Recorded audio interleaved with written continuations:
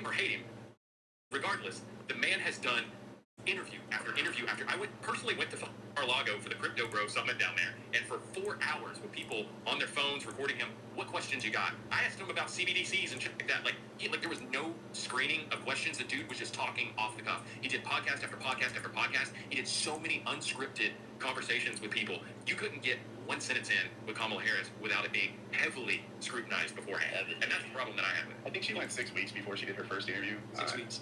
Well, he said it was months. That's a long time. Almost 2 Her months. whole campaign was months. Trump did take interviews, especially in his first term. I would argue less so in the second one. He did fewer rallies and fewer interviews. And the interviews he did were often super friendly. He didn't go on 60 Minutes like she did, where her feet were held to the fire. He would go on Fox News. He would go on Hannity's show. For a second. He went on CNN and did a town hall. They mandated that everybody who went to that town hall was a Trump supporter. Those are the kind of stack the deck. Let's stop first. All right. Well, first, actually, what we can do is...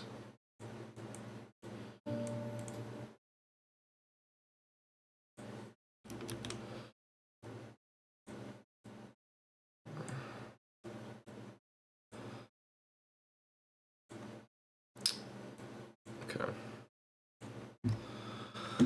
Okay.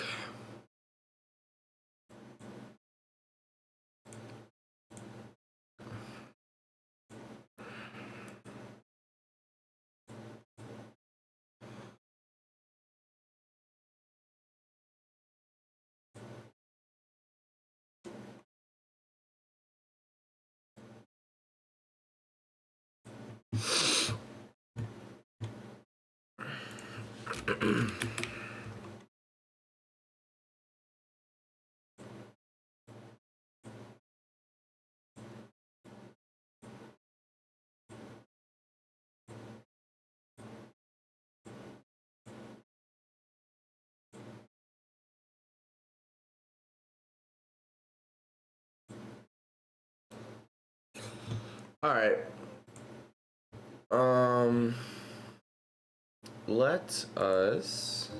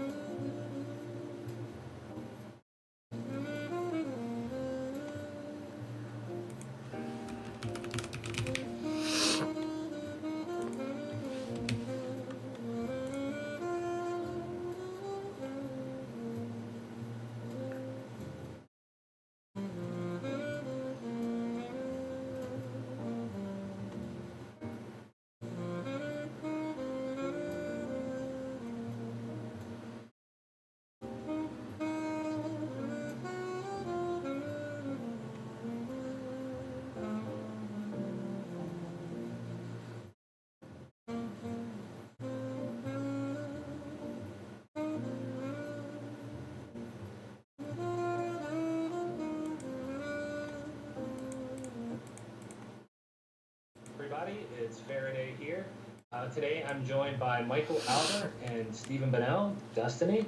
So for anybody that doesn't know, Destiny is a Twitch streamer and YouTuber who produces content in which he debates people on different sides of the political spectrum. He is famous for his debates against the alt-right, in which many people have credited him for beginning their process process of de-radicalization. Michael has been active in seeking social change in his whole adult life, including founding and working at the South End Press, then Z Magazine, and the web system called ZNet.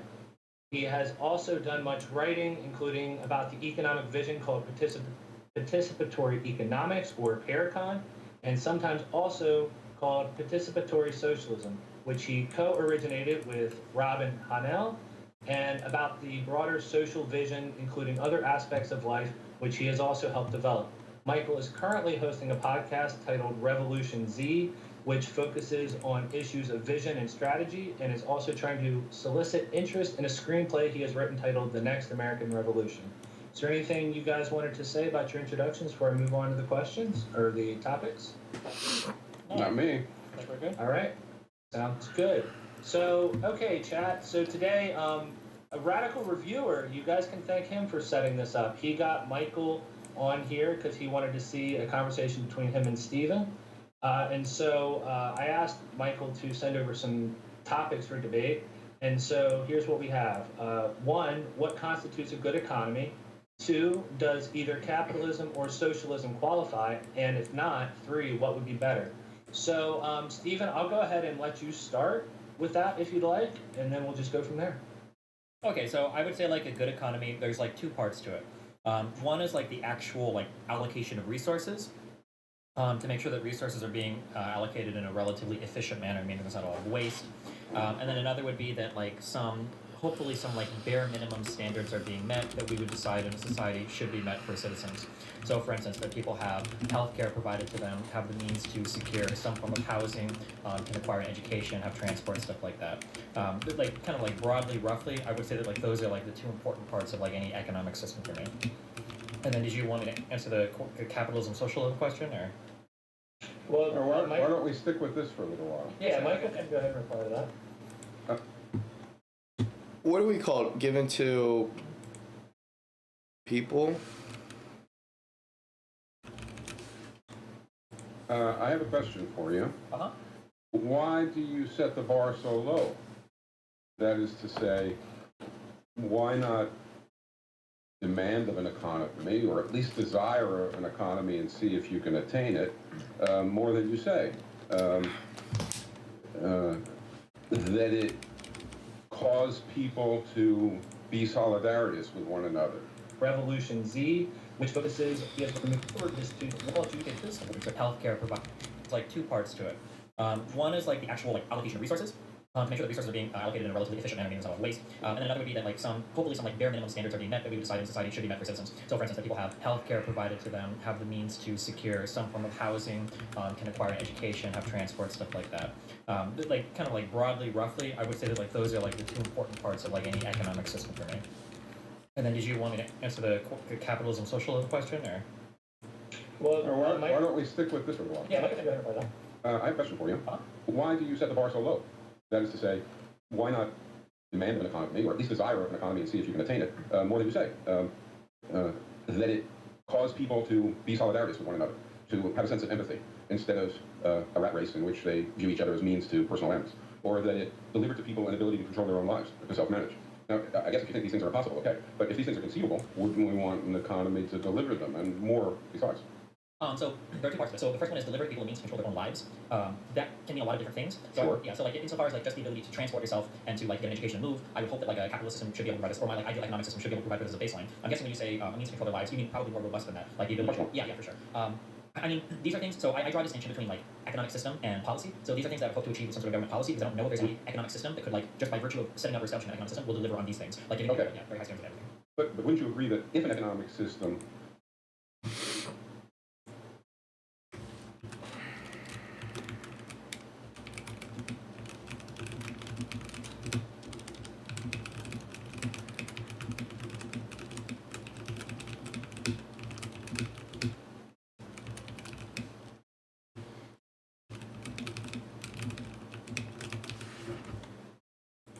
could be structured in such a way that people had self-managing say over their lives, that they had an influence on decisions roughly in proportion to the degree that they're affected, say, that would be a good thing.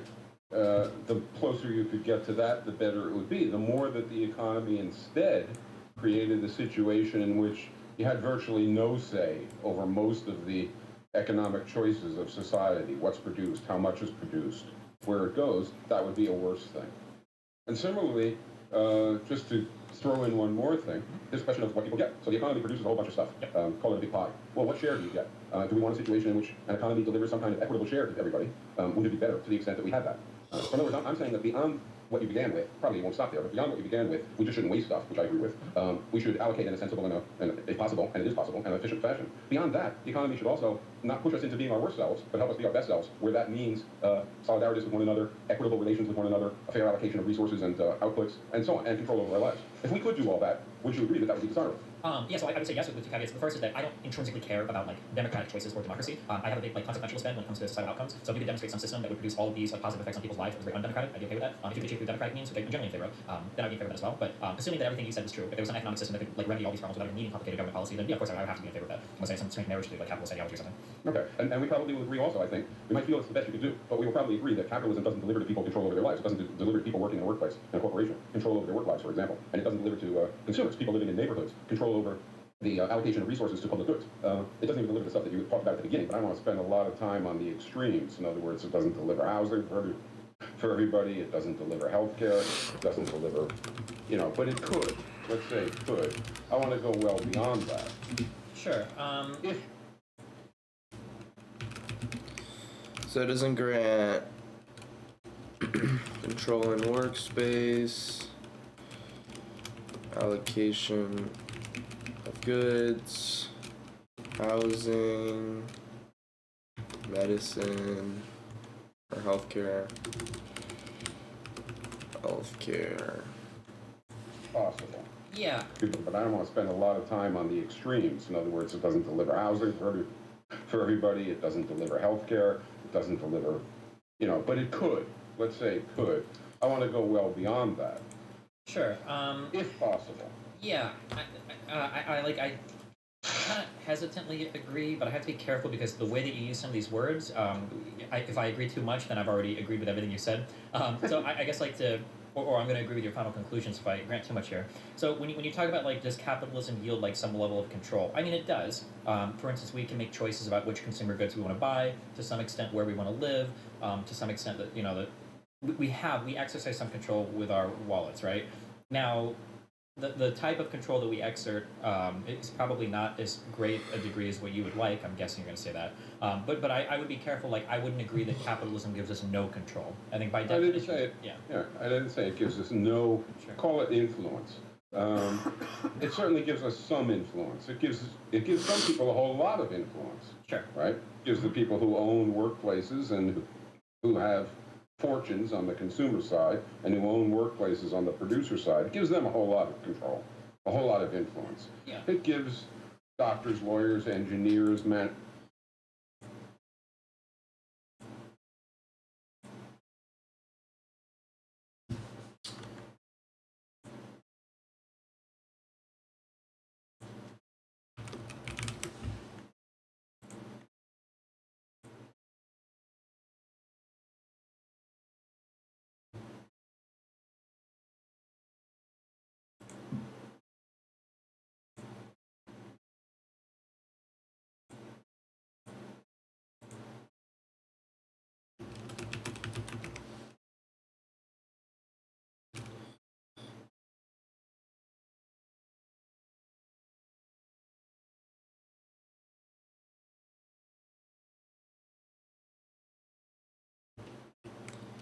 So it'd be like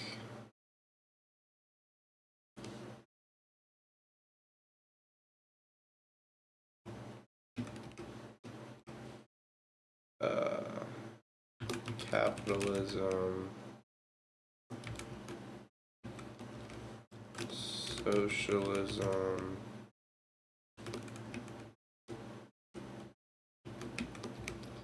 notes.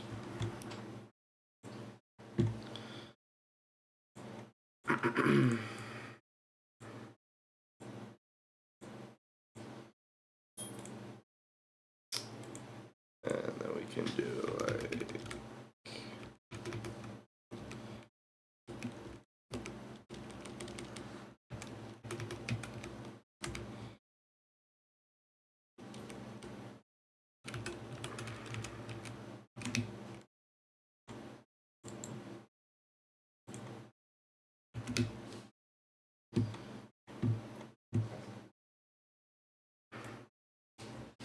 I mean, maybe I guess I could. I don't know. I guess I could do a whole little thing on the definition, but I don't know how necessary that is.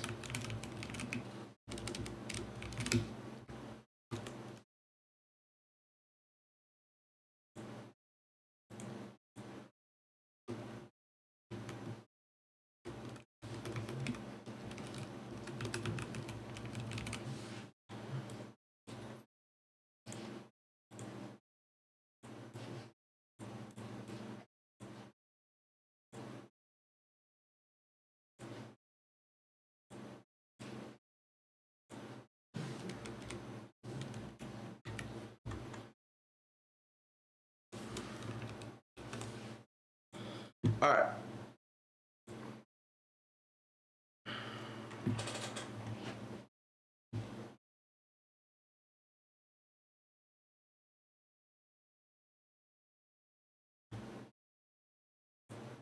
Managers less, but a significant amount of influence. But then it gives people who are in rote jobs, in repetitive jobs, much less influence, virtually no influence over their work lives. In fact, if you think about it, I think even Stalin, right, as horrendous a political figure as most people in the United States can dream up to talk about, even Stalin never dreamed of telling people when they could go to the bathroom. But owners of workplaces routinely establish norms about when it's okay and when it's not okay to go to the bathroom. So the amount of control that most working people have, not the managers, not the owners, certainly, not the accountants, not the engineers, but most repetitive working people in jobs that aren't empowering, the amount of control that they have is very nearly nil over their work lives. I think that just, I mean, yeah, I mean, I think I hesitantly agree with that. I don't know about. I'm sure somewhere in the Soviet Union they probably had scheduled bathroom breaks somewhere. I imagine. Fine, that would just be terrible. Well, I guess it depends on the type of job you have, right? Really? In other words, should it be the case that in the United States or in the Soviet Union, which in my eyes is a despicable economy, or in the Soviet Union, a central planner or a manager in a firm, right, determines what the arrangement of work life is, whether or not you can go to the bathroom at certain times, how long the workday is, how you work with each other, et cetera, et cetera. I mean, these are things that I assume you would like to do away with if we could. I guess possibly.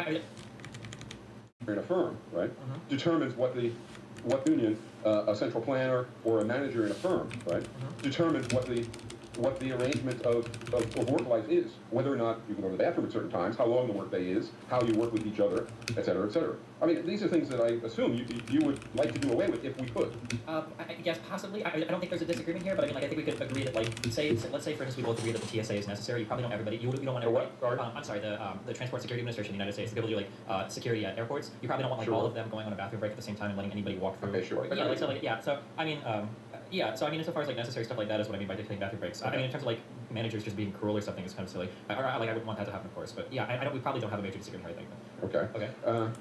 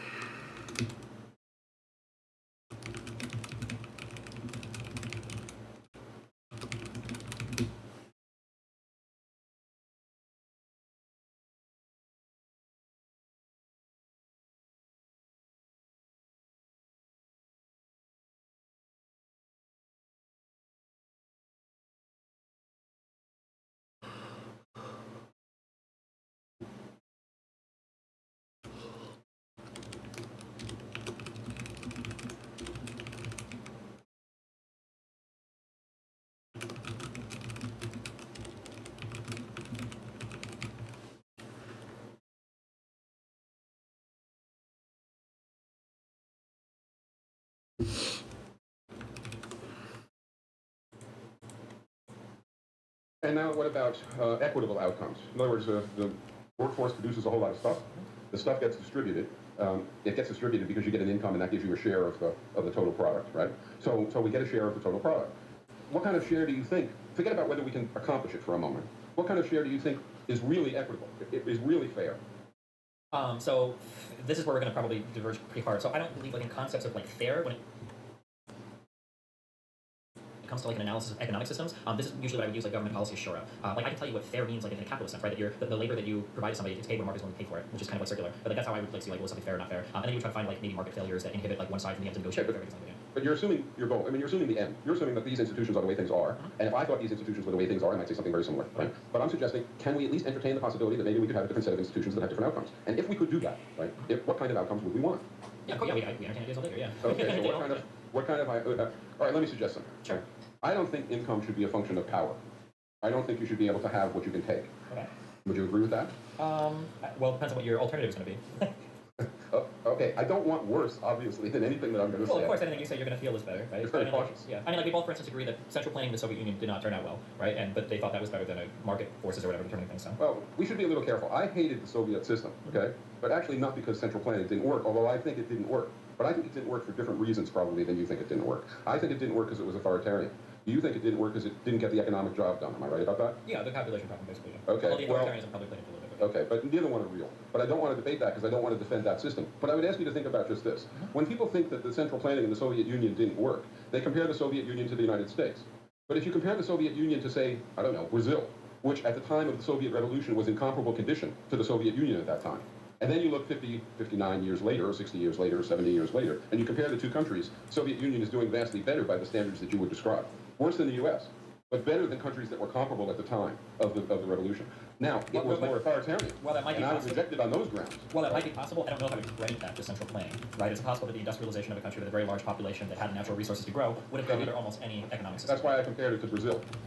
Okay. I don't know if Brazil is like a one-to-one comparison with the Soviet Union. No, nothing would be one-to-one, but it's a large country with ample resources, et cetera, et cetera. But let me ask you a slightly different question about central planning. General Motors is centrally planned.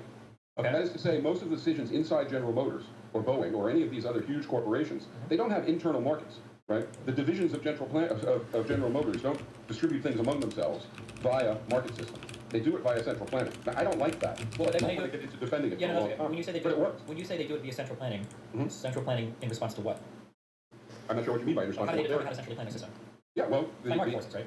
No, the external relations of General Motors are to the market. Yeah. But the internal dynamics of General Motors, right, are planned.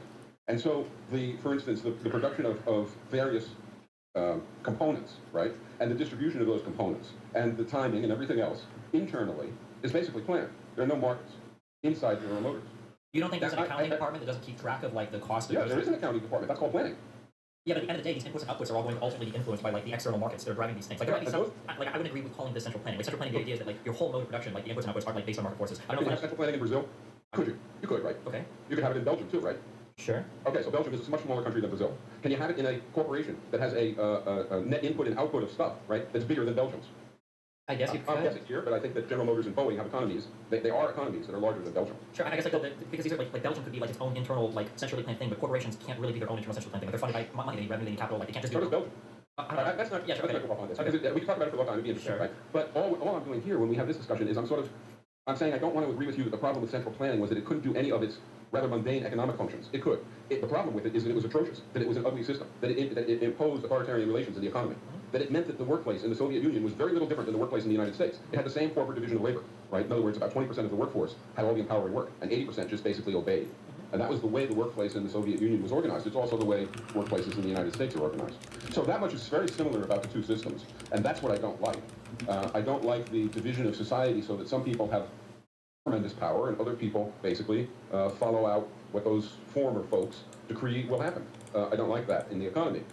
And I'm saying, I would agree with you, if we can't fix that, okay, then what we would have to do is have an economy which creates those problems, and we'd have to try and have government policies to ameliorate them. Okay. Right, to harm us. I agree with you. But if we could change the economy so it didn't create those problems in the first place, and so instead it created a situation which, we like, right? Yeah, I mean, I'm going to agree with you. If you have an economy that can remedy all these problems without the need for external policy, it would be superior, of course. All right. So now what we have to now the second part of the well let's we didn't finish with the income thing. or the democracy. I have to admit, I was a little surprised, and I was thinking about it while talking about other things, by your saying that you didn't care about democracy that much. I'm similar in a way. Okay. I care about something called self-management. And in some situations, democracy is the best approximation of that. But suppose you have a thermostat in the wall in your room right there. Okay? We're not going to vote, each of us having an equal vote on whether or not you turn that thermostat up or down. Okay. Why not? Because it's my thermostat, proximity, local, yeah. It's going to affect you. Yeah. Right? That's the real issue. That it's going to, so, and let's suppose that, I don't know if you're in a house, but let's make believe you're in a house, and there are other people in the house, and if you change that thermostat, it's going to affect those other people. So they should have some say in it too, right? Sure. Okay.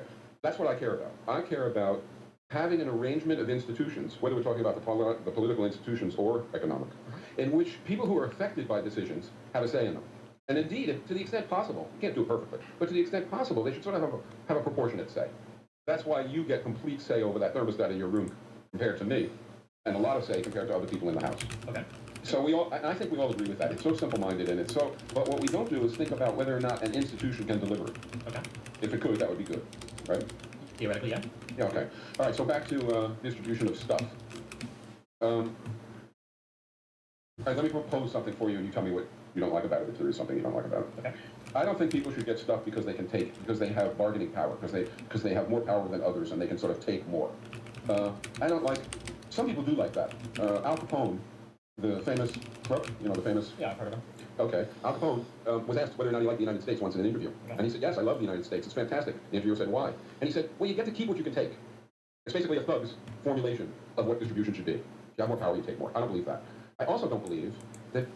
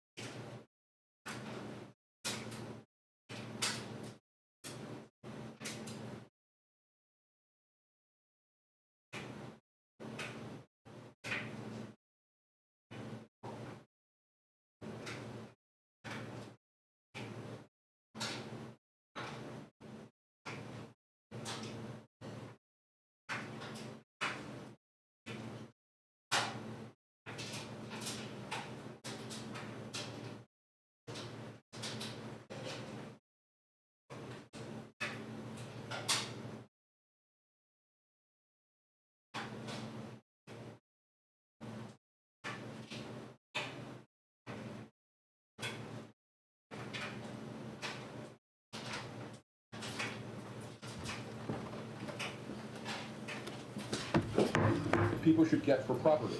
People should get for property. Get income for property. In other words, all right?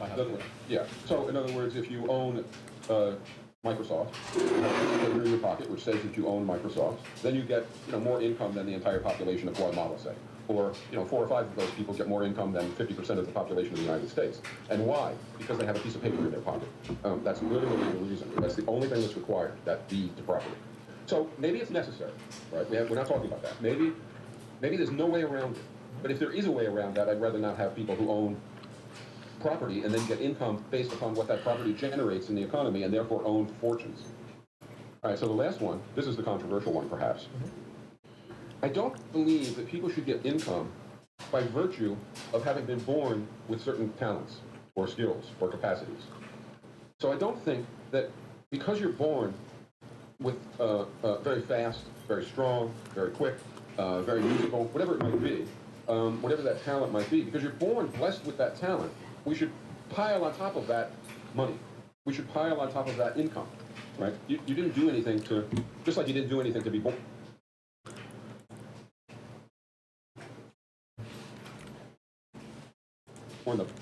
Born 50% of the population of the United States, nation of Guatemala, people should get stuff because they can take it, because they have bargaining power, because they have more power than others and they can sort of take more.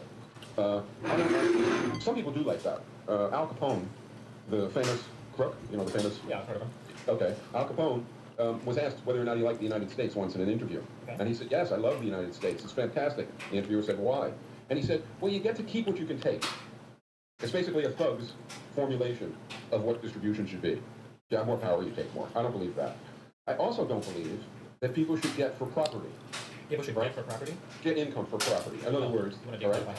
Yeah. So in other words, if you own Microsoft, you have a policy because they have a. But if what that controversial one, don't think that because you're born with very fast, very strong, very quick, very musical, whatever it might be, whatever that talent might be, because you're born blessed with that talent, we should pile on top of that money. We should pile on top of that income, right? You didn't do anything to. Just like you didn't do anything to be born the kid of a rich parent who inherits property, you didn't do anything to be born with these talents, right? And it's a great blessing. But there's no particular reason why you should be given a great amount of wealth on top of it, I don't think. So for me, what it comes down to is this. You should get income for how hard you work, for how long you work, and for the onerousness of the conditions under which you work, as long as you're doing socially valuable labor. Right? You have to be producing something that's valued. And then you get income for how long, how hard, and how onerous the conditions are. And that's it. So how does that separate?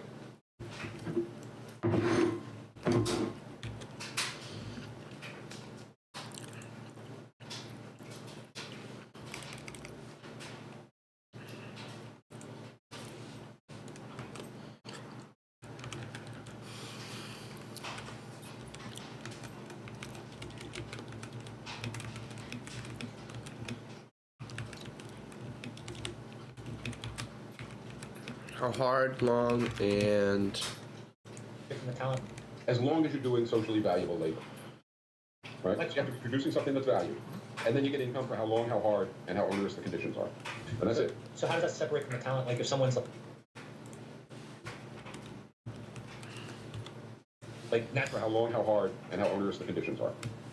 what's onerous?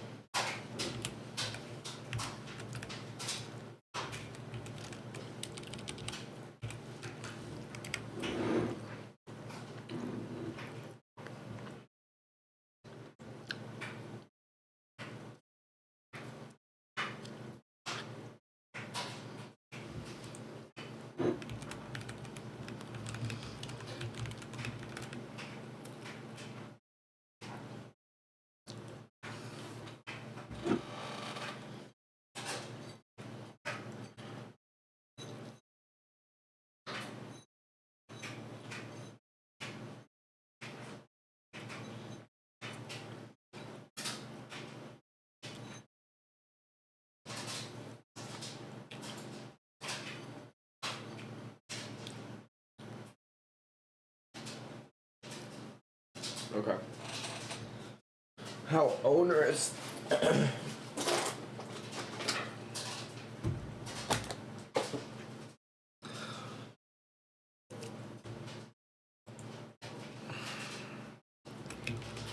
If is valued. And that's it. So how does that separate from the talent? Like if someone's like naturally faster, then they might be able to do work faster. If they're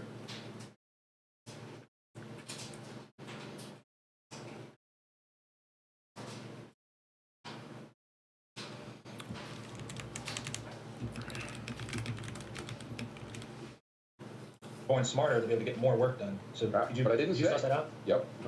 Yes. If they're born smarter, they'll be able to get more work done. So But I didn't did you say. suss that out? Yep.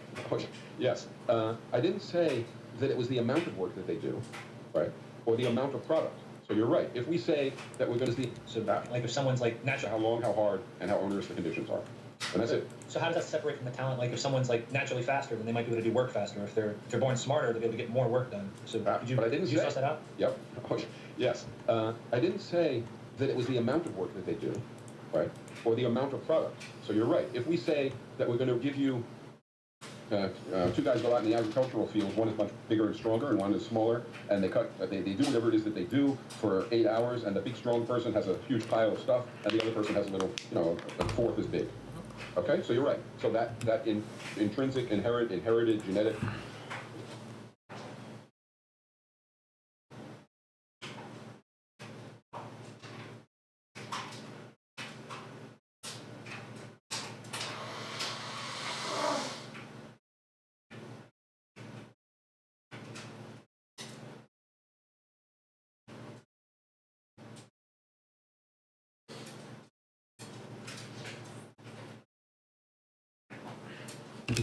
Endowment makes a difference. I didn't say we reward or we remunerate or we give income for the amount of product. I said we give it for how hard you work, how long you work, and the onerousness of the conditions under which you work. That's not the same thing, right? If you happen to have better tools, you'll produce more, but you don't get rewarded for how much you produce. You get small rewarded. guy goes out into a field and he gives it 120%, and a big guy goes out, gives it 100%. Big guy brings back twice as much as a small guy. Assuming you could measure the effort of their work, you would pay the small guy more because he's working harder under similar conditions. Exactly. Okay. Now, set aside for a minute, because this is the only way to think about this a step at a time. Does it work? Would it be a disaster? And just tell me, do you think it's fair? Do you think it would be equitable? I'm very uncomfortable with using the word fair for economics.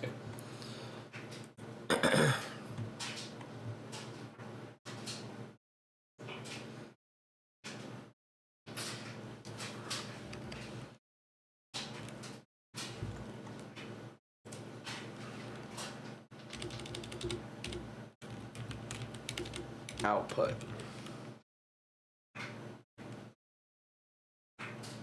Essentially, well, For no other reason, because are you familiar with the concept of determinism? Yes. Okay, so I'm a hardline determinist. So, like, when you talk about like biological advantages, like, I mean, I would take that even further. I would say literally any advantage you have in life is completely unearned, and even the effort you put into work is predetermined. That's not really relevant to this. But I guess like I'm not comfortable like ascribing fairness to like what people are paid or not paid. I'm just more concerned with like the final outcome that people are being taken care of as best as we can in society. So, yeah. Well, yeah. Okay, so would you say that we're taking care of people as best as we can, right? Mhm. If when they work, right, they get their income for how much they can take? Probably not. Sure, not necessarily. Okay, or for the property that they have, probably not. Now, this last one, maybe you would say. You might. I don't know why you would say it, but okay. Michael Jordan earns, or let's say LeBron James. I'm older. LeBron James earns. I don't even know what his salary is, but let's say it's $20 million a year. Okay. Is his product worth more or less than $20 million? Do you think? Well, that word worth. That really depends on. It's on my world. In my Yeah, situation. in our world right now. Yeah, of course. If somebody's willing to pay for something, then it's worth whatever someone's willing to pay for it. Is what I'm saying. Okay, but wait a minute. Yeah. No, that's not clear. LeBron's product is what? Implant basketball. Sure, the entertainment provides income back. Yeah. Okay, so and the owner pays him, let's say, $20 million a year. Okay. Or was the product, right, worth $20 million, more or less?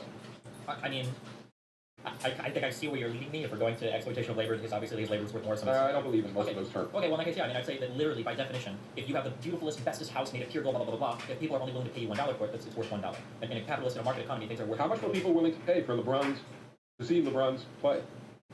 Well, in this theoretical example, it's $20 million by the owner of No. or whatever. What? Hold on a minute. Okay. They weren't the only ones paying. They were paying LeBron. Okay. But the audience, right, all over the world is paying to see LeBron play. Okay. So the worth of his product is a lot more than $20 million. I disagree. I mean, we're going to. So there's no economist in the world who would disagree with this. So I wonder why you disagree. Well, I'm pretty sure every economist in the world would disagree with this. So like the worth of. Like it depends exactly what you're talking about. Like that problem, that worth word can mean like a lot of things. Like how much is a cheeseburger worth? Well, I don't know. Is it just the products and goods that go into it? Is it the actual labor time that goes into creating it? Like is it what somebody's willing to pay for it? But you want that last one, right? Yeah, that's what I aim for. That's what I say it's worth. But like, you could argue that like a hamburger is worth 50 cents for the patty. Somebody else might argue, well, it's worth 50 cents plus the 50 cents to make it. Well, yeah, I'm willing to do it your way. Okay. I'm willing to do it your way. We don't have to argue about it. Okay. You said the thing that you want your eye on, and I want my eye on it too, is how much do people value it? It's not. There's not some abstract number that's on a wall someplace, right? Okay. It's how much do people value it? At different periods of time, people might value it differently. Okay, so the hamburger is, let's say, people will pay $7 for it. Okay. Right. Okay, so that's what they'll pay for it. Okay. Okay. Back to LeBron James. Okay. The people watching LeBron James, in sum total, pay, let's say, $50 million for it. Yeah, but that sum total doesn't. Firstly, there's a lot of problems with it. So firstly, nobody's paying just to see LeBron James ever. Fine, but we both know that. Come on. Well, no, because this is all like you can't just like strip away all these parts because then obviously my argument seems absurd. So firstly, nobody's paying to see LeBron James. They're paying to see LeBron James play in the NBA, right? So that's already like one huge thing. So you're paying for access to that entire institution. Firstly, secondly, no individual is willing to offer LeBron James over $20 million collectively. If everybody wants to throw $1 or $2 at him, well, like LeBron doesn't have a way to collect, that type of revenue. Now maybe they all came together, they formed some investment structure, and then bought him out to the extent they could. But like it's a little bit more complicated to say, well, since everybody's willing to pay some amount of money to see an institution that contains LeBron James, therefore he's worth more than $20 million. I think I reject that analysis. I think it's too simplistic. There's a lot of stuff that's going on here in terms of stuff that's building value around LeBron James. Okay, I'm not sure how we're going to go past this, Sure. But let's try. You said that the hamburger, it makes sense to you to say what the hamburger is worth in society turns out to be, let's say about $7, the amount that, whatever it is, the amount that people are willing to pay to get the hamburger. Okay. Right? Okay. So if somebody produced 100 hamburgers, it would be $700. If somebody produced 1,000, it would be $7,000. Now, you could produce too many, so it was waste. Okay, so let's forget about that. Yeah. Let's forget about that. Okay, so if the person is producing hamburgers and they produce long enough to produce, I don't know, 100 hamburgers. Okay. Do you think we should pay them $700? What do you mean by what should we pay them? What we ought to pay them, or that should is also a really loaded word? Well, yeah. I mean, I don't. Well, should can you like morally, like what are they entitled? If you're not willing to say should, if you're not willing to say ought, if you're not willing to say what's right, what's better, and what's worse, then there's no way to evaluate anything. No, you can't say something is bad, and so you have to stick with what you have. No. Okay, hold on. I totally reject this. So we can make normative statements without them being moral. For instance, you ought to run 100 yards to do a 100-yard dash. That's an amoral claim, but it's still normative, right? So if you tell me like what ought we pay for a cheeseburger, well, that ought can be a moral ought. Like what are they Are you entitled? against dictatorship? Not intrinsically, no. Are you against slavery? Not intrinsically, but with the way that it plays out, generally, yeah, it's very hard that like slavery is. I'm not sure that we can have much of a discussion. I don't know how to. Maybe I should offer something positive, and you should take the views that you have and attack it. Okay. Because I can't. If you can't say that you're against slavery, if you can't say that you're against dictatorship. Okay, wait. Let me ask you: are you opposed? Then I don't see how you have any value. Sure. Are you opposed to slavery? Yes. Why? Because slavery, many reasons, but the fundamental reason is that in a slave arrangement, one person gives up total control over their life, is totally subordinate to a slave owner. It turns out that they also get very little. I would also be against it if the slave owner was benevolent and gave them a lot. I would even be against it if the slave owner gave them more than they might get if they left the plantation. Okay, I'd so still be against the institution of slavery. Sure. So then let me propose two societies to you. In one society, everybody's poor, people die of diseases and sickness, people blah blah blah blah blah. It's a horrible society. In another society, people have houses, food, can get education, etc. But they're basically enslaved. They have to do like a certain type of job, right? Which society do you favor there and why? If everybody is dying, right, that society is completely impossible to have any positive sentiment toward it, right? People are all dying. In the slave society that you described, and people have houses, etc., it makes no sense because in slavery you don't have your own house, you don't have anything. But let's imagine a society like that, and we come close to this society because we have wage slavery. But in any case, in that society there would be some good and some bad, Okay, or so at least some better than sure. disastrous. So my position and your position probably aren't as far off. Now, when you ask me, would I ever be okay with slavery? Pragmatically, it's almost impossible to conceive of a scenario where you have the benevolent slave owner. Good, I'll take that. Yeah, of course, yeah. But I'm just saying that like intrinsically, I don't value a notion of like freedom or liberty. I don't care about like freedom and liberty. Now, What do you care about? that like people's outcomes are generally elevated. So like you Is have. it? Okay, wait, I get that. Okay, yeah. But isn't part of the outcome, right? So in other words, we function in the economy, Yeah. right? one part of the outcome is that we get an income and we use that to consume housing and, Sure. and food and everything else. Okay, that's one part of the outcome. Isn't another part of the outcome whether or not we're alienated, whether or not we have control over our lives, whether or not we're subordinate to other people? Isn't that an outcome? Yeah, absolutely. So Okay. just real quick, just to find that earlier. So the reason why I generally like freedom or like liberty is because I think that the outcomes associated with that are generally better than like totalitarian outcomes for individual people. But I get that. yeah, but if you could show me, so like for instance, I think that there are compelling arguments now. Holocausting the Uyghurs aside, and all the other horrible stuff China does, China is able to move in a very efficient manner. They have like a state totalitarian capitalist kind of economy, and they're able to move very efficiently as a result of that. I think you can make strong arguments in favor of that, even though they have severely restricted freedoms. I'm just trying to say that like intrinsically, like freedom isn't something I care about. I'm just looking at like There are trade-offs. Yeah, sure, So yeah. What you're pointing out is that there are trade-offs. Sure. I agree. But what I'm trying to get at is if we could decide that there were some things that we thought, other things equal, right? Let's do it that way for a minute. Sure. Other things equal, more of X is better. So I would say more people with more say over their lives, as long as they're not infringing on other people's say over their lives, right, is better. If it doesn't diminish other stuff even more dramatically.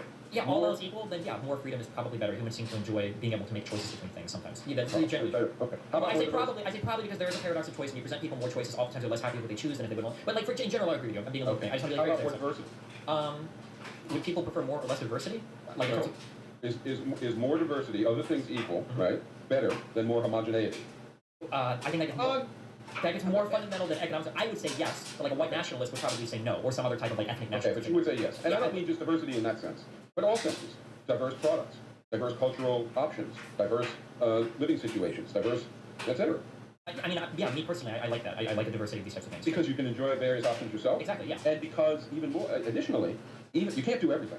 None of us can do everything, right? So if other people are doing other things, we can vicariously enjoy and learn from that also. Yeah, it's possible, sure. Okay. Okay. What about solidarity? The idea that a society is better to the extent that people are concerned with each other's well-being, and so the greater that level of solidarity, right? The greater the extent to which people aren't antisocial, right? Aren't totally concerned with the most narrow, just themselves, but have empathy with others. That makes for better outcomes, and that outcome itself is better, and it also makes for other better outcomes. Yeah, Agree on? yeah, of course. Yeah. Okay. And now we're back to self-management, which I don't know whether we're ever going to agree on. Anyway, okay, this is economic model called participatory economics, or participatory socialism. Yep. It purports to be an alternative to what has been called 20th century socialism, what's been called centrally planned socialism, market socialism, and capitalism. In other words, it's different from all of them. And it tries, I would argue it does, but that's just me, right? It tries to deliver a set of, or to offer, to provide a set of economic institutions in which people's income is a function of how long they work, how hard they work, and the intensity that they work, and the onerousness of the conditions under which they work, as long as they're doing socially useful labor. So in other words, I can't dig holes and fill them in really strenuously. Also, real quick, just because I know idiots will ask the question, you would make obvious exceptions here for like disabled people and stuff like Of course, that. everybody gets, okay. people get, Yeah, okay. So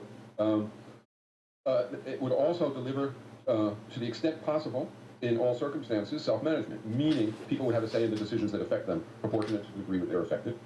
It would deliver, by virtue of its roles, by virtue of the implications of the jobs, right? Concern, mutual concern, call it mutual aid if you want. So in other words, if a market, if we could agree, I don't know whether we can, but if we could agree that a market is a contest in which you get ahead but somebody else loses, and in which you have a narrow perspective looking at your own well-being but not anybody else's well-being, and that it produces that kind of individualism, well, the assertion is that the institutions of participatory economics do the opposite. They create a context in which people come to be aware of and be concerned about other people's well-being, because they're all mutually connected, and their well-being is quite mutually connected. Now, if what I'm asking you, I guess, at this point, I would think you would think this guy's crazy. There is no such economy, which would be fine. But if there was such an economy, if an economy could deliver equity, if it could deliver self-management, if it could deliver solidarity and diversity, and if it could be efficient, if it could get the job done, right? Wouldn't that be a desirable economy to have? Yeah, of course. Okay. So now my task would be to convince you that the institutions that I favor are actually institutions that can accomplish that. Okay. That's the hard task that I have, right? And let's call it participatory socialism, since that's a word that since Bernie Sanders has come into vogue. Okay, so We can start with your idea on jobs, on how you differentiate how many hours people work, the types of jobs they work, and how that works. We can start there. Okay, so imagine, so we're talking about workplace basically. Yep. And the three changes that are fundamental that I would propose. The first change is that you have a workers' council, and that the workers' council is the prime decision-making body. That it may be a work team, and that work team might, be because the people in it are more affected by the tasks that they're doing together, which the rest of the workplace isn't doing. They would have responsibility more for those tasks than for the whole workplace. But basically, the workforce is responsible. There's a responsible decision-making body, so workers' council. And then to be clear, this council would be democratically elected by the local workers of that. No, it's the whole workforce. Oh, the whole workforce is the workers' council. Is the workers' council. Now, they may delegate sometimes, Okay. but the whole workforce is the workers' council. Okay, got it. And sometimes it would be one person, one vote, democratic, but not always. Okay. You remember we said the thing about the thermostat? Well, the same thing is true here, right? That is, in the workplace, some decisions would affect some people a whole lot more than other people.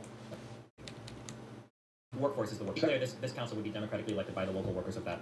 No, it's the whole workforce. Oh, the whole workforce is the workers' council. Is the workers' council. Now, they may delegate sometimes. There's a decision-making body that I would propose. The first change is that you have a workers' council, and that the workers' council is the prime decision-making body. That it may be a work team, and that work team might, be because the people in it are more affected by the tasks that they're doing together, which the rest of the workplace isn't doing. They would have responsibility more for those tasks than for the whole workplace. But basically, the workforce is responsible. There's a responsible decision-making body. So workers' council. To be clear, this council would be democratically elected by the local workers of that. No, it's the whole workforce. Oh, the whole workforce is the workers' council. Is the workers' council. Now, they may delegate sometimes, Okay. but the whole workforce is the workers' council. Okay, got it. And sometimes it would be one person, one vote, democratic, but not always. Okay. You remember we said the thing about the thermostat? Well, the same thing is true here, right? That is, in the workplace, some decisions would affect some people a whole lot more than other people. And those decisions, those people would have more say in. Okay. Okay, so that's this principle of self-management and a workers' council. Sure. Now, the next issue is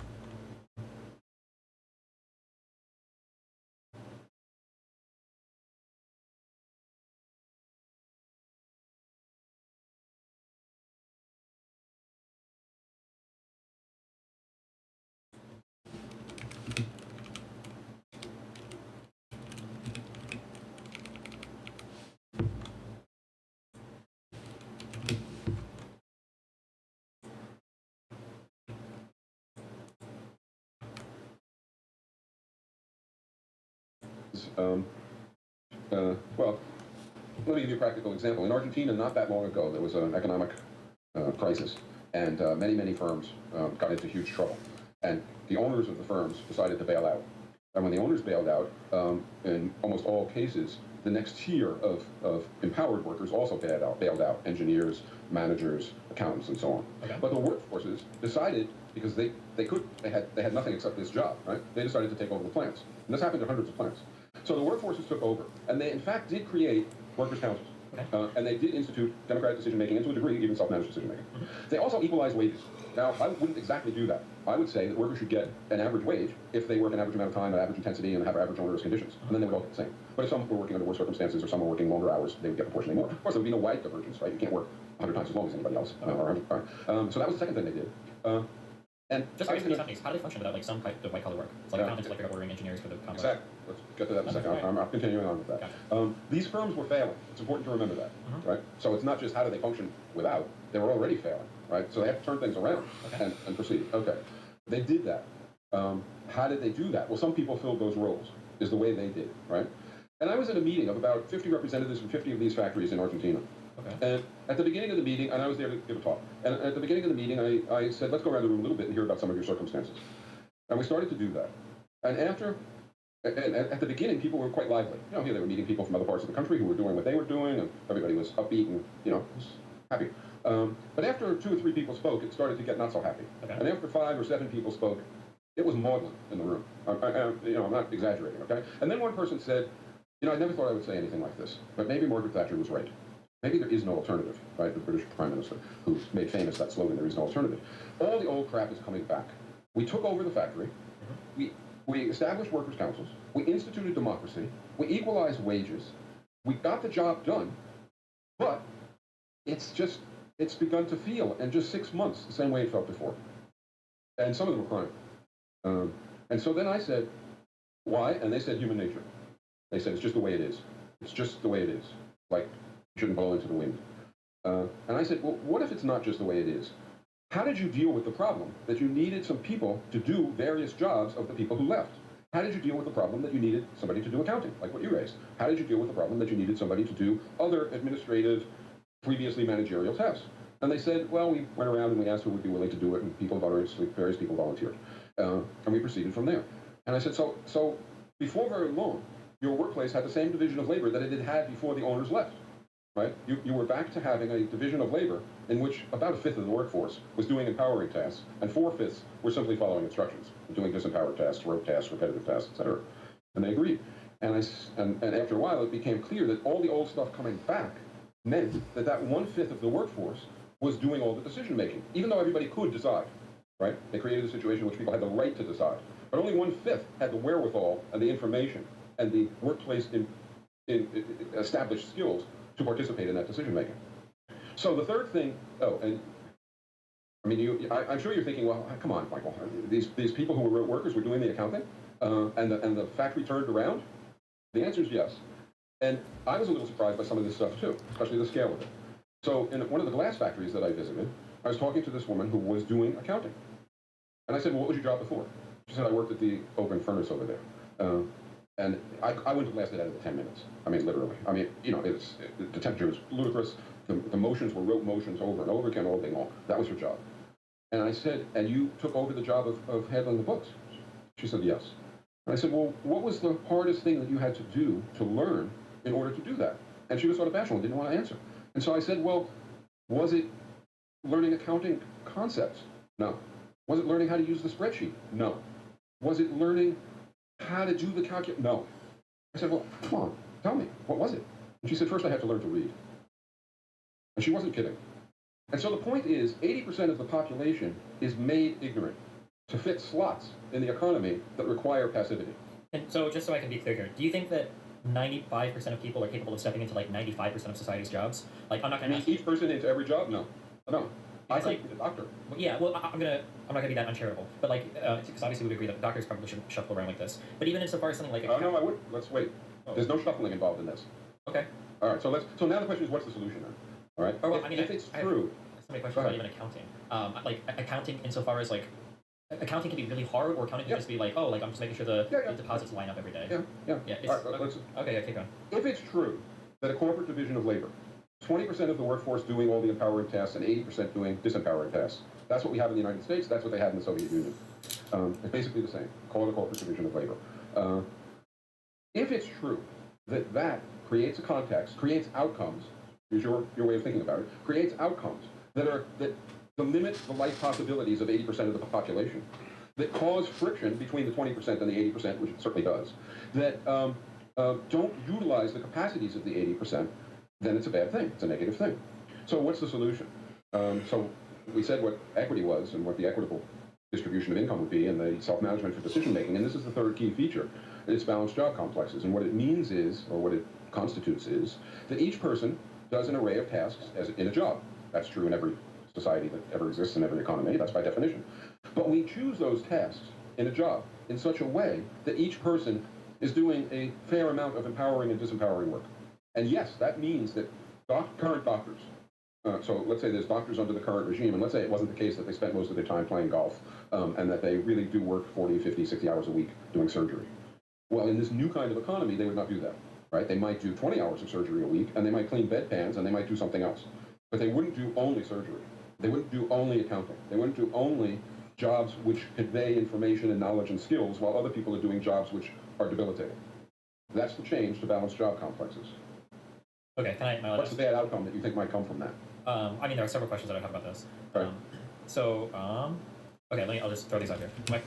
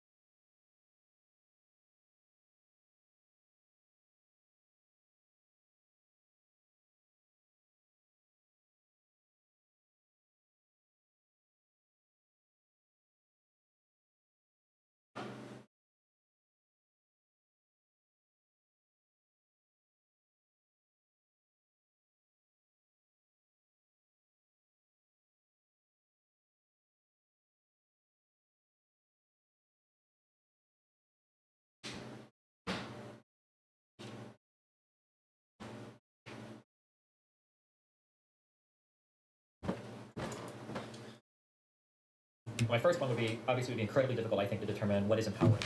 So difficult to determine what is empowering that might even vary from person to person. Some people might enjoy some types of work, others might enjoy other types of work. So that would be like my first question. My second Do question. you want me to go with each one in turn? Yeah, I guess if we can, maybe just make sure these written down. I'll try and be quicker too. Yeah, okay. It's So how not do you about determine what is empowering? That would be the first one. Okay, it's not about what you like or don't like, Okay. right? That's a social determination. So in other words, there are jobs that would be deemed empowering that I would find, or you would find, let's say, debilitating. Okay. But they're deemed empowering because doing them conveys information. We might not want it, but doing them, if you want to, conveys information and skills and interactions with other people, social relations, and so on, context with, right, that are empowering. That is, that prepare you to go to the Workers' Council and to participate in it. When the people in that meeting in Argentina said all the old crap was coming back, I asked, okay, what about in your Workers' Council? And they said, look, what's happened is on day one we were all enthusiastic, but by 6 months in, most of us didn't even go to the meetings, right? And the reason they didn't go to the meetings is because they had nothing much to say. They weren't prepared. They weren't confident. They didn't have the contacts, and they didn't have the knowledge of the workplace to bring opinions, right? And they didn't want to just sit there and be told what to do, so they didn't go anymore. It should sound a little bit like elections Sure, in the so United States. just kind of like refocusing, I still don't understand. Yeah. How would I determine, like, so let's talk about a doctor versus a janitor. I'm guessing you would say the doctor job is more empowering, that position. Why is it more empowering than the janitor? Because when the person who would be doing, let's say, doctoring as their full-time job, and the other person who would be, let's keep it in the hospital, cleaning bedpans as their full-time job, right? When they go to the Workers' Council, right, they would be very, very differently prepared, differently inclined to participate. The one would be exhausted, beat up by their job, and not have any information beyond a very narrow spectrum. The other would be very different. Well, okay, hold on. I'm focusing really hard on this because I really don't understand. Because you're not saying that like a doctor wouldn't be like very exhausted from their job, right? A lot of doctors are very exhausted from work. They might be, yes. Well, they generally are. Doctors work like huge, like super long hours. Like their jobs can be incredibly. Some of this is pathology. Okay, maybe Sorry. sure. But, like we could also find janitors that like kind of like enjoy their work. Maybe it's like very easy. They do their job. They go home and it's Okay. done. So like, what I'm just trying to figure out like what is this? Even if that's the case, Yeah. even if it's the case, like the happy slave, but even if it's the case that a janitor likes janitorial work, which is possible, I grant you, Okay. it's still the case that the work that they're doing is doesn't convey to them skills, information, knowledge, contact with other people. Okay, wait, let's break this down. You keep saying this. Okay, so this is what I'm curious. So skills, information, knowledge. So are you saying that like Decision-making skills. okay, so a more empowering job is a job when you say decision making, like gives you more control over your own schedule, or just gives you more general knowledge? It just certainly knowledge of your workplace and of circumstances, because you can't participate in discussions.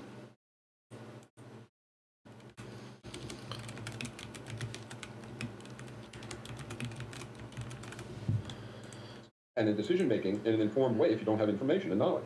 I If you guess- spend all your time working in a manner that is rote and repetitive and obedient, right, that is far, far less empowering than if you spend your time in part considering options, evaluating circumstances, accumulating information, interacting with other people in an equal fashion, which leaves you well able to, talk and discuss and so on.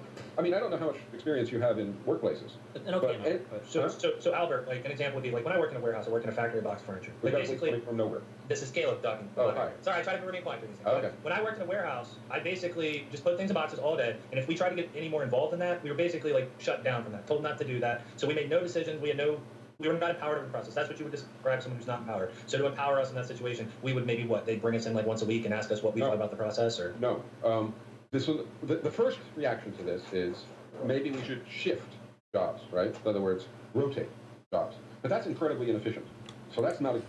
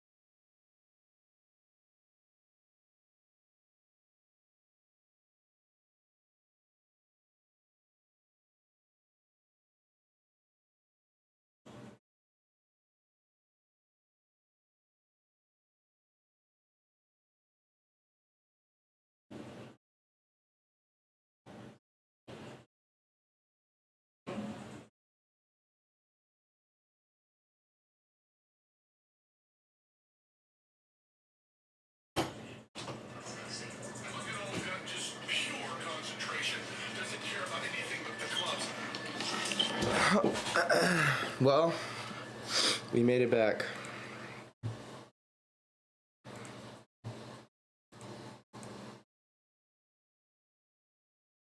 We did make it back.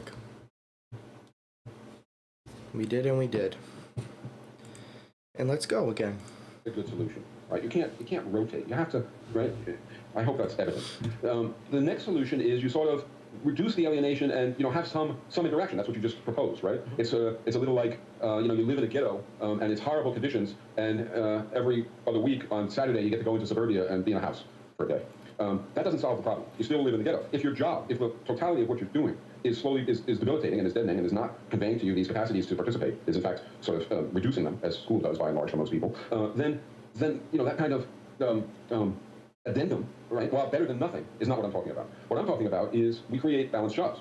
If Joe was a surgeon or if Joe in a participatory socialist society would like to do surgery, right, Joe pursues surgery and hopefully becomes good enough at it to be socially valuable doing it and therefore to be able to earn an income in part doing surgery. But in the hospital where Joe does surgery, he doesn't only do surgery. He also does rote tasks or repetitive tasks or other tasks so that his overall job complex is comparably empowering to other workers. And Joe can go to the workers' assembly, to the workers' council, and participate, but so can everybody else. So I'm just trying, because like a lot of this is like one of the most important things of what you're establishing, because it's very foundational. And I have ways to address this in capitalism, so I'm not trying to like drill this really hard. I have to lean into this really hard. Because it feels like I ask you, like, what is empowering? Like the skills and information and knowledge and the way you work with people. Like I don't know how I can possibly measure any of this. Like or I just don't even know what it means to be empowered. It almost sounds like you're saying like white collar work versus blue collar work. White collar is empowering, blue collar is just but like when you talk about like rote like performance of tasks, for instance, like I'm fairly certain that you could find lawyers.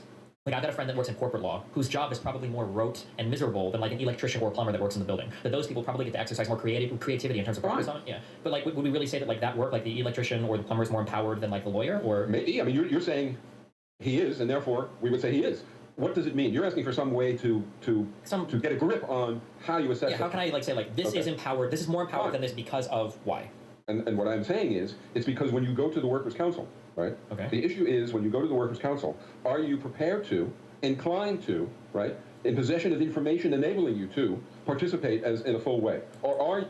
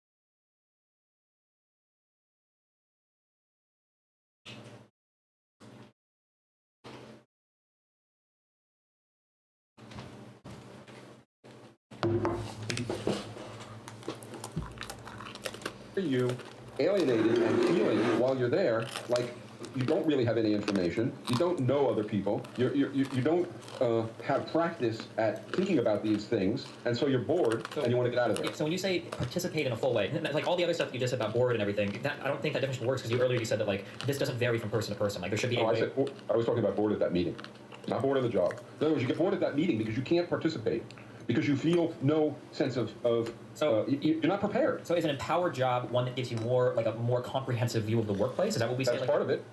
What other parts are there then besides that? It gives you confidence.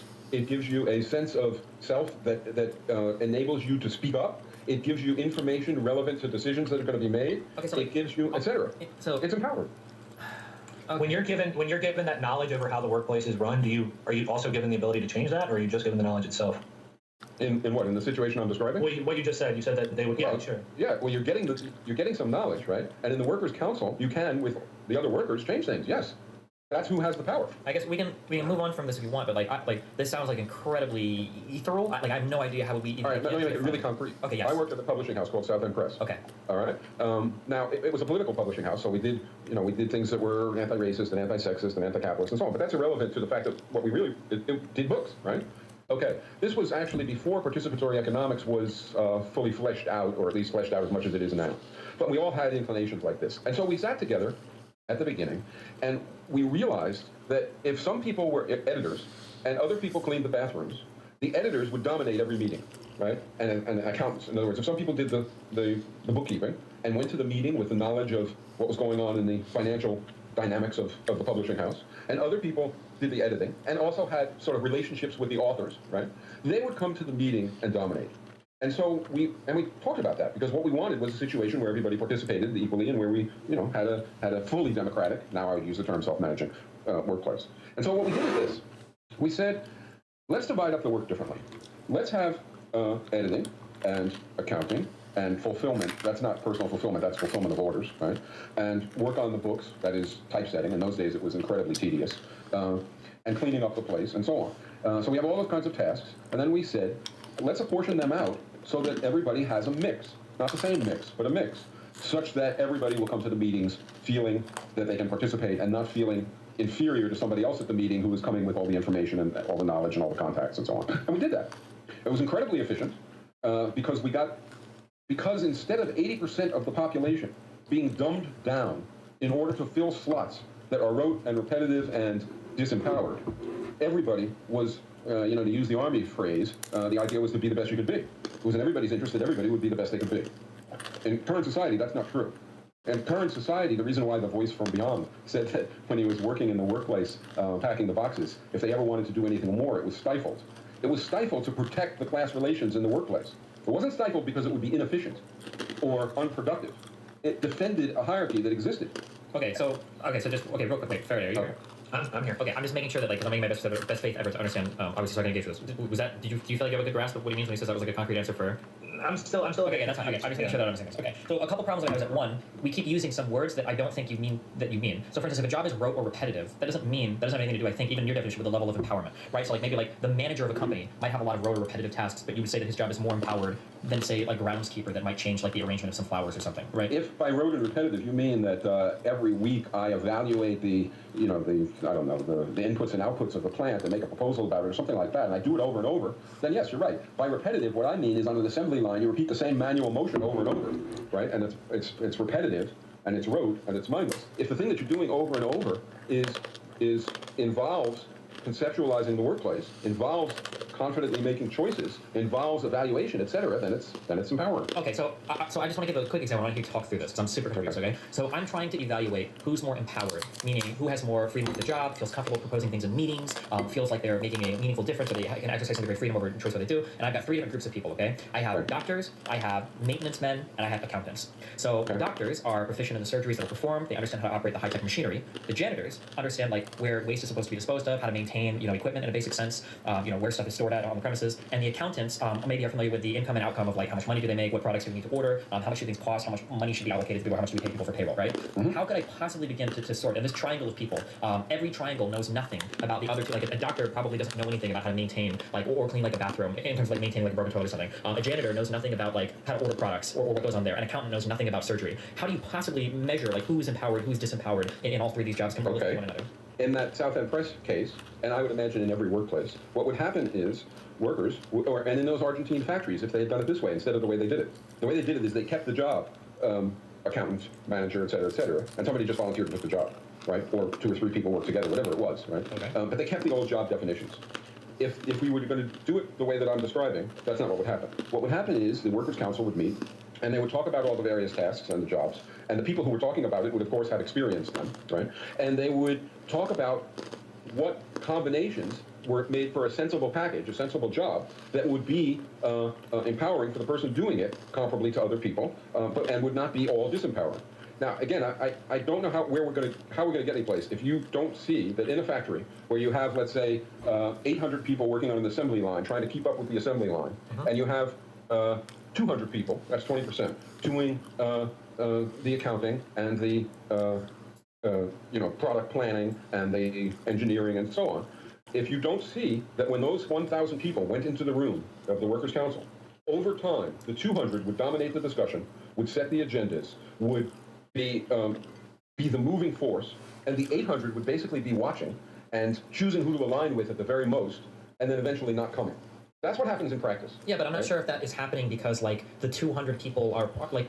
It almost sounds like our goal is like we could simplify this into just like we should eliminate hierarchies rather than like looking at like this kind of empowerment. Like in this sense where you've got the 200 and the 800, my guess that the 200 are probably like competing more for those jobs, so they're probably more valued by the company, so they're going to have a greater say. They probably have a higher level of education, so they probably are going to make like a better say in terms of how the company's ran. But like none of these things are intrinsic to the job itself. It's usually the type of people who fill those jobs. Wait, suppose you have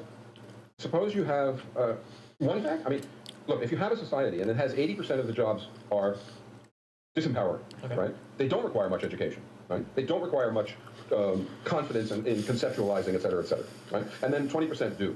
Now ask yourself what the educational system is going to look like in that economy, to meet that economy. It has to generate people who are set to fill those slots. And that means it has to graduate, so to speak, which includes people dropping out. But anyway, it has to sort of spew out into the economy a workforce, 80% of which is ready to endure boredom and take orders, and 20% of which is ready to do more than that. I guess I don't. That's the educational system we have. But like that's not how we educate our workers. So like for instance, like let's say, okay, well so like here's an example. Let's say you have a job with 20 engineers and 100 factory workers, right? Would you agree that the 20 engineers are probably more empowered than like the okay? Well, let's say we take those exact same engineers and instead of making them work at a plant, we take those 20 engineers and we throw them into like some kind of like game development studio, or not even that, but just like some type of like insurance software programming thing or whatever. And now you have like a legion of engineers that work there. Like it's not like their job is still just as empowering. It feels like if anything, it was more empowering before because of the hierarchy that was present. So there was 20 of one job and 100 of the other. But now if we take that exact same job and we make everybody work that job. Well, now everybody kind of feels there's plenty of white collar labor where they go to work, they sit in their cubicle, they hate their lives. I'm not specifying in advance, right, what tasks are empowering and what tasks aren't. I'm not making some kind of ironclad rule about that. What I'm saying is that in a workplace, right, the workforce assesses that. And the workforce determines what kinds of jobs, what kinds of combinations of tasks into jobs will yield a workforce which will participate and will feel prepared to, and will in fact be prepared to, participate in decisions. The claim here is, let me writ large. The claim here is that the idea that there are two important classes in an economy such as capitalism, owners and workers, right? That's the typical orthodox Marxist, and in fact it's often what mainstream economists will say too. There are owners and there are workers. That view, I think, is wrong, those orders, and who is subordinate, and so on. But that's not the real world. In the real world, there are owners, there are those kinds of workers, and in between, there's another class, I would say, and I would call that a coordinator class. And that class of people in between does empowered work and has a considerable amount of influence over outcomes and has a lot more income than those at the bottom, less than those at the top. And now here comes something that might surprise you a little bit. I think that what has gone under the name socialism, so 20th century socialism, centrally planned, Soviet socialism, etc., has gotten rid of the owning class, right? But has retained the coordinator class and the working class, and has elevated the coordinator class to ruling class status. And the reason why in the Soviet Union the workplace looked the same, basically, as in the United States, and looked the same, basically, as in the United States, because you still had that 20% ruling over the 80%.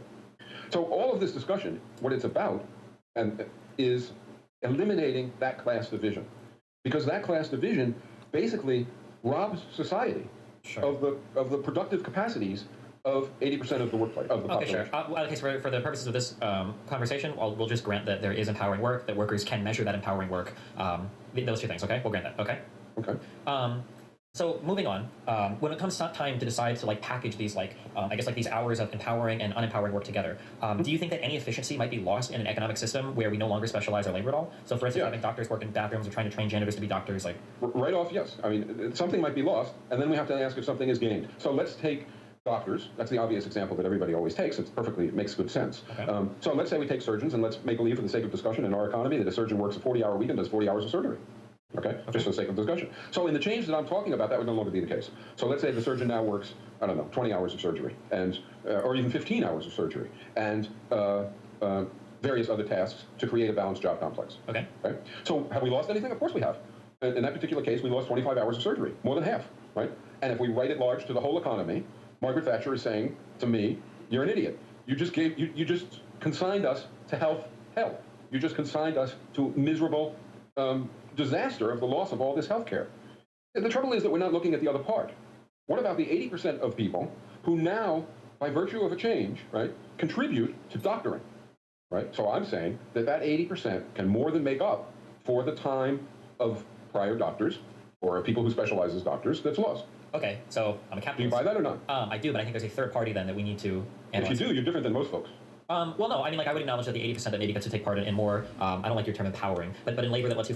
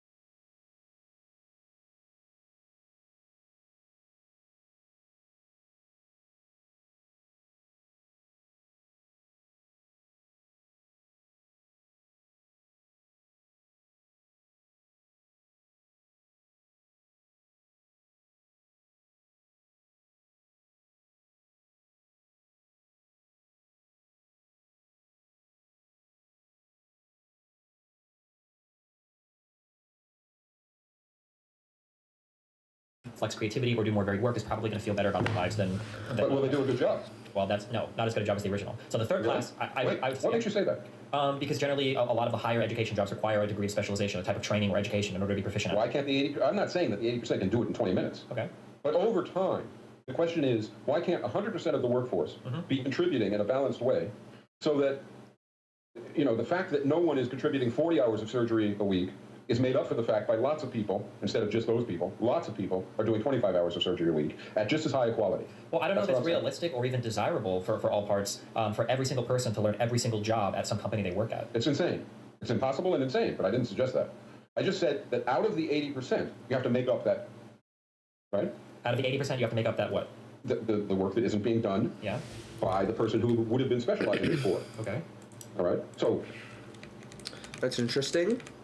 I don't like your term empowering, but in labor that lets you flex creativity or do more varied work is probably going to feel better about their lives than But will they do a good job? Well, that's not as good a job as the original. So the third class, I would say, what makes you say that? Because generally a lot of the higher education jobs. If we write it large to the whole economy, surgeons, and let's make believe for the sake, where we no longer specialize our labor, workers can measure society of the productive capacities of 80% of the workplace of the population. Okay, so for the purposes of this conversation, we'll just grant that there is empowering work, that workers can measure that empowering work. Those two things, okay? We'll grant that, okay? Okay. So moving on, when it comes time to decide to like package these I guess like these hours of empowering and unempowering work together, do you think that any efficiency might be lost in an economic system where we no longer specialize our labor at all? So for instance, having doctors work in bathrooms or trying to train janitors to be doctors, like right off, yes. I mean, something might be lost, and then we have to ask if something is gained. So let's take doctors. That's the obvious example that everybody always takes. It makes good sense. Okay. So let's say we take surgeons, and let's make believe, for the sake of discussion in our economy, that a surgeon works a 40-hour week and does 40 hours of surgery. Okay, just for the sake of discussion. So in the change that I'm talking about, that would no longer be the case. So let's say the surgeon now works, I don't know, 20 hours of surgery, and or even 15 hours of surgery, and various other tasks to create a balanced job complex. Okay. Right? So have we lost anything? Of course we have. In that particular case, we lost 25 hours of surgery, more than half, right? And if we write it large to the whole economy, Margaret Thatcher is saying to me, you're an idiot. You just consigned us to health hell.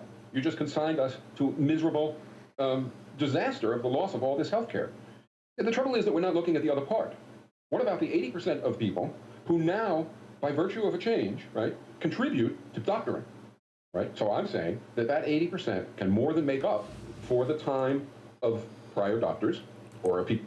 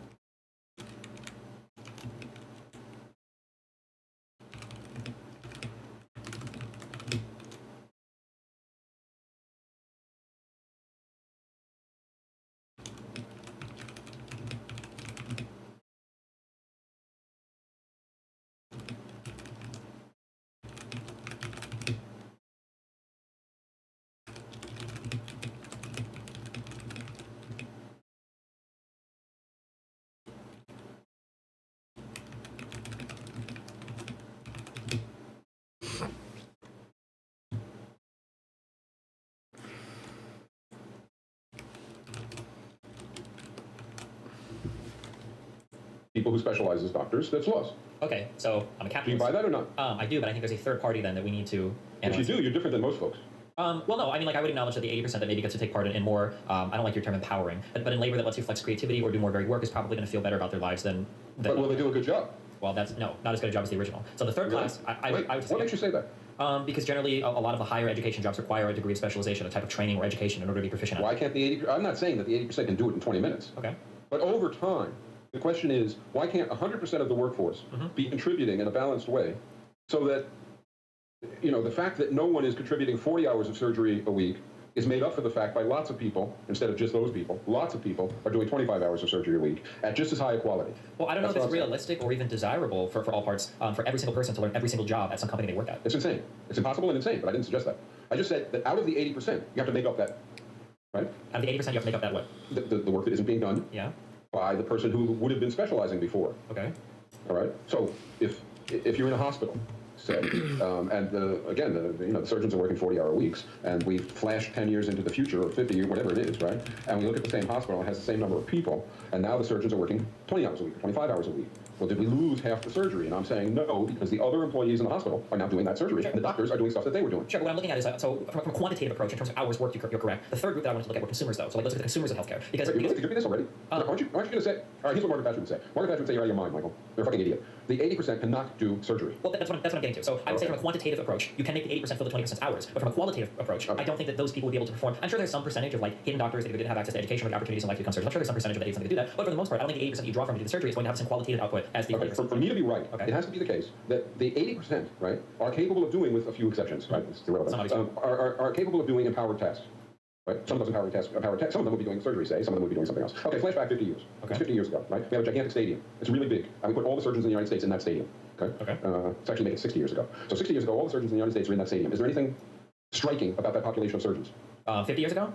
50, 60 years ago, yeah. I mean, I imagine they're probably very wealthy, very white, very straight, very educated. They probably come from affluent families. I mean, They're all white and they're all male. Sure, right? yeah. The occasional deviation. Sure. They're all white, they're all male. Okay. And if you ask them, why aren't there women in here? Why aren't there blacks in here?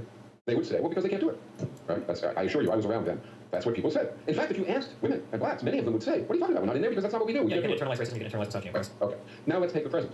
Right? So what we're saying is, if you put all the surgeons in the stadium now, right, they're not working class, they're coordinator class. Okay. And the question is, we were wrong 50 or 60 years ago. It wasn't the case that women were any different than men, or significantly different in any respect than men, or blacks than whites. They were, objectively at the time, ignorant, not as confident, and on and on. Right? Well, there were reasons for that. Yeah, but I would disagree. I would say you were correct in that black people or women really couldn't be doctors at that time. Not because of any intrinsic, like, biological characteristic, but because they didn't have the training for it, right? Right. That training is so they wanted to change society. Sure, but like my question here is that I don't know if at a workplace, like, we can rectify those differences in the 80%. Like, every hospital would now have to have the medical school built into it. Every hospital would have to be perpetually employing and training people. You know what we do now instead? What we do now is the doctors in the American Medical Association keep down the number of people who are trained to be doctors.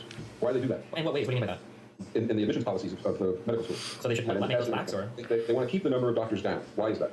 Well, I'm going to say because they want the level of quality of training to be at such a level that they're good doctors. You're going to say it's further the divide between the 20 and 80? No, I'm going to say it's to increase the bargaining power of doctors. So you think that If you look doctors... at the journals, you'll see that that's what it is. So the reason why we have like the stringent requirements on what it needs, like the presidency of the med school, is because they just want artificially... A lot of it, yes. A lot of it is, in fact, like boot camp in the military. In other words, ask yourself, does being awake for 40 straight hours and getting medical care, is that, are we really training people to do something that is valuable and which they need to do? Or are we putting them through boot camp so that they join a fraternity, the fraternity of doctors, and they keep out nurses and others, paramedics and the rest? They keep them down and they raise up their salaries and they function in accord with the owners of the hospital. Is that what's going on? Or is it real medical training? I don't know about you, but when I go to the hospital, I hope I don't get one of those people who's been up for 50 straight hours.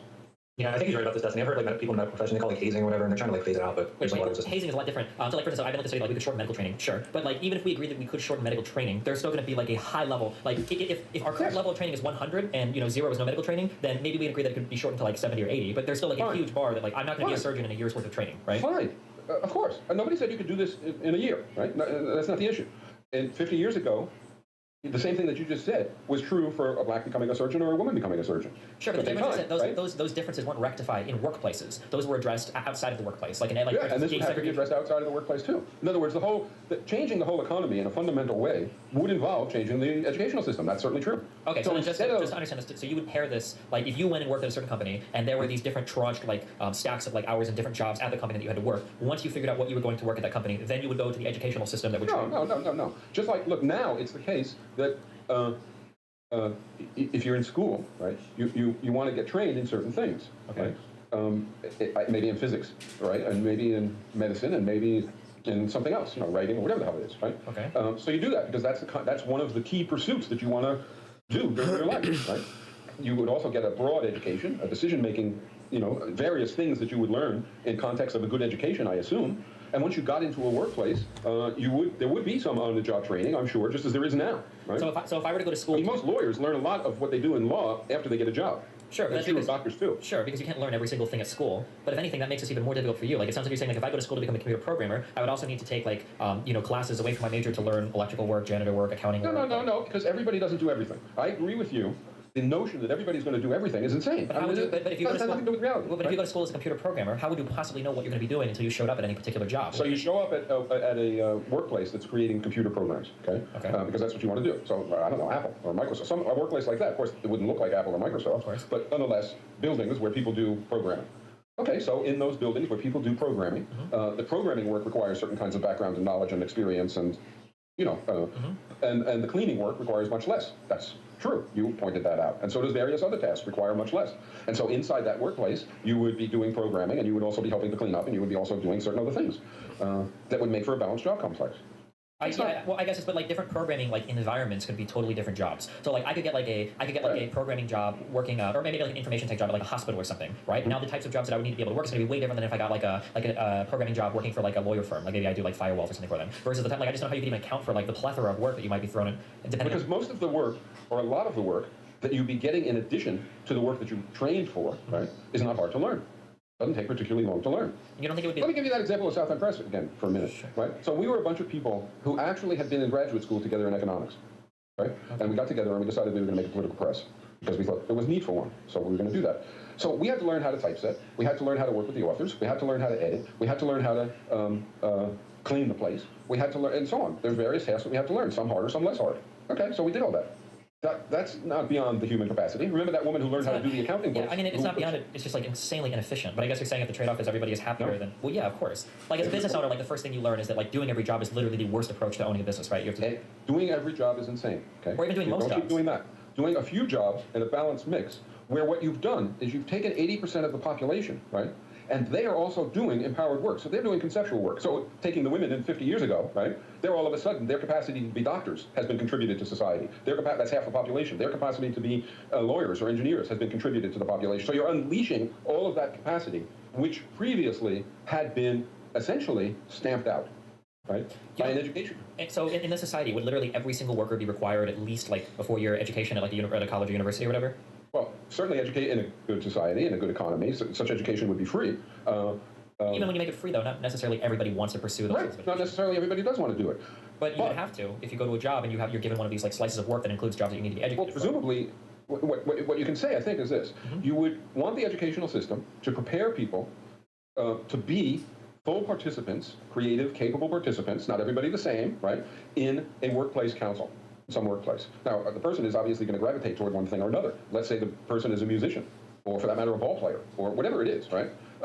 They probably are going to be quite happy to learn their skill and their approach and their knowledge that's associated with it, and to also be made a well-rounded person who knows how to get along with other people and can do other kinds of tasks that don't require a long time to learn. And that's what would happen. Okay.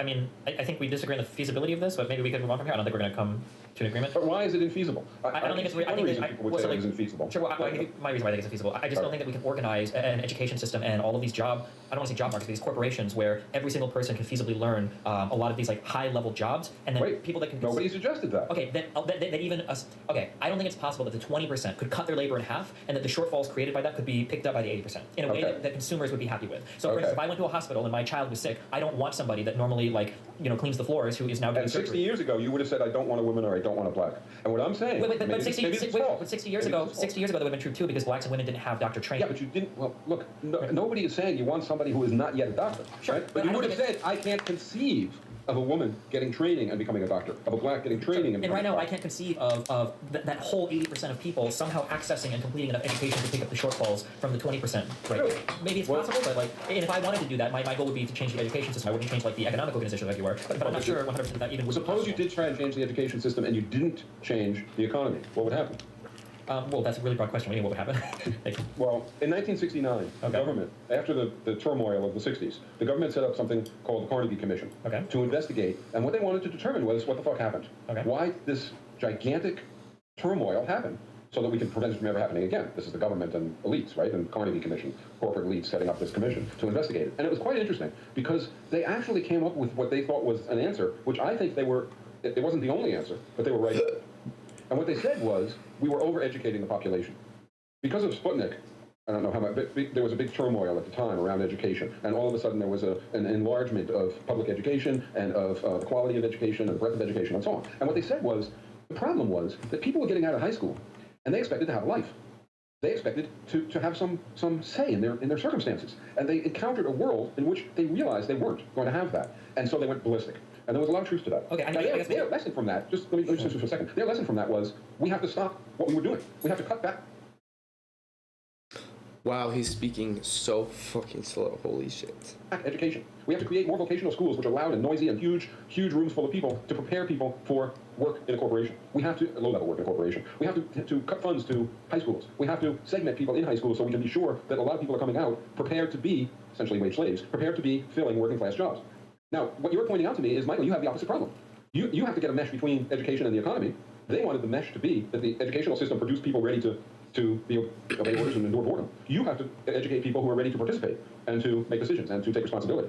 So the two things that I would look at, and I don't know if I'm appealing some fundamental appeal to human nature or something, but the two things that I would work at empirically that, one I know is true, one I think is true. The first one, it seems like college students typically like to specialize.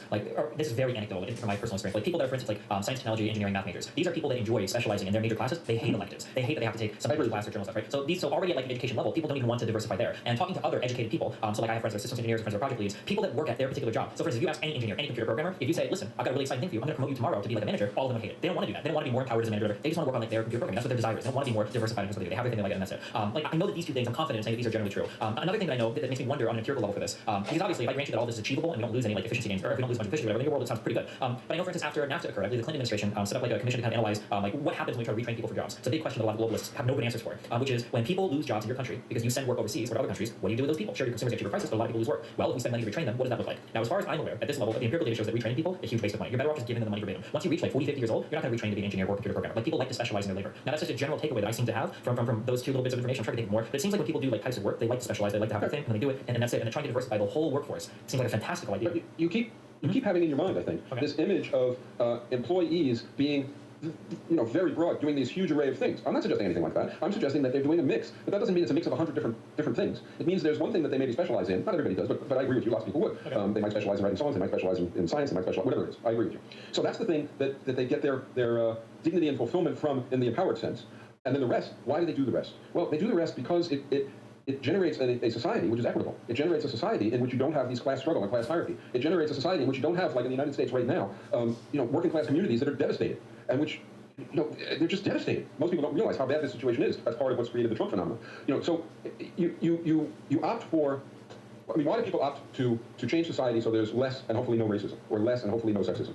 They do it partly because they believe it's right, partly because it will help everybody to free up and utilize those capabilities and talents from those people, and partly to eliminate the tremendous tension and hostility that exists between these constituencies that have differential amounts of well-being and resources and everything else. That's why you would work to get rid of class division also. Okay, and then I'm guessing that for these 20% of people that probably wouldn't want to differentiate their work, whatever, you would just vote them out basically, and they would be forced to kind of. Well, if you look at now, right? In other words, you face an economy which has certain attributes, okay, and by and large you don't question those. You rather choose a spot in there that you're going to aim for, right? Okay. Well, that's what would happen in a participatory economy. There would no longer be non-balanced jobs. Well, in a participatory economy, though, your best types of jobs are never going to be as good as the best types of jobs in this economy. So, for instance, I wanted to be a doctor full time. I no longer have the option to do that. That's correct. There are other questions about like. That's correct. So 20% of the workforce, right, doesn't get to have optimal circumstances, while 80% of the workforce has subordinate circumstances. Sure. Do you ever worry that produce a degree of equity? Do you ever worry that degree of equity that's being created there might preclude you from some people being able to pursue things full time, so pioneer things in fields or whatever? Or would you say like Einstein being? Would you just say the other 80% would make these same discoveries or whatever? There's two things. There's two things I would say. First of all, there's a lot of mythology again. So Einstein was working as a road patent office clerk when he did all of his big stuff, or most of his big stuff. And when he was a full-time physicist later, he did nothing comparable. So there's a lot of variables that affect things like that. But you don't think maybe Einstein made more progress? Let's say you're right. I don't think so. I think that the 80% would liberate far more creative potential, productive capacity than we would lose from the 20%. But let's say we would lose some. Okay? Let's say we would lose some. What do we gain? We gain equity. We gain an end to all of the class struggle and class conflict. We gain the hatred that exists, and it's real, between working class people in that 80%, and the 20%. I first encountered this when I taught in a prison. And I was teaching in the prison, and most of the people, partly it was black-white, there was a lot of that, hostility, but almost everybody was working class in their background. And I was teaching about the system we live under, and I was teaching about capitalism and about owners and stuff, and I was much younger, and I was struck by the fact that there was no anger. That when I would talk about somebody who owned a workplace and was worth, $100 million or $300 million, nobody got very excited, right? And then later, I would talk about doctors and lawyers and engineers, and all of a sudden there was all this passion in the room, and all this anger at people who treated them like they were dirt, and like they were fools, and like they had no efficacy. And I thought about it for a while, and I realized that most working class people never come into contact with the 1%. They never are dissed directly, personally, by the 1%, but they have a whole lot of experience with the 20% all the time. And not only that, they not only have this class antagonism toward them, for good reason, I think, but it's structural. I'm not saying the people are bad people, the 20%. It's structural. They not only have this antagonism toward them, but they want their kids to become them. That's the plight of a working class person in the United States, oftentimes. They hate the doctor, they hate the engineer, they hate the manager, and they pray that their kid will be able to get into college and go and become one. Just to be super clear, this is like a very good story and like a very compelling narrative. But like if we actually think about like what's going on, right? Like a working class person doesn't hate the job of doctor, the job of lawyer, whatever. They maybe have had some bad run-ins with them that make them feel like those people are assholes, but they don't want their kid to become like somebody that they're going to hate. They just want their kid to become somebody that's wealthy, that has like. I don't think so. I think they're far more sophisticated, and they understand that the person who they don't like and the experiences that they've had. I had one person describe it to me this way. They said, you know how when we walk down the street, it was black guys, when I walk down the street at night and there's a white person walking the other direction, the assumption is that I'll step aside. That's just the assumption. This is 50, 60 years ago, right? The assumption is that this person doesn't have to change where they work, but that I'll step aside. And he said, what you don't realize is that when I walk down the street and the person coming in the other direction is, now he didn't use the term coordinator class, but I would use the term coordinator class. Right, a doctor, a lawyer, an engineer, a manager, same dynamic. If it's white on white, still the same dynamic. And how do they know who's who? By the way they dress, by the way they carry themselves, all sorts of things give it away. And what he said was, this guy had thought about it more. It's not that the person is a schmuck. I've met schmucky working class people. It's that the whole sector of people, by virtue of what they do and how they view us as people to care for, like you would care for kids. They view us as people who are commodities, who are clients. But they don't view us as people. They don't, and that had a big effect on me in those days. And I spent a lot of time trying to figure out, well, what is it at bottom that causes this distinction and that causes people to view each other in these ways, where the working class person is sort of angry toward the elite. This is sort of populism, you could call it, and the coordinator class person is sort of disdainful. What do you think? What do you think causes it? Why do you think people do Yeah, I this? think what causes it is that that's what their role in society requires of them to succeed and to function well. So you can even see it on TV. I mean, I'm not writing TV scripts, but you can see it all over television. I feel like I would put something a lot different here for the way that I do this. I feel like, and you can argue this goes hand in hand capitalism, I'm not disagree. So I feel like a lot of this is fueled actually by consumerism.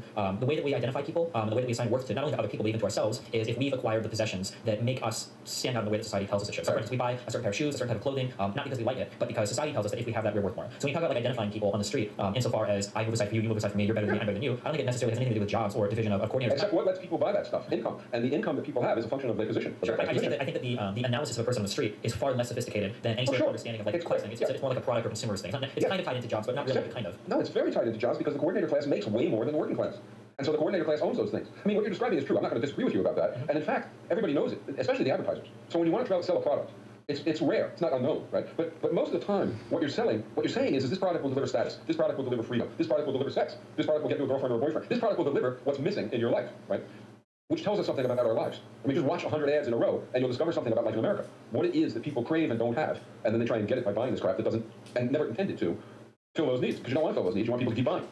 That's a sidebar. But it's part of the whole system. I agree with you. I mean, the system that we live under, it's not. Imagine you were put in jail tomorrow, right? So you're in prison, and imagine the prison has a commissary. Yeah, but you want to buy products. Okay, so you go in, and it's your first day in jail, and you get to go to the commissary, and you look around, and everything is crap, and you don't want anything, right? So you're pissed off, and you go back to your cell, right? A week later, you go in. Maybe you still are that way. A month later, you go in. You're no longer that way. Now, you see these array of stuff in the commissary, and you want some more than you want others. Why? Because it's all that's available. And so your taste, if you want to be depressed all the time, you keep wanting what's available outside the prison, right? Some people probably do that. But if you're sensible, you sort of remold your taste a little bit so you can get some pleasure out of the crap in the commissary. And I actually think that that's what everybody is doing all the time in the United States. We are remolding our preferences to get pleasure out of the crap that they supply us. Some of it's good. I like my iPhone, blah, blah, blah. But a lot of it isn't. And more than that, we remold ourselves to get pleasure out of our jobs, to try and enjoy our circumstances instead of just being constantly whining about them. But given the opportunity to have a different context, you discover that people's tastes are a little bit more broad, but only when it's possible. Sure. Yeah, I mean, I don't think I disagree with any of that. Like, our expectations, and we acclimate like very quickly to what's available to us in terms of what makes us happy or not, right? I guess so. We could say. I want to give you something big that comes off of what you just said. Sure. Which is right. I agree with you completely. Right. Something big that comes off of it is, suppose your economic system is biased in a certain fashion. In other words, it's biased to deliver X over Y.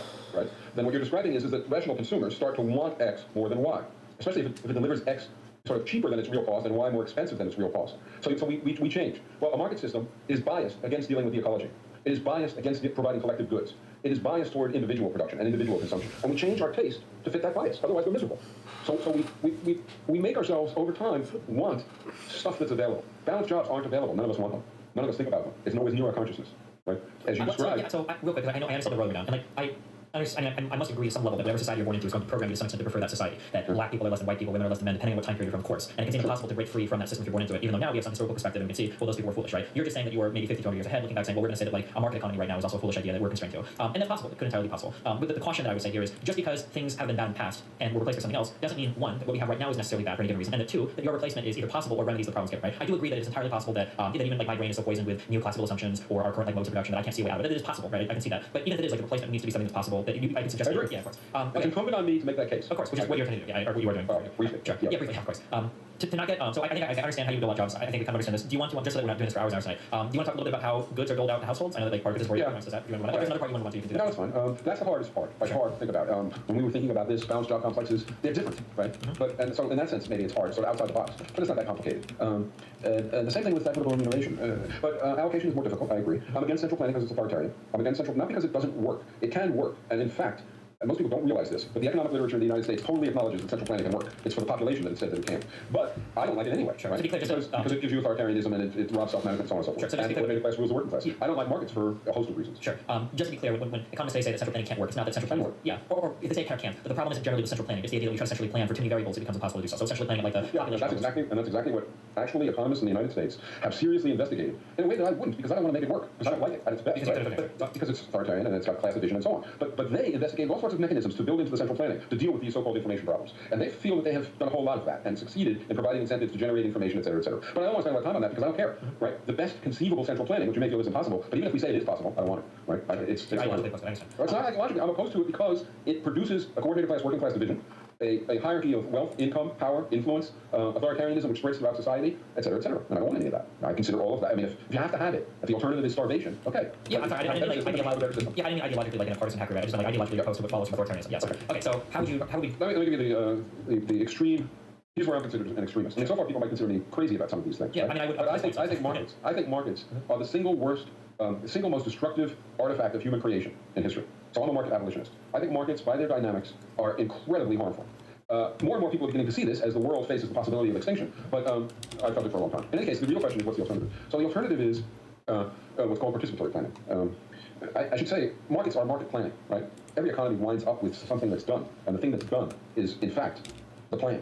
Right? So market plan, you can call it market plan. Now, that doesn't make it anything like central planning. It's nothing. It's completely different from central planning. In any case, participatory planning is also completely different than central planning. Okay. It's basically workers' councils and consumers as individuals operating in the consumer councils, and workers as individuals operating in the workers' councils, cooperatively negotiating inputs and outputs. That means that the councils make proposals, that the proposals are communicated, that in response to the information that the proposals generate, there are new proposals, and this goes on. Now, in a quick rendition, this is going to sound, oh yeah, I mean, that would be nice if it was possible. Okay, so I agree with you. We have to spend some time to prove it's possible. But that is more than doable. It is possible to show not only that you can coordinate, let's call it, or organize an economy in this fashion, but that you can have incentives within this approach that get the job done, that generate self-management, and so on and so forth. So I'm curious, like, how would a household determine what goods or services they need for a year? Like, what would that process look like? Okay, so let's say you and your spouse and kids, whatever it is, household, or maybe it's a bigger household than that, and this also applies to a larger thing like a community. So you have a record of your last year's activity. Okay. You also have what are called indicative prices. They are the initial prices at the start of the planning period. They're not going to be the final prices, but they are the best. Let me clarify for the audience also. When you say prices, this is like a relative term. There is no currency in the system. It's just like you're allotted like maybe X units. You can think of it anyway. There's almost no currency right now. Right? People use cryptocurrency. Okay, so go ahead. Basically, you have an income. Right? Let's do this way. Your family has an income. Okay. And the income is a claim on output. Okay. Right? In other words, it's you can think of it as dollars if you want. Okay. It's a claim on output, right? So that you can get stuff. Now, what stuff do you want to get? Well, you have your last year's consumption, and you have indicative prices, and you know your income. So you make a proposal, and you propose what you think you would like. And this also affects your workplace activity, because you may decide to work more hours, right? You want a fancy violin or something, so you may decide that you want to work more hours. But whatever it is, you are coming up with a proposal that is based on your income for your consumption. Now, you make that proposal, and so does everybody else in your neighborhood, and in your consumer council in your neighborhood. And so now your household has a proposal, but so does your whole neighborhood, right? And then some of the neighborhoods has a proposal. These proposals are put into the planning system, as are proposals from workplaces for what to produce. So if you're in a bicycle factory, it's a proposal about how many bicycles you're going to produce, and maybe some investment, so on and so forth. If you're in some other place, it's proposals for that. Now, there's no reason to suspect that these things are going to mesh.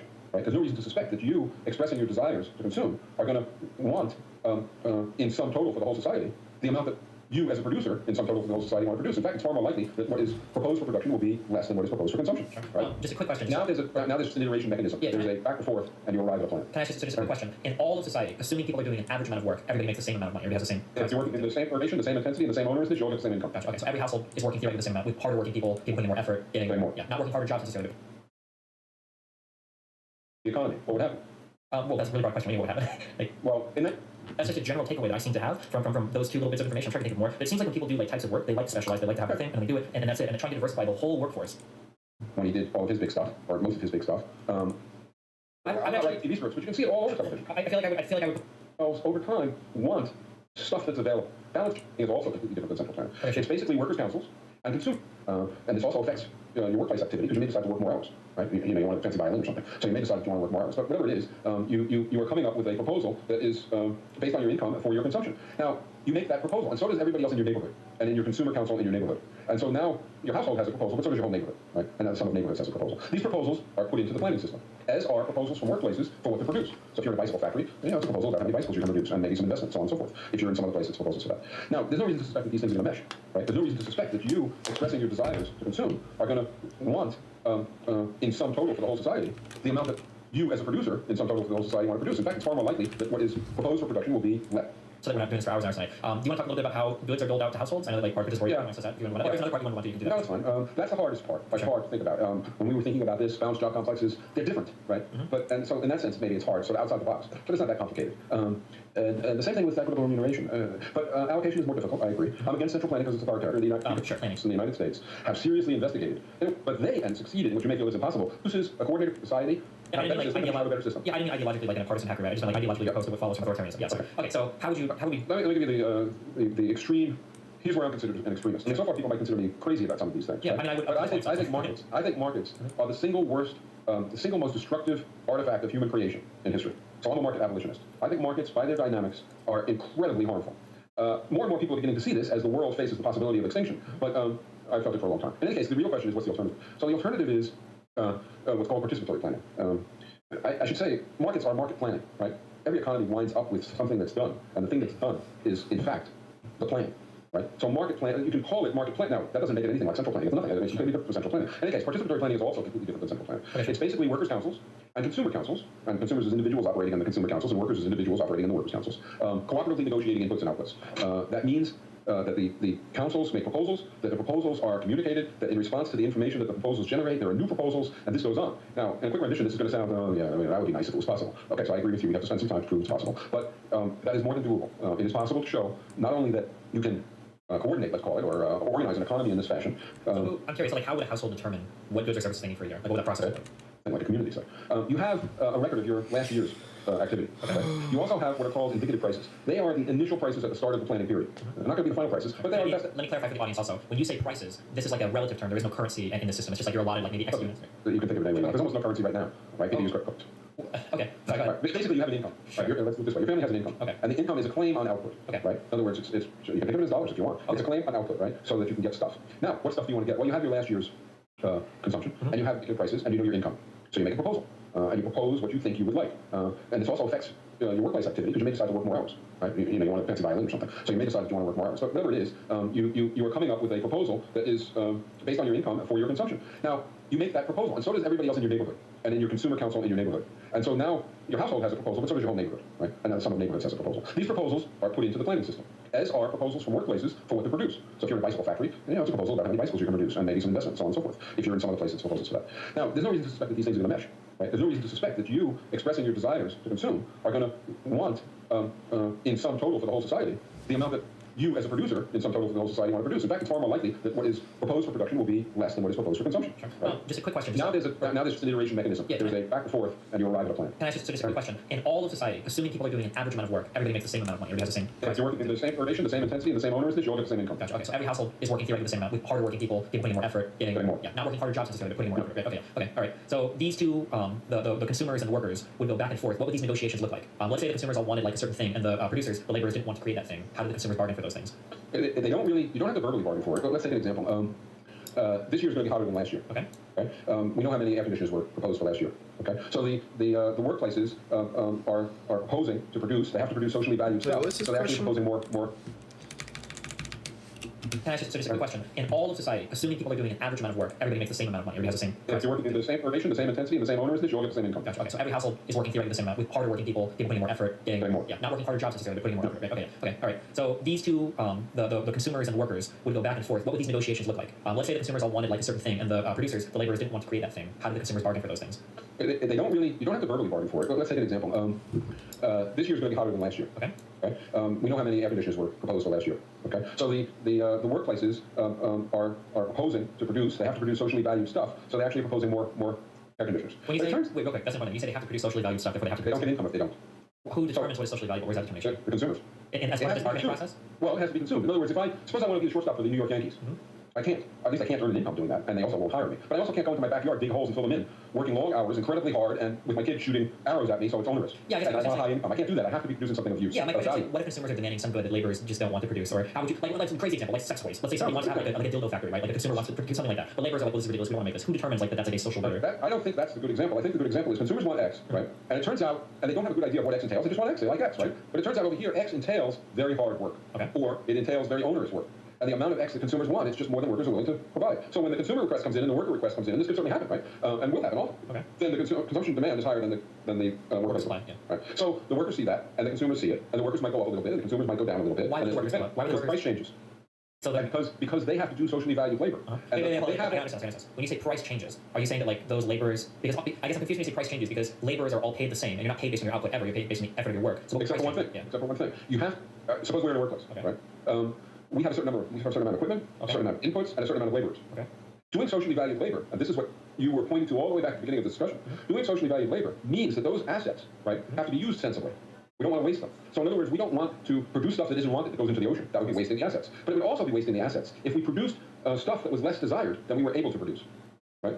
And if we produced stuff that nobody would buy because the price was too high. So is the indicative price which the price keeps changing in the planning process, right? It doesn't go on forever, but it goes on for a while. Well, I guess- mean, we're covering a lot of ground, and your questions are very, very good. Yeah, Much better than most people in economics departments would ask. Okay, It's true. So this is like a question I understand. So let's say that I am a factory, okay, and let's say that we have one machine that fabricates a widget, okay. This machine fabricates a widget. Let's say the consumers, but let's say like fabricating that widget is like it's fairly decently hardware, decently powered, okay. So all of us, not all of us, but a lot of us share this throughout the factory, etc. Let's say that when it comes time for the consumers and the laborers to get together and figure out what we want, the consumers are for whatever reason they want a lot of widgets. All of a sudden these like Or none. Or well, let's say a lot. Even worse, right? Maybe sure, but let's say a lot because it works for everyone. So let's say they want a lot of widgets. Now you guys are all the owners of the factory.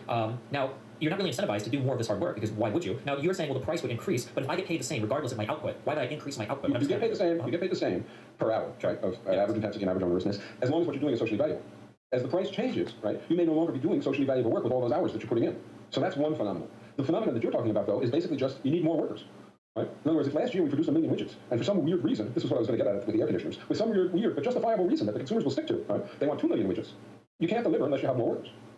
Well, unless you, if you stop producing some other thing that you could. Which is exactly what's going to happen. Okay, wait, if people are going to 2 million widgets instead of 1 million widgets, those people have budgets, right? They have to be getting less of something else. Okay, so let me see if I understand. So you have a factory. Let's say you produce widgets and widgets. Okay, let's say that the widgets you produce 1 million of these, the widgets you produce 1 million. And next year, people want 1.5 million widgets and they only want 500,000 widgets, right? So what you're saying is, well, that negotiation that would take place would draw some labor away because the labor on the million widgets would be less socially valuable than 500,000 because that's all people are demanding, right? So they would move to the widgets. Well, it would be worthless. Sure. So this, okay, so maybe I'm missing something fundamental here. This just sounds like a market interaction with more layers of like abstract. But that's because when we think of what a market is, we're told by popular culture and also. Okay, can we so regardless of popular culture, so here's my understanding of market. Okay, the difference between a market and a planned economy is the inputs and the outputs in a market are determined by supply and demand. In a planned economy, those inputs and outputs are just determined by some commission that makes a decision. So on the plan side, you're almost right. Okay. Because the planners oftentimes will go out and test preferences. Yeah, they try to survey. It's not completely arbitrary. They'll try to say, like, you should. But the other side isn't true either. Okay, go ahead. Tell me why. So, for instance, I'm picking up an example here. Do you think the public would like television without ads? Yeah. Has anybody in TV until the cable companies came along? I guess it's not a good example. Sure, actually, that's a great example. We can use that. So, would consumers like TV without ads? That is true. There would be a quantity demanded of TV without ads. However, the cost, right? Suppliers would only be willing to supply TV without ads at a given cost, and the quantity demanded of television without ads at a high cost, which is what it would have to be sold as, would probably be quite low, right? So, yeah, and this is economics 101. The supply and demand curve. Sure. What actually is going on in markets is bargaining. You're right, and it's driven by power. That's why maybe in your junior year you take a course about monopoly, and you learn that monopoly pricing, in fact, isn't like the other pricing. Monopolies can use their bargaining power to kick up their prices. Sure. Right? So it isn't the case that it's all a function of supply and demand. Even if it was, we have all sorts of problems. But it's not. So I would agree with you that I'm using an incredibly simplistic model to analyze this, but for you to demonstrate, Okay, do it again. Yeah, so the quantity demanded of ad-free television at the price that suppliers would be willing to price at is probably very low. Like for instance, like if you want ad-free programming today, you can get it. You just have to pay for HBO Plus or pay for like the advanced tools. And where's the money going? Well, the first handoff is probably to the people providing the service, whoever's running the network or whatever. And then Okay, so first thing is profits. Okay. I mean, switch it to pharmaceuticals and it's easy. Sure, Start. Okay, so start.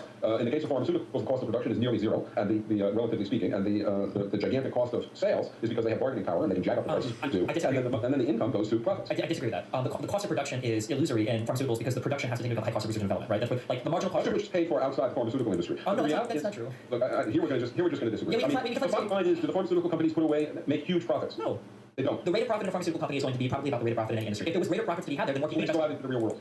That's what economics 101 says. It says everything is perfectly competitive. No, it's not about the rate of profit at all, right? It says the rate of profit is zero, right? It will be competed down to zero. That's what we're told, right? The reality is the different industries have very different rates of profits, and it's a function of their bargaining power. Okay, here's the question: if the rate of the pharmaceutical company's profit was so high, why wouldn't every single capital investor just run there and Because barriers to entry are high. No, it's not. Anybody can go and trade stocks right now. Pharmaceutical companies they want. Anybody can go into an open market and buy stocks. Yeah, but why wouldn't the price of those stocks and dividends or whatever be driven up and up and up and up until the company has no more money left to distribute?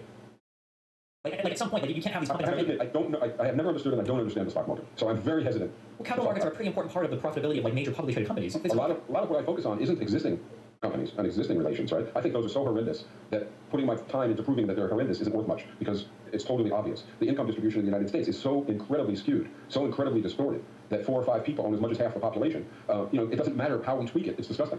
So it doesn't matter how we tweak it; the violence to the ecology is disgusting, et cetera, et cetera. So I try and focus on the alternative.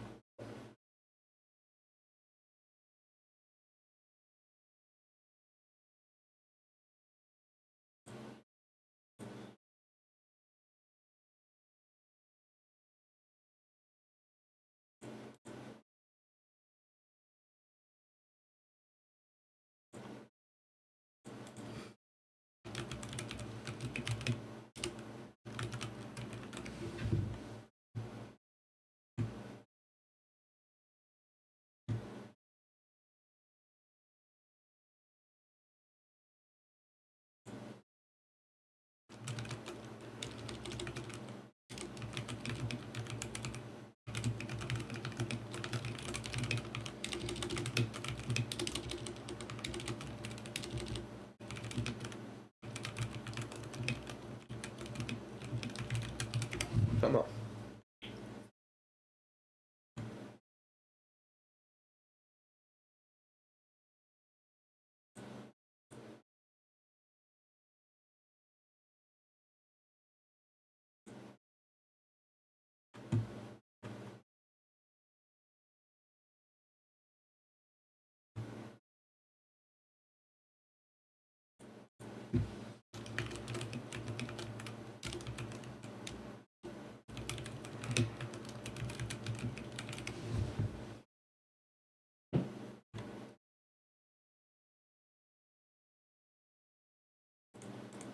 Trying Because I to. think you're right.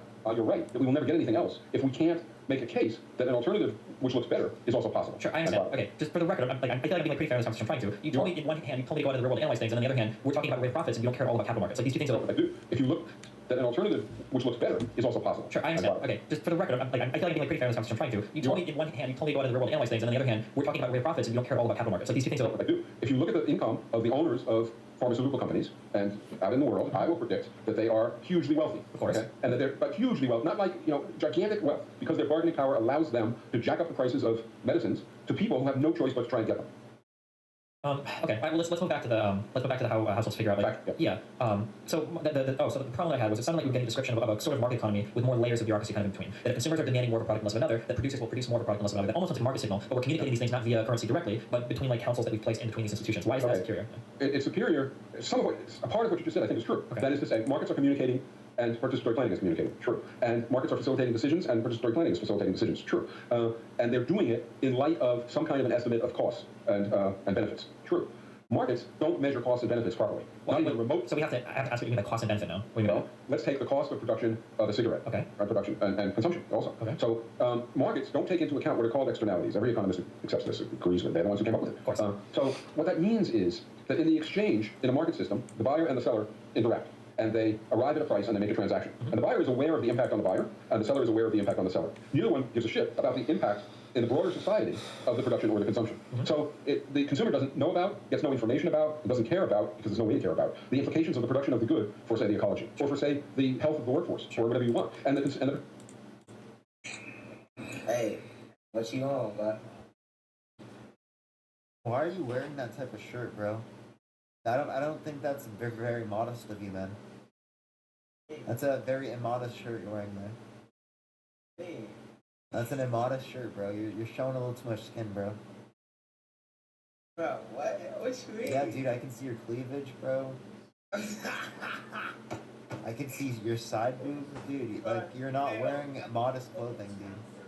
I can see the nipples through your shirt, dude, and you're not wearing modest clothing, bro. Like, doesn't the Bible command you to wear modest clothing? Chill, bro. We ain't talking about just chill, but just chill. What you doing? I'm on live, but what the fuck else are you doing? Bro's lost, I'm sorry, dude. What are you doing, bro? Hey, bro, Parker. What's the ball? Like, wait, so how you get banned, though? Apparently, I was just hate speech and hateful behavioring like a bunch of people, apparently. I'm just such a bad person. I'm so rude. Like, I'm... Wait, so was it a specific get? I love it. You know what I'm saying? At the end of the day. And at the end of the day, man, like, your platform is honestly doing more good than it is bad. You know what I'm saying? When you get Christians on there, when you get people on there speaking the truth, when you get people on there really proclaiming the good news of the gospel, you know what I'm saying? What this does is it allows different doors to open up, bro. And, yeah, man. And that's why...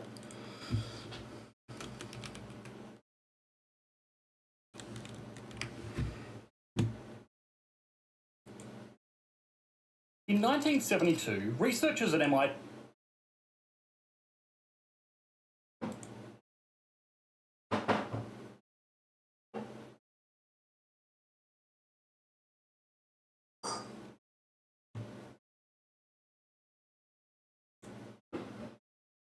In 1972, researchers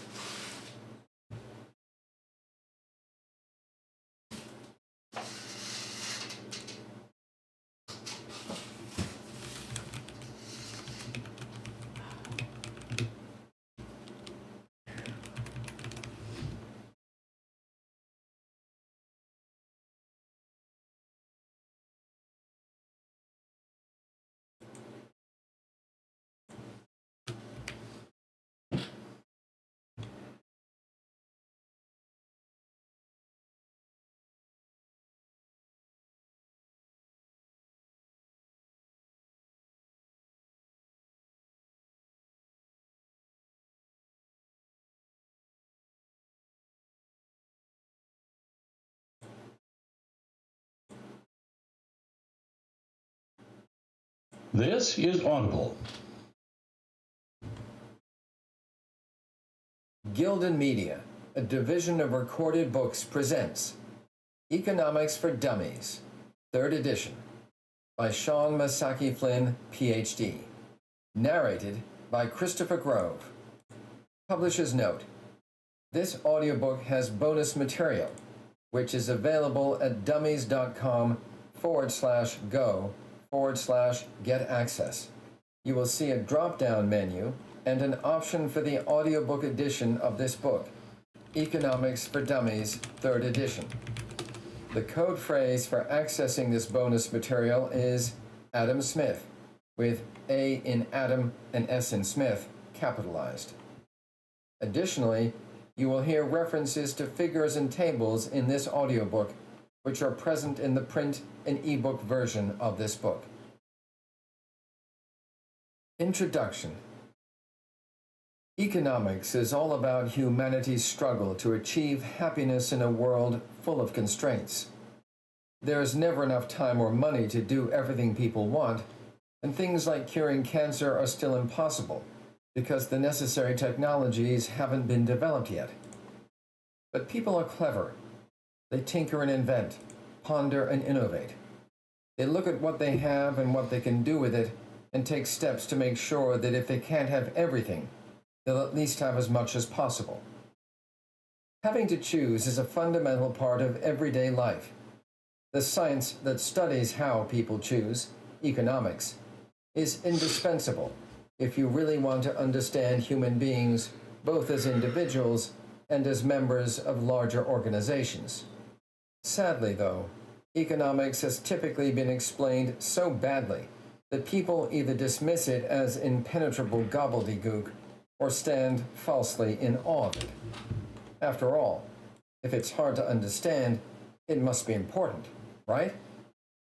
I wrote this book so you can quickly and easily understand economics for what it is, a serious science that studies a serious subject and has developed some seriously good ways of explaining human behavior out in the very serious real world. Economics touches on nearly everything, so the returns on reading this book are huge.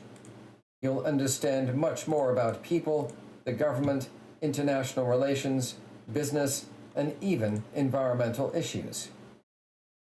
About this book. The Scottish historian Thomas Carlyle called economics the dismal science, but I'm going to do my best to make sure that you don't come to agree with him. I've organized this book to try to get as much economics into you as quickly and effortlessly as possible. I've also done my best to keep it lively and fun. In this book, you'll find the most important economic theories, hypotheses, and discoveries without a zillion obscure details, outdated examples, or complicated mathematical proofs.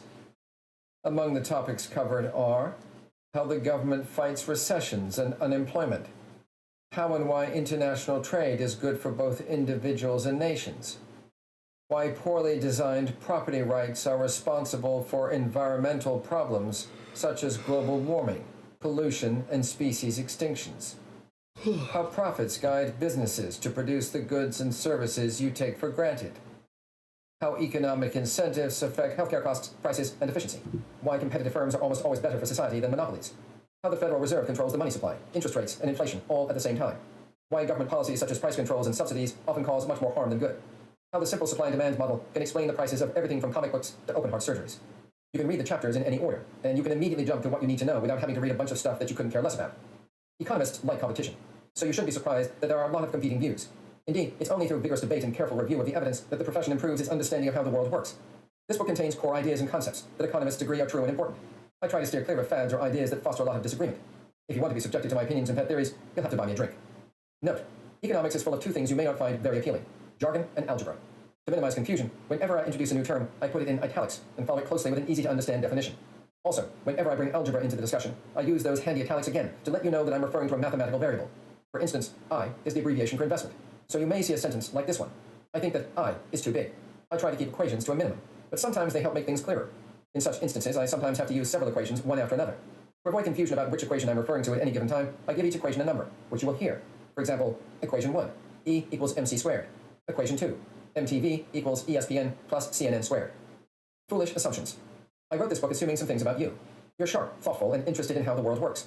You're a high school or college student trying to flesh out what you're learning in class. Or you're a citizen of the world who realizes that a good grounding in economics will help you understand everything from business and politics to social issues like poverty and environmental degradation. You want to know some economics, but you're also busy leading a very full life. Consequently, although you want the crucial facts, you don't want to have to read through a bunch of minutiae to find them. You're not totally intimidated by numbers, facts, and figures. Indeed, you welcome them because you like to have things proven to you, instead of taking them on faith because some pinhead with a PhD says so. You like learning why as well as what. That is, you want to know why things happen and how they work, instead of just memorizing factoids. Icons used in this book. To make this book easier to read and simpler to use, I include a few icons that can help you find and fathom key ideas and information. You will hear these icons verbalized. Remember icon. This icon alerts you that I'm explaining a fundamental economic concept or fact that you would do well to stash away in your memory for later. Technical stuff icon. This icon tells you that the ideas and information that it accompanies are a bit more technical or mathematical than other sections of the book. This information can be interesting and informative, but I've designed the book so that you don't need to understand it to get the big picture about what's going on. Feel free to skip this stuff. Tip icon. This icon points out time and energy savers. I place this icon next to suggestions for ways to do or think about things that can save you some effort. Warning icon. This icon discusses any troublesome areas in economics you need to know. Keep an eye open for them to alert you of potential pitfalls. Beyond the book. To view this book's cheat sheet, simply go to dummies.com and search for Economics for Dummies cheat sheet for a handy reference guide that answers common questions about economics. To gain access to the additional tests and practice online, all you have to do is register. Just follow these simple steps. 1. Find your PIN access code. Print book users. If you purchased a print copy of this book, turn to the inside front cover of the book to find your access code. Ebook users. If you purchased this book as an ebook, you can get your access code by registering your ebook at dummies.com/go/get access. Go to that website and find your book. Click it and answer the security questions to verify your purchase. You'll receive an email with your access code. 2. Go to dummies.com and click Activate Now. 3. Find your product, Economics for Dummies, 3rd edition, and then follow the on-screen prompts to activate your PIN. Now you're ready to go. You can come back to the program as often as you want. Simply log in with the username and password you created during your initial login. No need to enter the access code a second time. For technical support, please visit wiley.custhelp.com. That's CUSTHELP. Wiley.custhelp.com, or call Wiley at 1-800-762-2974 in the United States, or 1-317-572-3994 internationally. Where to go from here? This book is set up so that you can understand what's going on even if you skip around. The book is also divided into independent parts so that you can, for instance, read all about microeconomics without having to read anything about macroeconomics. But hey, if you don't know where to begin, just do the old-fashioned thing and start at the beginning. Part 1. Economics, the science of how people deal with scarcity. In this part, find out what economics is, what economists do, and why these things are important. Decipher how people decide what brings them the most happiness. Understand how goods and services are produced, how resources are allocated, and the roles of government and the market. Chapter. Okay. Honestly, brother.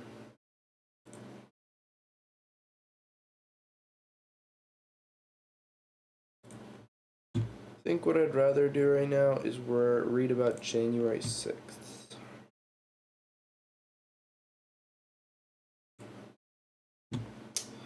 So that is what we're gonna do with some nice low.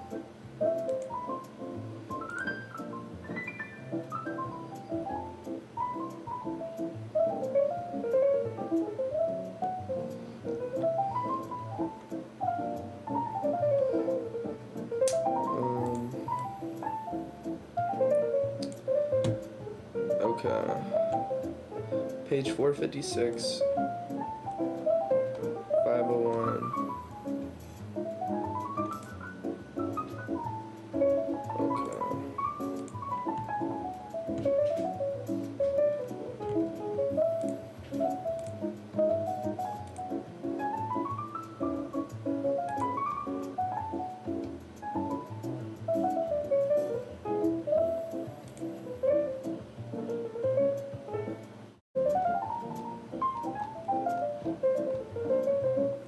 Damn. Decently long chapter.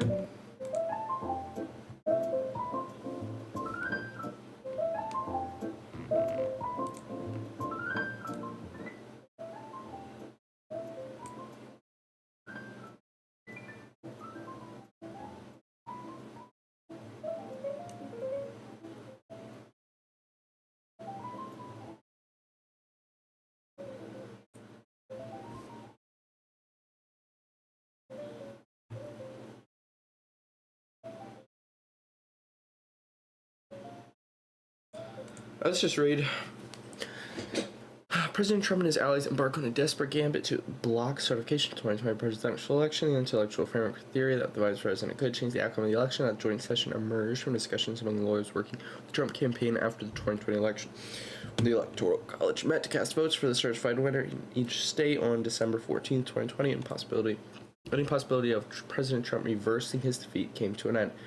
The contest was decided well before then, but December 14th marked what should have been the formal end of the Trump campaign. Former Vice President Biden had won the election, and his victory was cemented by the state's electoral votes. Instead of bowing to this reality, some pro-Trump lawyers had already begun scheming ways to deny the inevitable.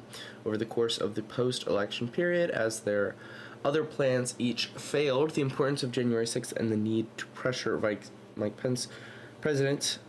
President Pence increased. These same lawyers concluded that the Vice President could help President Trump subvert the election on January 6th.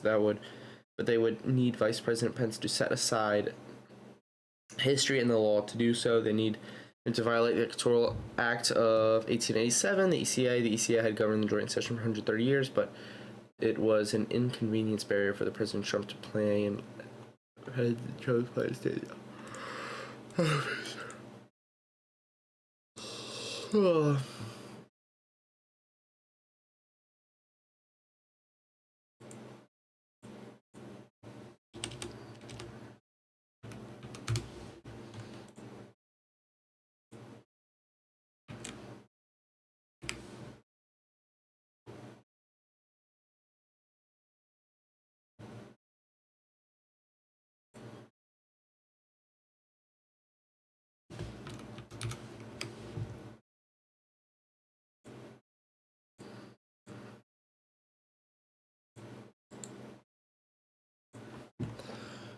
Okay.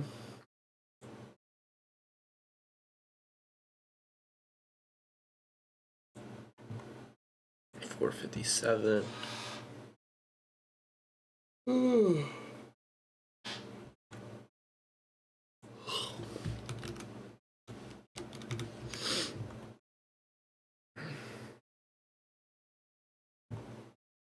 Kenneth Casebro articulated a President of the Senate strategy.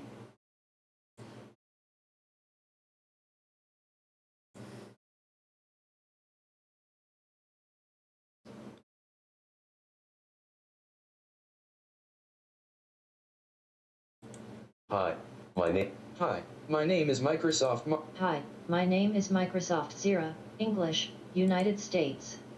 Kenneth Casebro articulated a President of the Senate strategy in early December, when the Trump campaign was convening alternate electors in key states President Trump lost.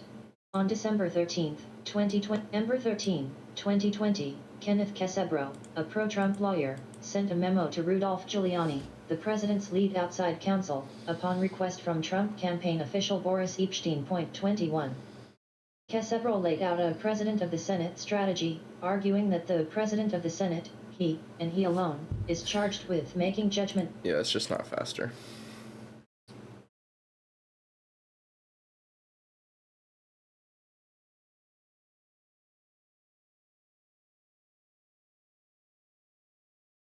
Oh shit. On December 13th, 2020, Casebro, a pro-Trump loyal, sent a memo to Rudolph Giuliani, to the president's lead outside counsel, upon request from Trump campaign official Boris. Casebro laid out President of the Senate strategy, arguing that the President of the Senate, he and he alone, is charged with making judgments about what to do if there are conflicting votes. Casebro argued that when the joint session met on January 6th, the President of the Vice President of the Senate should not count Arizona's Electoral College votes for former Vice President Biden because there are two slates of votes.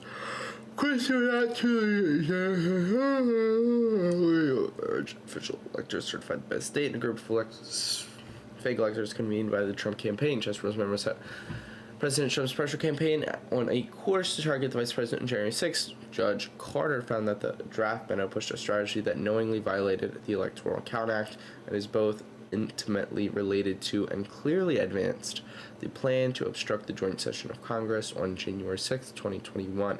That plan was also advanced by John Eastman. On December 23rd, John Eastman drafted the first of those two January 6th scenario memos, articulating the argument that under the Constitution, the Vice President is the ultimate arbiter. On December 23rd, 2020, Eastman wrote a two-page memo summarizing ways to ensure that President Trump is reelected. Eastman suggested that Vice President Pence could refuse to count the Electoral College votes from 7 states. Blah, blah, blah. According to Eastman, Vice President Pence could simply reject these states' Electoral College votes. At that point, President Trump would have 232 Electoral College votes for the Vice President. This was sufficient, in Eastman's view, to guarantee President Trump victory because he would have the majority of Electoral College votes. Pence then gave President Trump as reelected, Eastman wrote. Eastman considered the possibility by the Democrats in Congress would object, stating the plain truth that 270 Electoral College votes are necessary to win.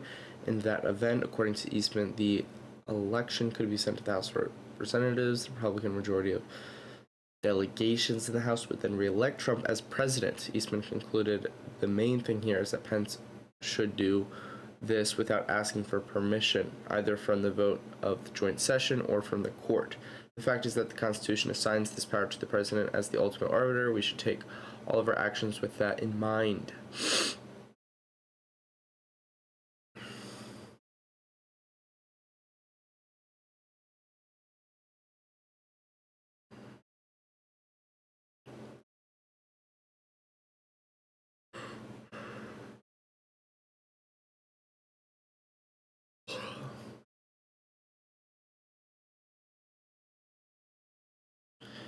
From the start, President Trump was looped in on Eastman's proposal. The same day Eastman started preparing the memo, he sent an email to President Trump's assistant, Molly Michael, at 1:32. Is the president available for a very quick call today at some point? Just want to update him on our overall strategic thinking. Only 5 minutes later, Eastman received a call from the White House switchboard. According to his phone records, the conversation lasted for almost 23 minutes.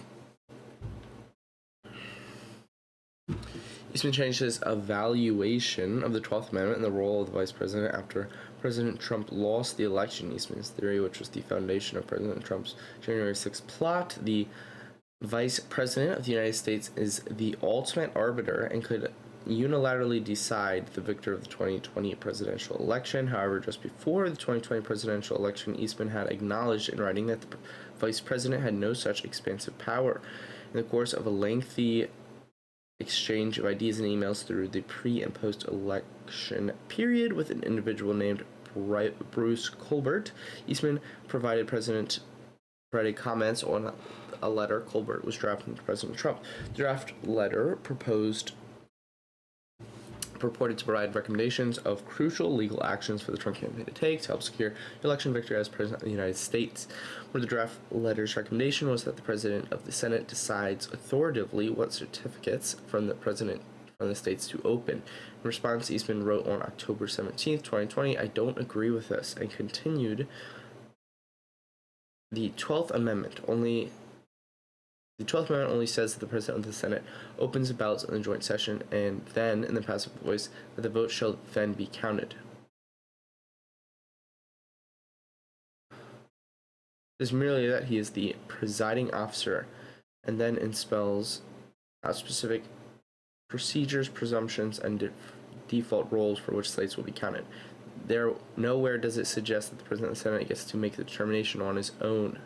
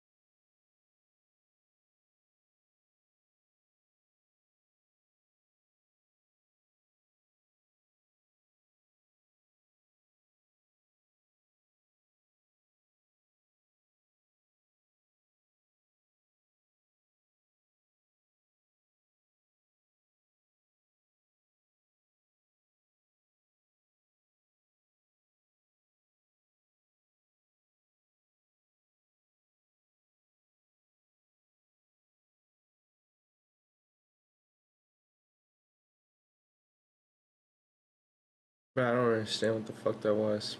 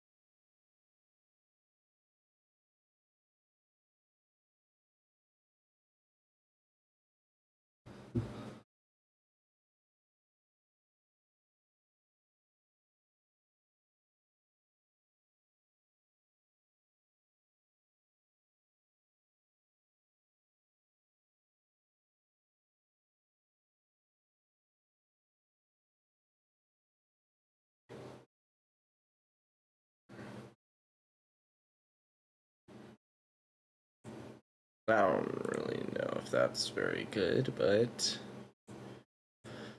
whatever.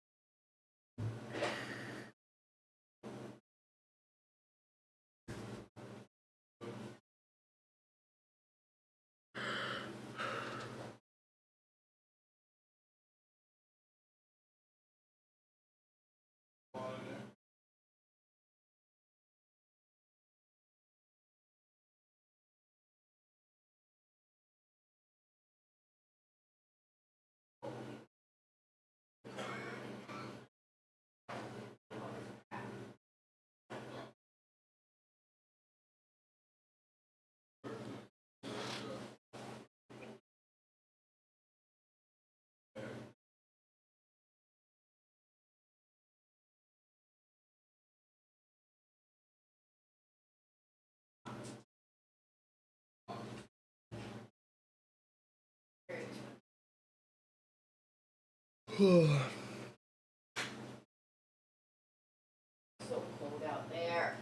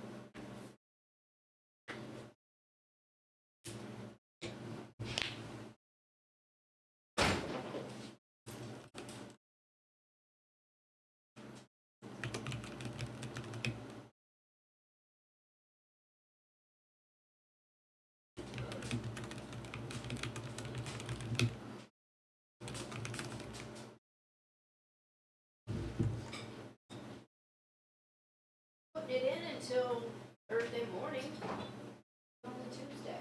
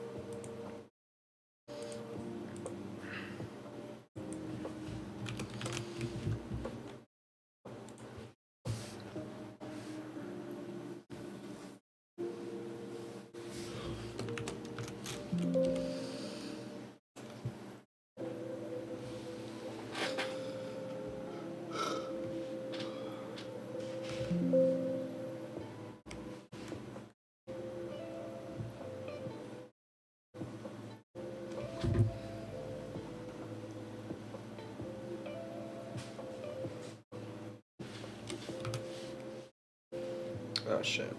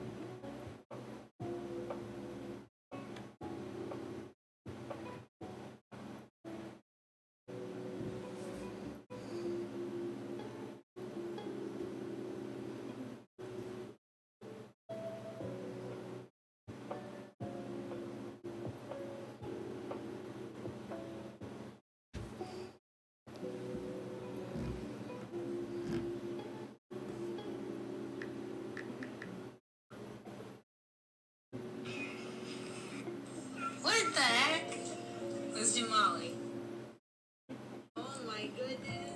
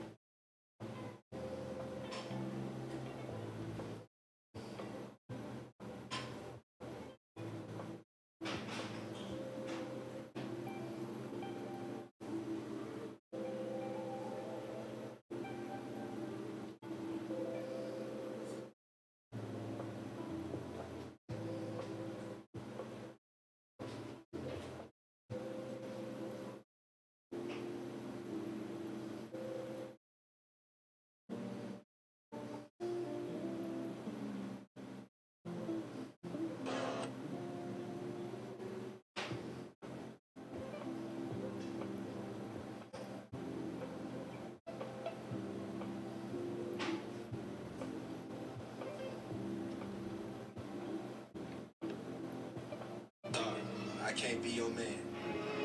I'm sorry, shit, fan. I get bread on it, bands.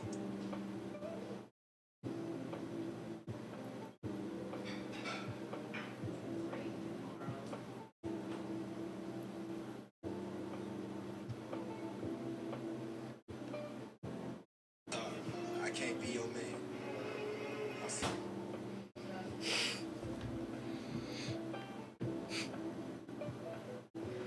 Your dad's obsessed.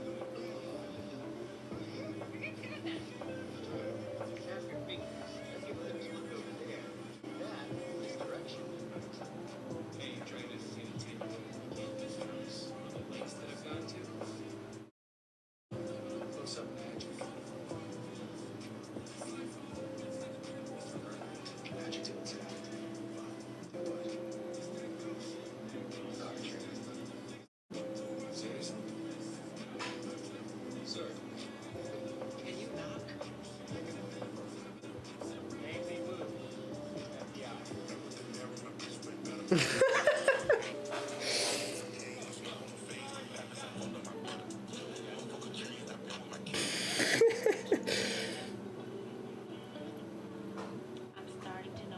much would it cost you to quit your job right now? Right now? Yeah, to quit your job right now. Dude, give me fucking $500. I'll fucking quit. That's it? Shit. Can I go ahead and get a large fry and just put it in the bag for the quarter, man? Get to it. Keep on drinking, bro. Keep on drinking. Keep on drinking. How much would it cost?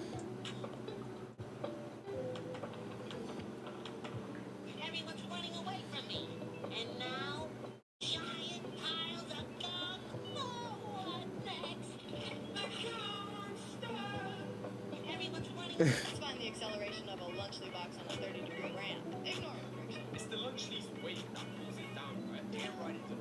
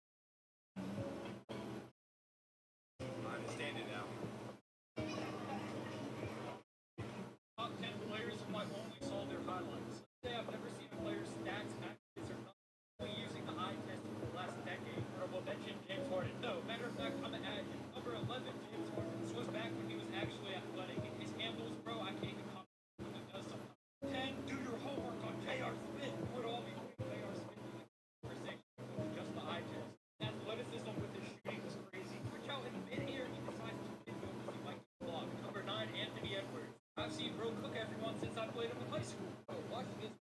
One thing off the backboard himself. Come on, bro.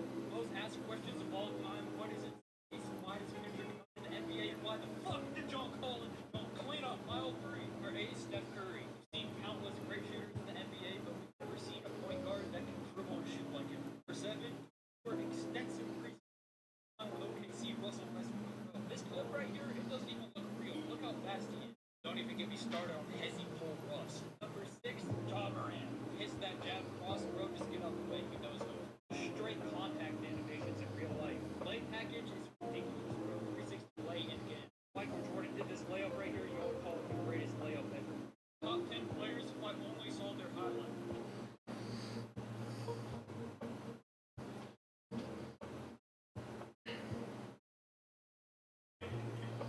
Damian Lillard. You will literally who is pulling up the logo off of this. And he is also so high on this list is because his posters would hit the flow state every other game. Comfortable step back, double punch. Come on, bro. For Paul George. I think he's the greatest player ever, bro. I'm just looking at his highlights. How smooth he is for being 6'9". This isn't normal. You can already hear that song playing in the background. Combined with his athleticism. I remember the Vince Carter 360 windmill that won the dunk contest. Paul George just hit it in the middle of the game. Number 3, Kyrie Irving. Bro, everyone knew. I would actually think he's left-handed on just watching his highlights. Losing, but he will be on this list alone by just this play. Behind the back, 4 triple skippers, 3 defenders, play. 2, we actually have 2 people. Kevin Durant, Victor Wembanyama. Durant might be the purest hooper ever. Of course he was going to be here. He is 7 foot movement. Victor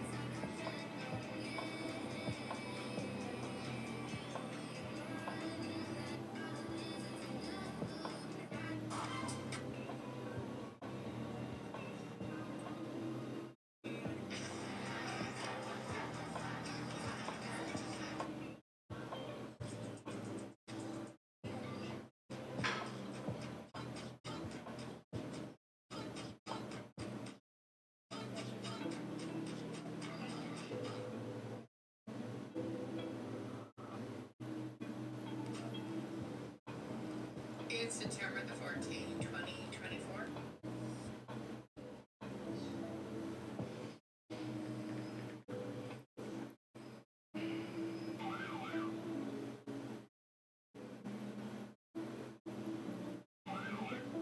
Timothy Chalamet lookalike contest was so funny.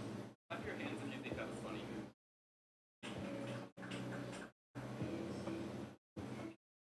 Do you think it should be illegal to make fun of people? Pete Davidson. The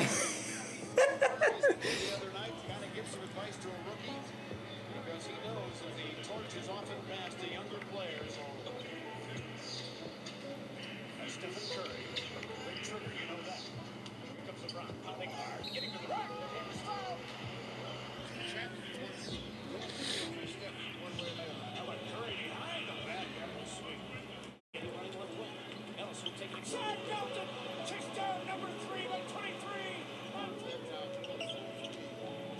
Back the other way. There you go. LeBron James.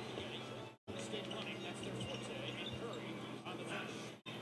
Backside. Curry for 3. Getting Curry.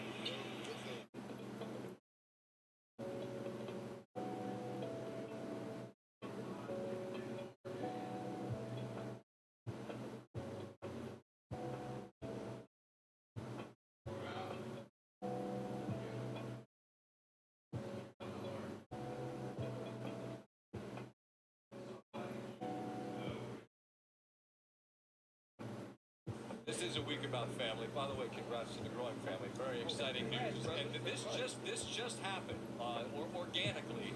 There are some Raven fans who are here. It's Texie and Jake Rare is their name.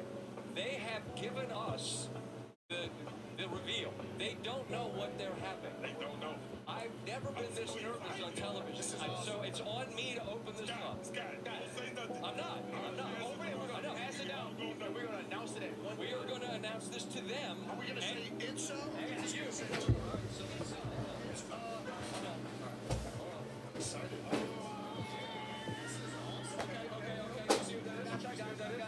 see what that is?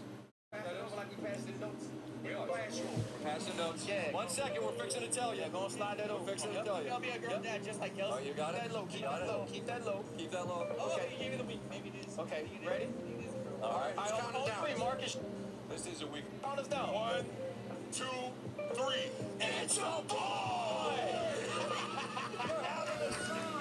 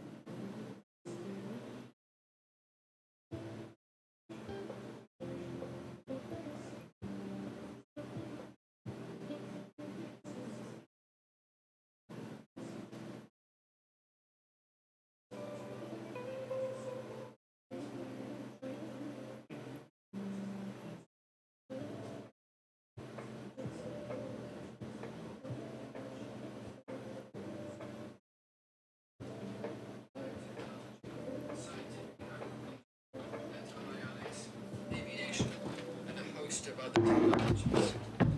Each has allowed people to do much more.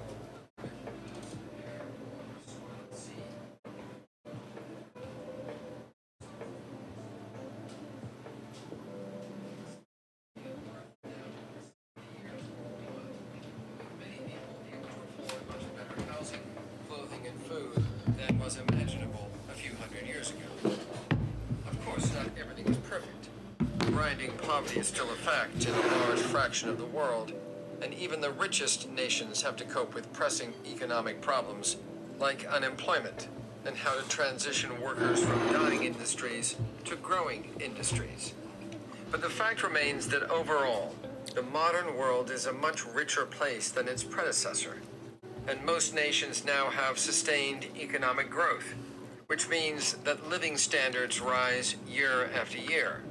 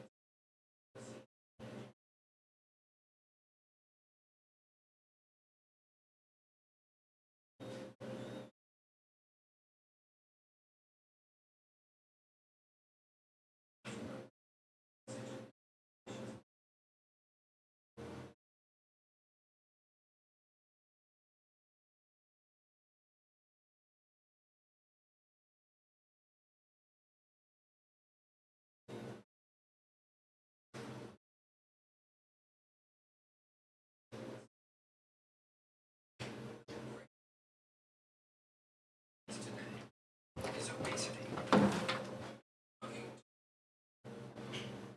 Challenge moving forward is to get even more people wanted out of the limited pool of resources. This challenge needs to be faced because without labor, malnutrition, disease, illiteracy, and unemployment, alleviated by higher living standards and an increased ability to handle solutions to such problems. On those lines, it's important to point out that many poverty-related problems can be cured by extending to poor nations institutions that have already been proven by already rich countries to lead to rising living standards. In addition, nations can also learn from the mistakes that were made by already rich countries back when they were in the process of figuring out how to raise living standards. Mistakes related to promoting economic massive amounts of species extinctions, widespread resource depletion. 10. Consequently, there are two related and very good reasons. One, a firm grasp about economics, discovery, and economic doing so can give you an understanding not only of how they've so greatly raised the living standards, so by getting a thorough handle on fundamental principles, you can judge for yourself the policy proposals that politicians and others run around promoting. After listening to this book, you'll be much better able to sort the good from the bad. Framing economics as the science of scarcity. Scarcity is the fundamental and unavoidable phenomenon that creates a need for the science of economics. There isn't nearly enough time or stuff to satisfy all desires. So people have to make hard choices. Come on, Noki. Come on, buddy.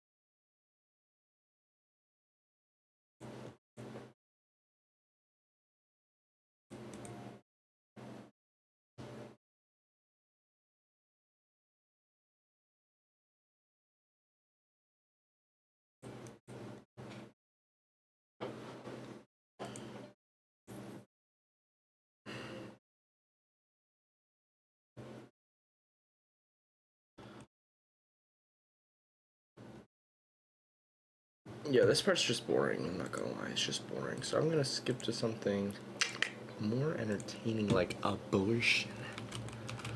We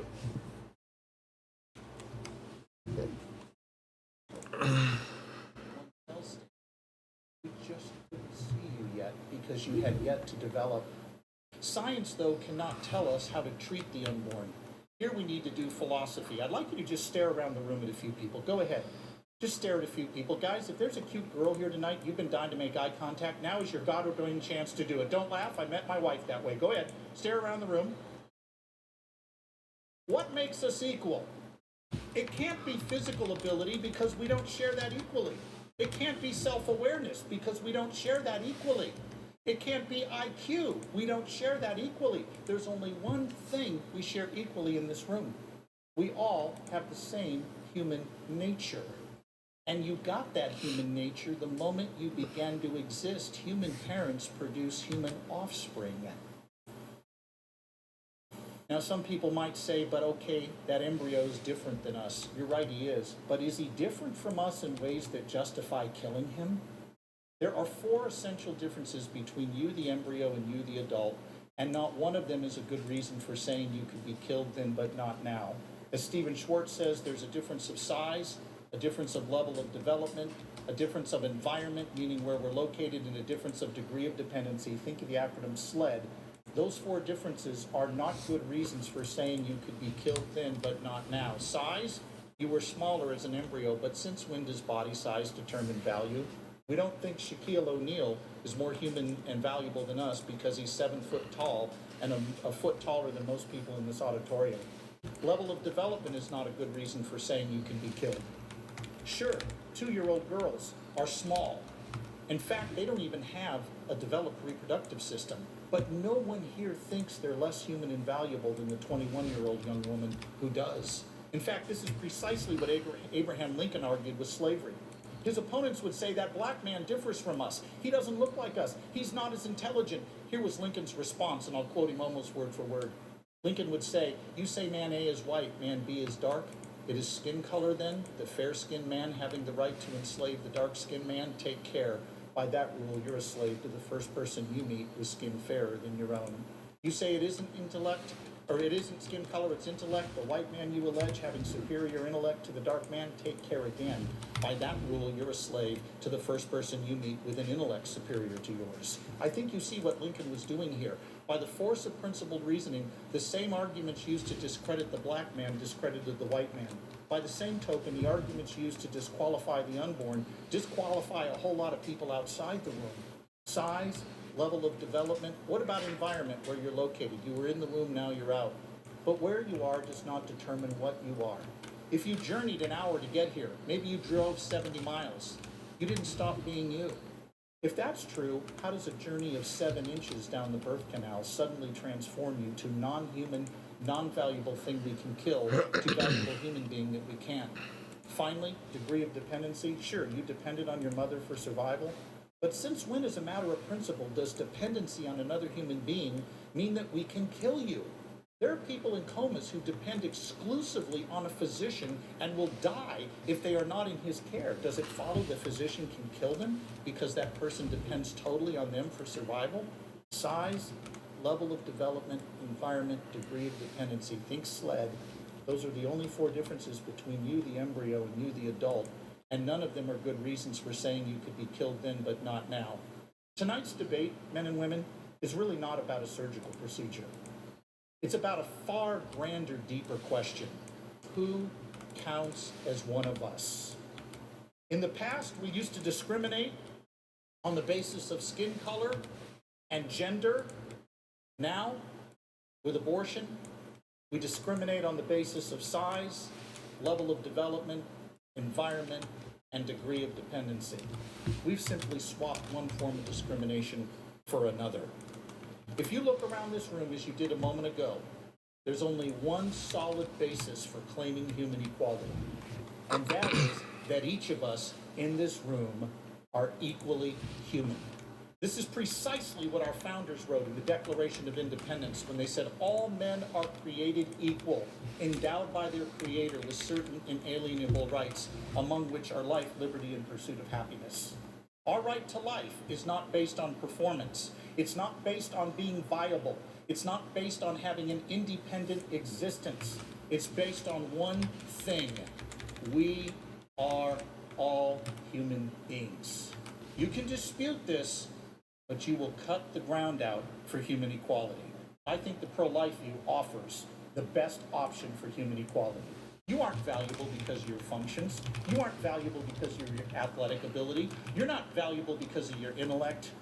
You're valuable because you're one of us. And the question then becomes, when did you come to be? And the answer from the science of embryology is clear and incontrovertible. You came to be at the moment of fertilization. That is the true basis for human equality. That is what will make America a true and equal civilization. Thank you.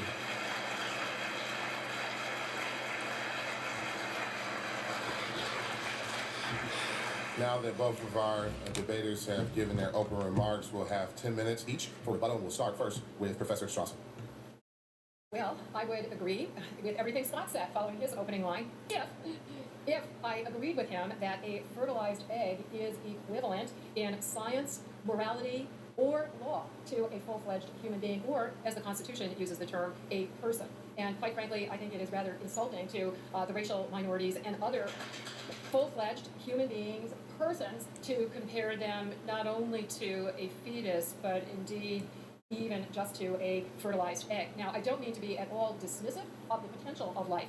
That is something that all of us who revere life have to take very seriously. And I think one of the reasons why each time I reread Roe versus Wade, as I did yet again before this debate, I am so moved and persuaded by Justice Harry Blackmun's reasoning. And by the way, as many of you know, Blackmun was a devout Methodist. He took his beliefs very seriously. He was also a devout student of science and medicine. He had been legal counsel for the Mayo Clinic in his native Minnesota before he was appointed to the Supreme Court. And he spent the entire summer after Roe versus Wade was argued in the libraries at the Mayo Clinic researching deeply into medicine, into embryology, into all the information that science as well as philosophy could provide before he reached the conclusion, which has been consistently reaffirmed not only by the Supreme Court on restudy, but also by briefs that are filed in every Supreme Court case on abortion, including the most recent one that the court decided this last spring, briefs by scientists, by doctors, by medical ethicists, by Nobel Prize winners, by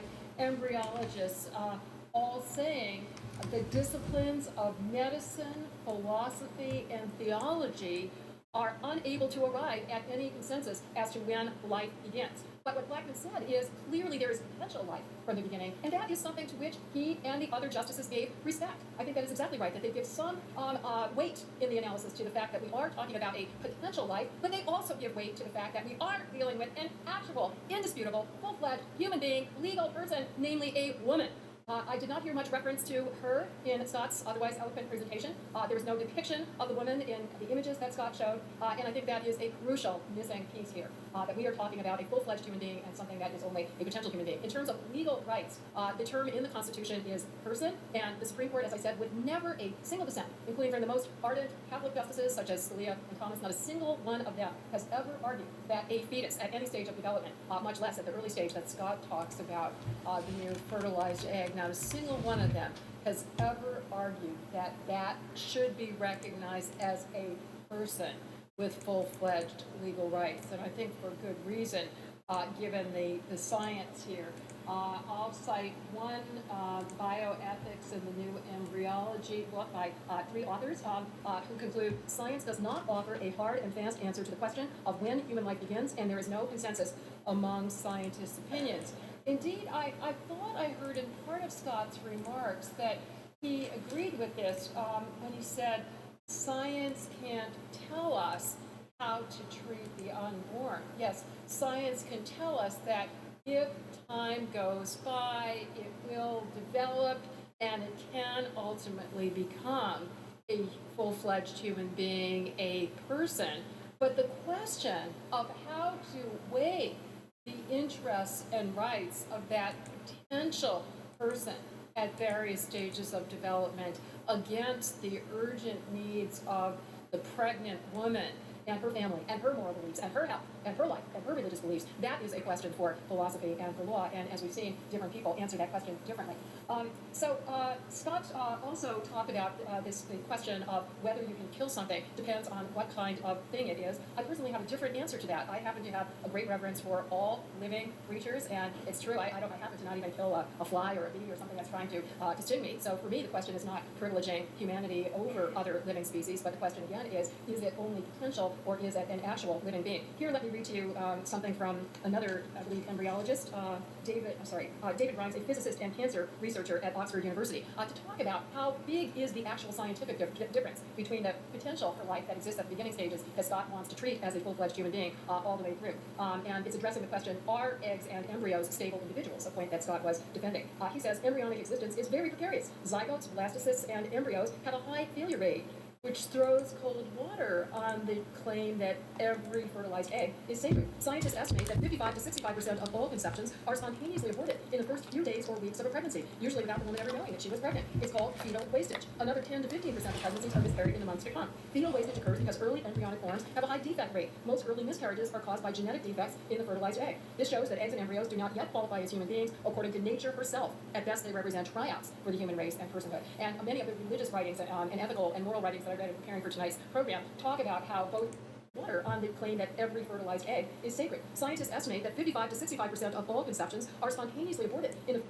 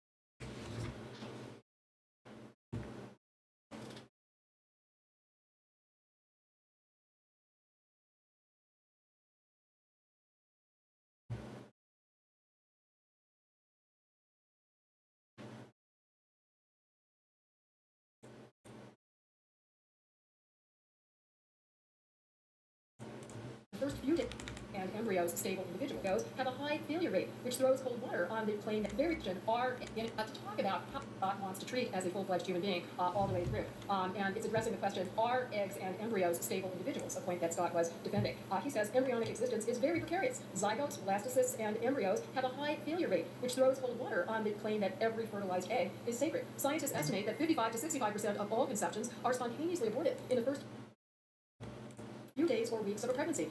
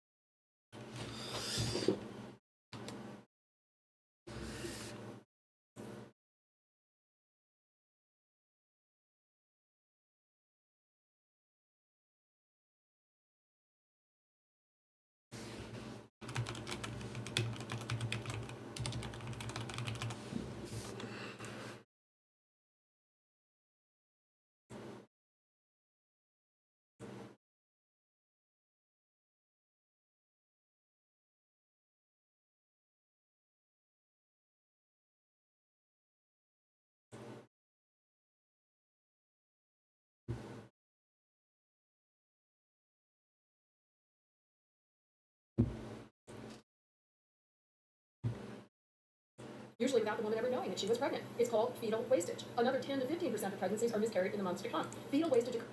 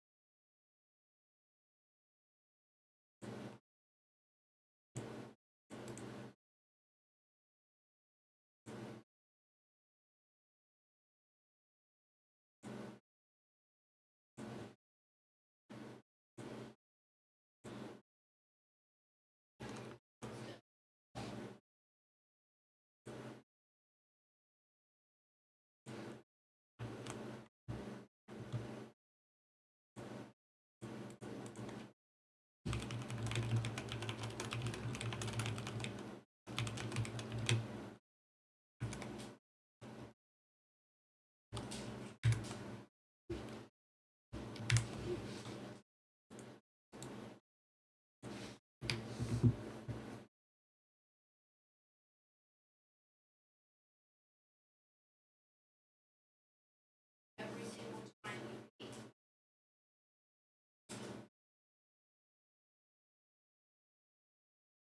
Really don't. Not necessary.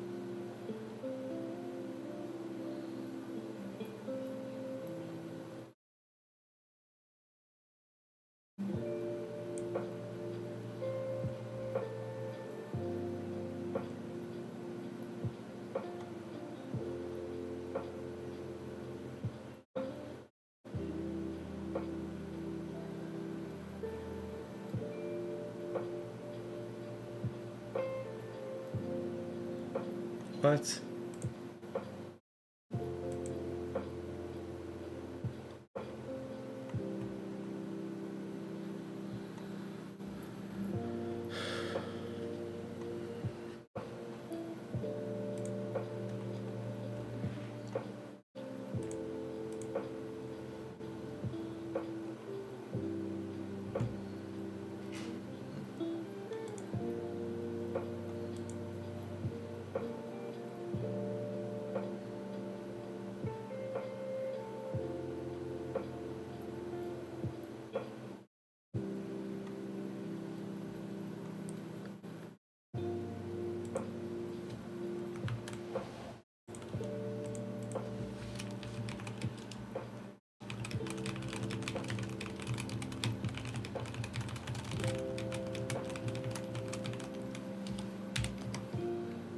Oh shit.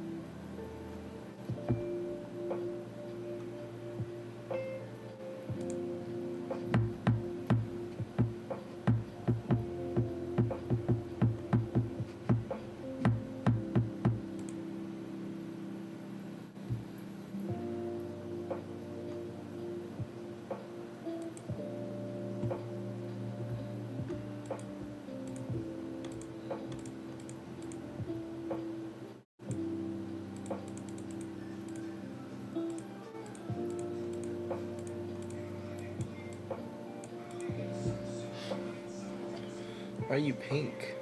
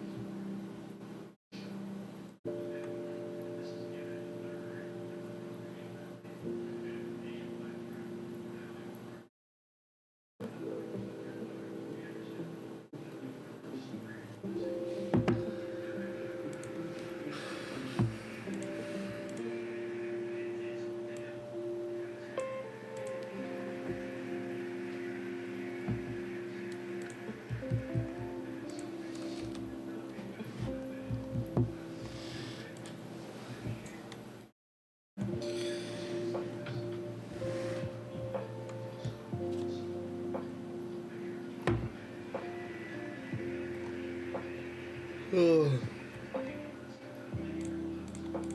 because early embryonic forms have a high defect rate. Most early miscarriages are caused by genetic defects in the fertilized egg. This shows that eggs and embryos do not yet qualify as human beings according to nature herself. At best, they represent triumphs for the human race and personhood. And many of the religious writings and ethical and moral writings that I read in preparing for tonight's program talk about how both in religious traditions and in everyday life, even a miscarriage is something that is deeply upsetting and a very sad, painful event, and yet distinct from a stillbirth, right? That there are rituals that we attend to somebody who is actually born and dies, including funerals and other religious rituals that are not seen as appropriate to any early stage. I have 1 minute left, and what I'd like to do is to quote just a couple of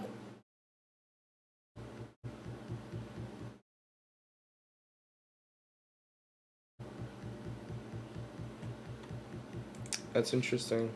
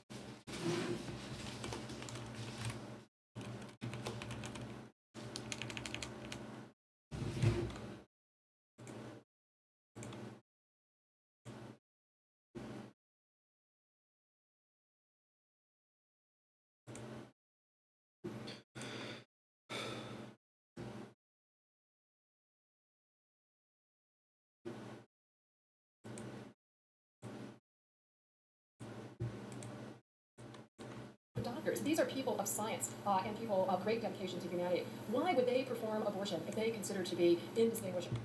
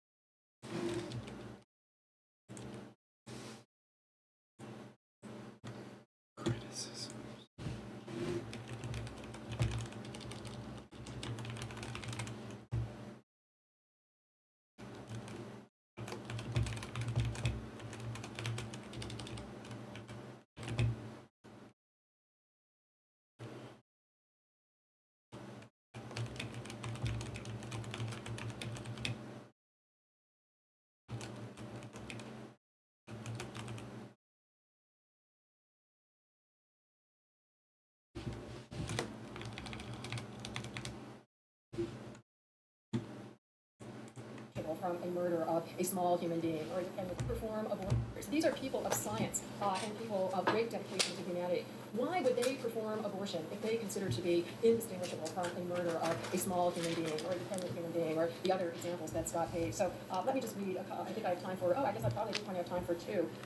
So here's one doctor who says, I continue to do abortions because the voices of gratitude and relief for my patients drown out the hatred and intolerance for the protesters outside. In the small, still hours of the night, I am at peace with myself and with God, who gave me this mission in life. And I'm going to read just one more, if I can find my dog-eared column here. There's so many of these are so eloquent and so moving. I feel deeply, morally called to be an abortion provider because in no other field of medicine are patients more maligned, judged, and stigmatized. I'm able to provide comfort and healing to women, let's not forget the women, on a spiritual and physical level. I consider it to be the single most compassionate and fulfilling procedure a physician can provide for women. Thank you very much.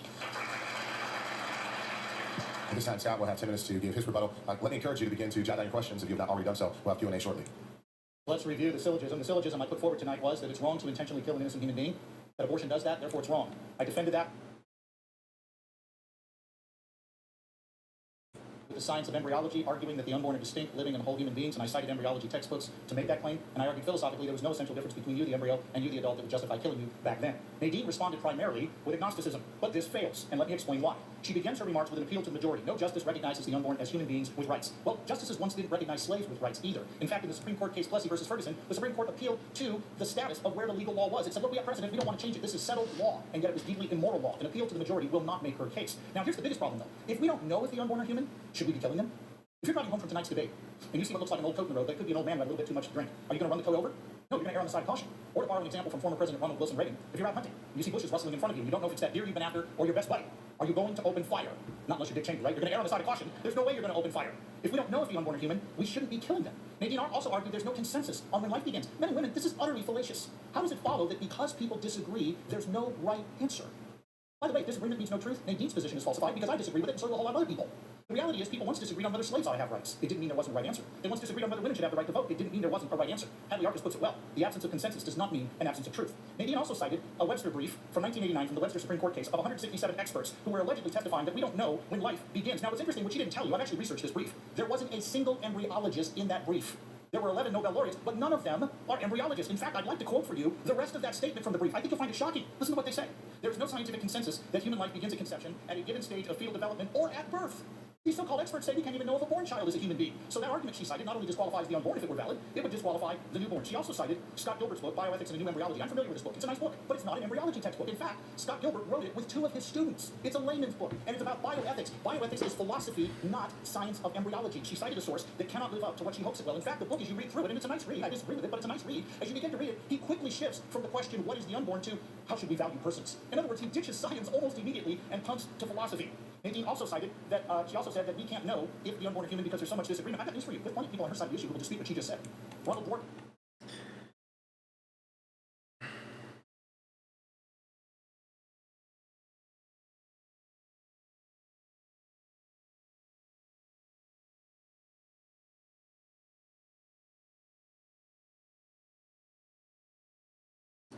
$59, $52. Alright, I want to see his beginning argument.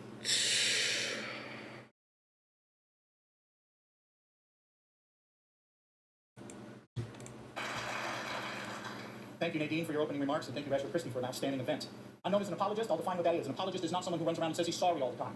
That's what husbands do. An apologist is someone who makes a case for what he believes, and tonight I'm going to make a case for the pro-life view. And I want to begin by asking you to indulge me in a thought experiment. Those of you that are students, I want you to think 10 years into the future.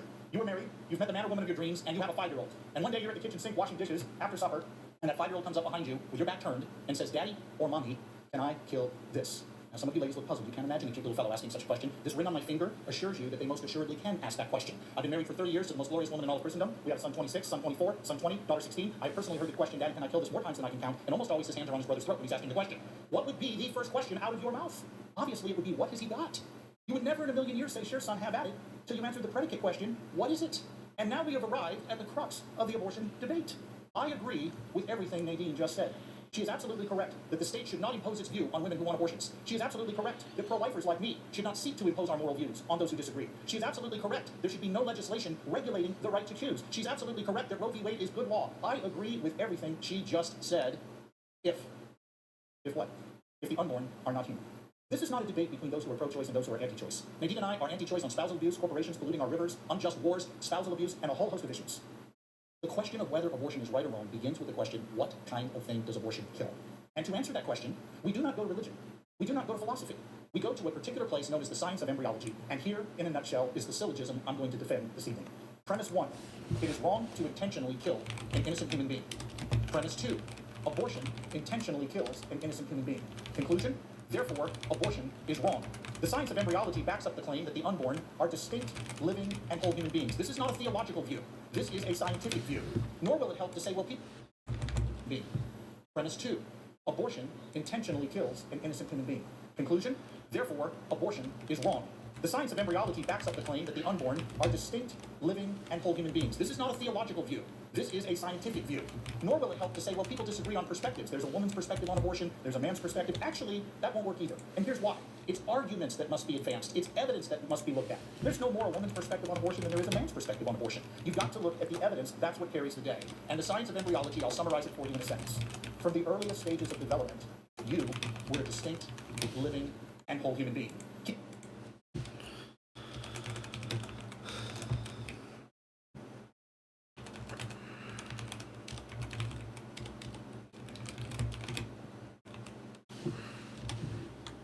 Keith Elmore and T.V. Emphasar in their embryology textbook, The Developing Human, more a woman's perspective on abortion than there is a man's perspective on abortion. You've got to look at the evidence. That's what carries the day. And the science of embryology, I'll summarize it for you in a sentence. From the earliest stages of development, you were a distinct, living, and whole human being. Keith Elmore and T.V. Emphasar in their embryology textbook, The Developing Human, more a woman's perspective on abortion than there is a man's perspective on abortion. You've got to look at the evidence. That's what carries the day. And the science of embryology, I'll summarize it for you in a sentence. From the earliest stages of development, you were a distinct, living, and whole human being.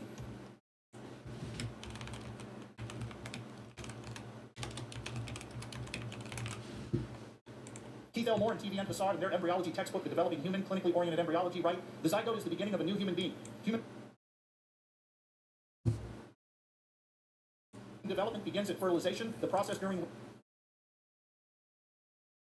which a male gamete or sperm unites with a female gamete or oocyte to form a single cell called a zygote. This highly specialized totipotent cell marks the beginning of each of us as a utility textbook, The Developing Human, living and whole human being.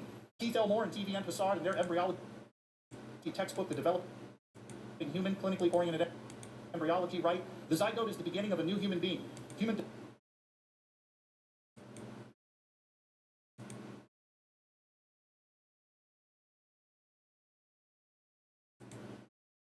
development begins at fertilization, the process during which a male gamete or sperm unites with a female human being. In their embryology textbook, The Developing Human, Clinically Oriented Embryology, write, the zygote is the beginning of a new human being.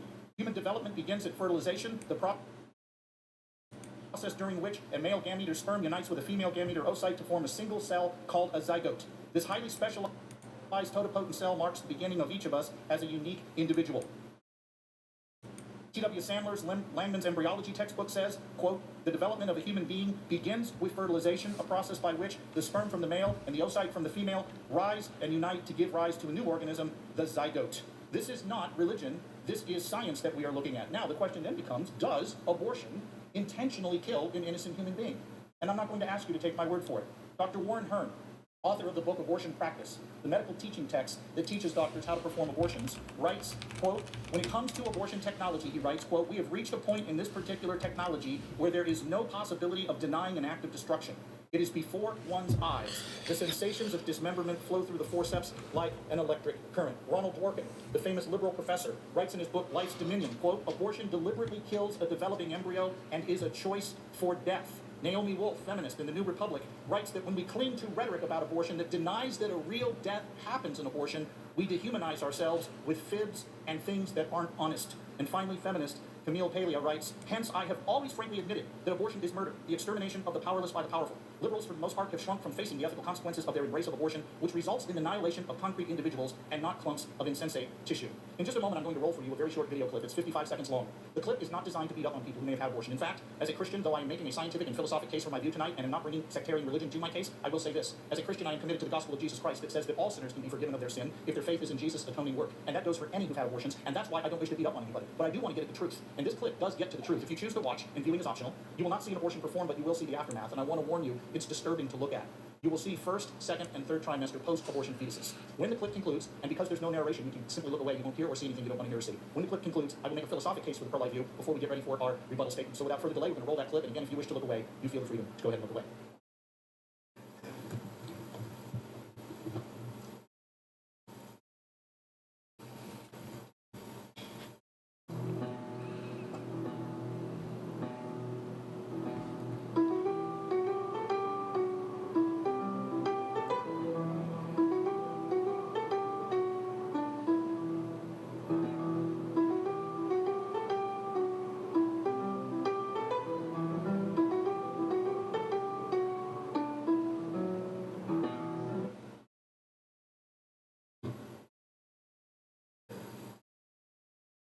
Science tells us that the unborn are distinct, living, and whole human beings. They're not part of another human being like skin cells on the back of your hand. They are themselves distinct, whole living members of the human family. And I get that that can be difficult to understand. You think, how can something as simple as what appears to just be a ball of cells be one of us? Let me give you an example, though, that may help you. For those of you under 50, let me enlighten you about the dark ages of photography prior to the cell phone era. The way it worked for your parents when they shot pictures, they had camera, and in the camera there was this stuff called film. And you shot the film, you shot about 36 exposures, and then only after you shot 38 or 36 pictures, you would take the film out of the camera, drive it to the far side of the supermarket parking lot where there was a little shack known as Photomat. You would then turn in your film, wait a month and a half for half your pictures to come back overexposed. It was tough back then.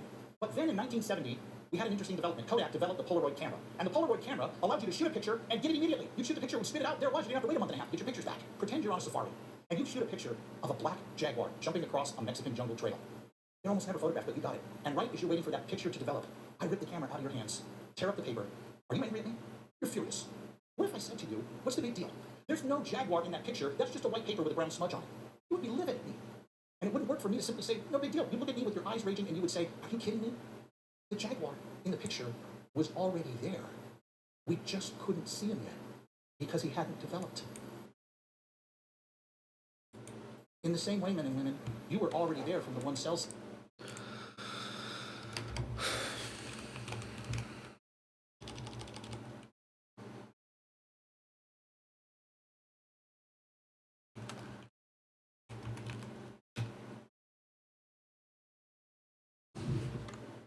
stage. Simply say, no big deal. You look at me with your picture of a black Jaguar jumping a tree. In 1970, we had an interesting development. Kodak developed the Polaroid camera. And the Polaroid camera allowed you to shoot a picture and get it immediately. You'd shoot a picture and spit it out. There it was. You didn't have to wait a month and a half to get your pictures back. Pretend you're on a safari. And you shoot a picture.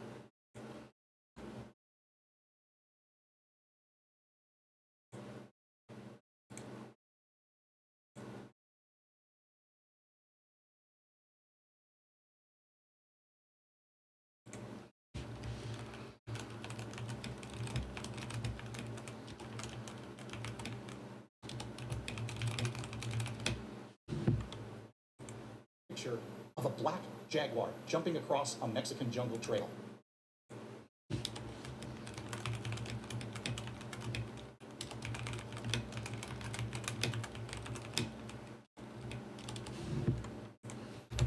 And you shoot a picture of a black Jaguar jumping across a Mexican jungle trail. They're almost never photographed, but you got it. And right as you're waiting for that picture to develop, I rip the camera out of your hands.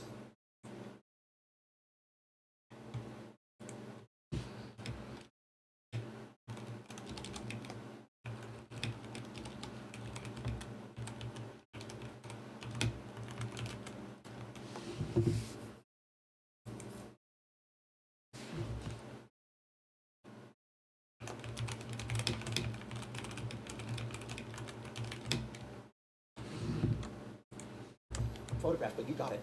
And right as you're waiting for that picture to develop,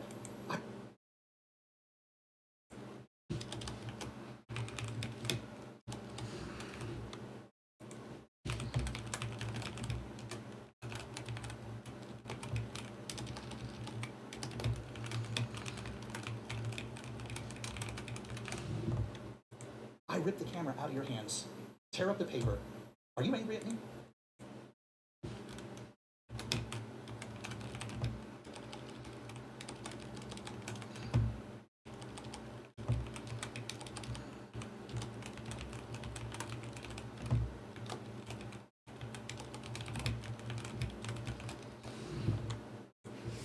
You're furious. What if I said to you, what's the big deal? There's no Jaguar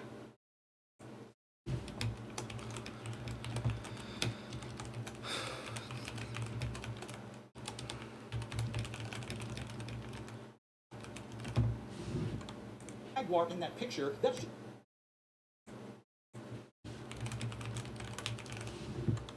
just a white paper with a brown smudge on it. You would be livid at me. And it wouldn't work for me to simply say, no big deal. You'd look at me with your eyes raging and you would say, are you kidding me? The Jaguar in the picture was already there. We just couldn't see him yet.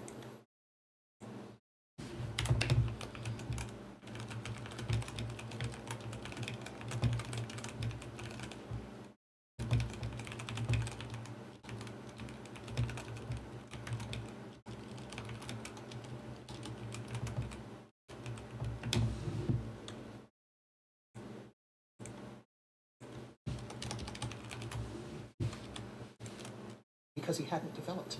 He was already there. We just couldn't see him yet because he hadn't developed.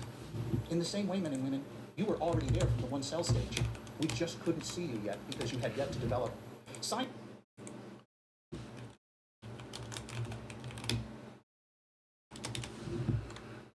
though, or just couldn't see him yet because he hadn't developed.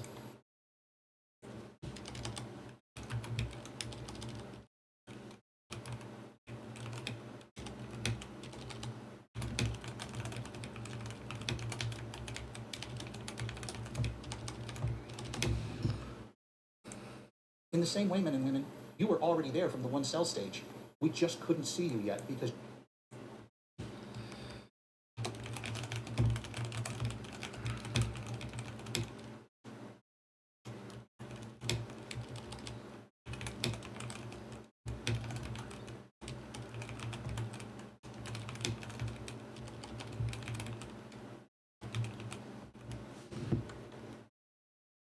you had already there.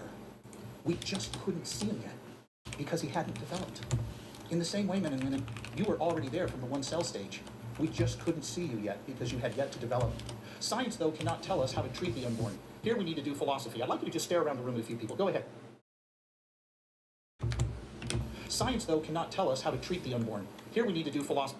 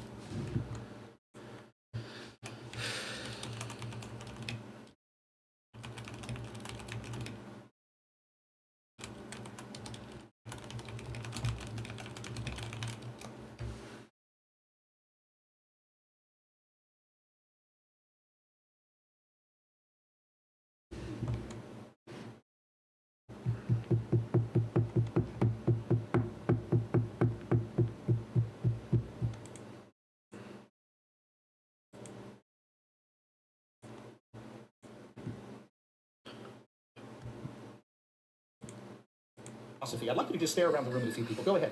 Just stare at a few people. Guys, if there's a cute girl here tonight, you've been dying to make eye contact, now is your God-ordained chance to do it. Don't laugh. I met my wife that way. Go ahead. Stare around the room. What makes us equal? It can't be physical ability because we don't share that equally. It can't be self-awareness because we don't share that equally.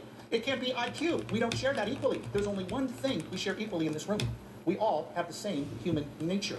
And you got that human nature the moment you began to exist. Human parents produce human offspring. Now, some people might say, but okay, that embryo is different than us. You're right, he is. But is he different from us in ways that justify killing him? There are 4 essential differences between you, the embryo, and you, the adult, and not one of them is a good reason for saying you could be killed then, but not now. As Stephen Schwartz says, there's a difference of size, a difference of level of development, a difference of environment, meaning where we're located, and a difference of degree of dependency. Think of the acronym SLED. Those 4 differences are not good reasons for saying you could be killed then, but not now. Size, you were smaller as an embryo, but since when does body size determine value? We don't think Shaquille O'Neal is more human and valuable than us because he's 7 foot tall and a foot taller than most people in this auditorium. Level of development is not a good reason for saying you can be killed. Sure, 2-year-old girls are small. In fact, they don't even have a developed reproductive system, but no one here thinks they're less human and valuable than the 21-year-old young woman who does. In fact, this is precisely what Abraham Lincoln argued with slavery. His opponents would say that black man differs from us. He doesn't look like us. He's not as intelligent. Here was Lincoln's response, and I'll quote him almost word for word. Lincoln would say, you say man A is white, man B is dark. It is skin color then, the fair-skinned man having the right to enslave the dark-skinned man. Take care. By that rule, you're a slave to the first person you meet with skin fairer than your own. You say it isn't intellect, or it isn't skin color, it's intellect. The white man you allege having superior intellect to the dark man. Take care again. By that rule, you're a slave to the first person you meet with an intellect superior to yours. I think you see what Lincoln was doing here. By the force of principled reasoning, the same arguments used to discredit the black man discredited the white man. By the same token, the arguments used to disqualify the unborn disqualify a whole lot of people outside the womb. Size, level of development. What about environment where you're located? You were in the womb, now you're out. But where you are does not determine what you are. If you journeyed an hour to get here, maybe you drove 70 miles. You didn't stop being you. If that's true, how does a journey of 7 inches down the birth canal suddenly transform you to non-human, non-valuable thing we can kill to valuable human being that we can't? Finally, degree of dependency. Sure, you depended on your mother for survival. But since when, as a matter of principle, does dependency on another human being mean that we can kill you? There are people in comas who depend exclusively on physician and will die if they are not in his care. Does it follow the physician can kill them because that person depends totally on them for survival? Size, level of development, environment, degree of dependency. Think SLED. Those are the only 4 differences between you, the embryo, and you, the adult. And none of them are good reasons for saying you could be killed then, but not now. Tonight's debate, men and women, is really not about a surgical procedure. It's about a far grander, deeper question. Who counts as one of us? In the past, we used to discriminate on the basis of skin color and gender. Now, with abortion, we discriminate on the basis of size, level of development, environment, and degree of dependency. We've simply swapped one form of discrimination for another. If you look around this room as you did a moment ago, there's only one solid basis for claiming human equality, and that is that each of us in this room are equally human. This is precisely what our founders wrote in the Declaration of Independence.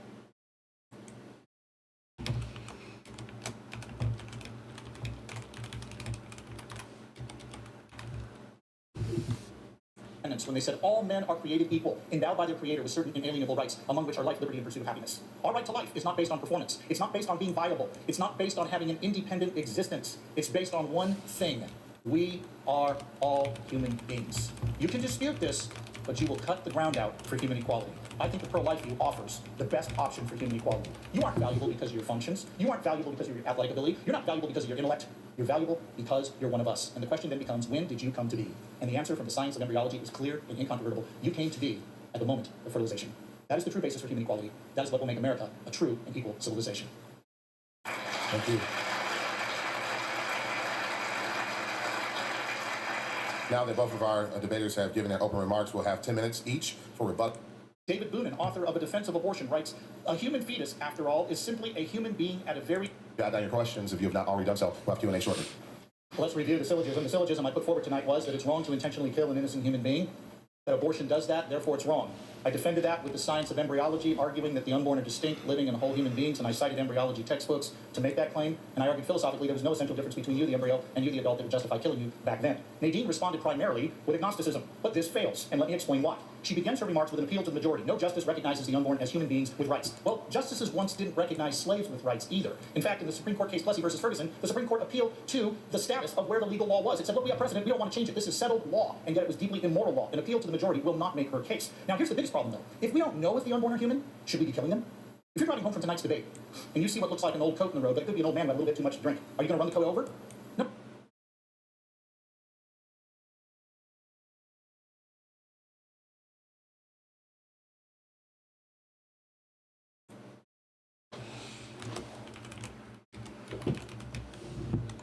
Oh, you're going to... And yet it was deeply immoral law. An appeal to the majority will not make her case. Now, here's the biggest problem, though. If we don't know if the unborn are human, should we be killing them? If you're driving home from tonight...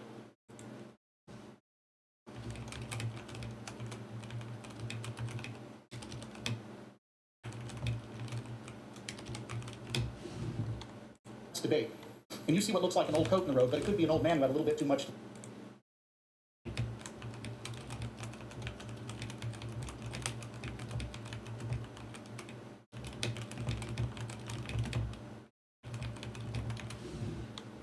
Drink. Are you going to run the coat over?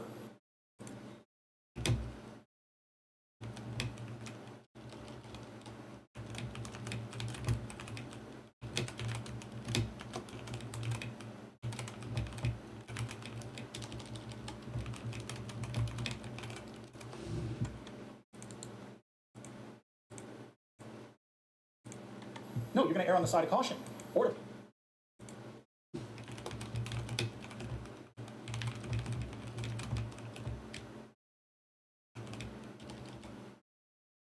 Air.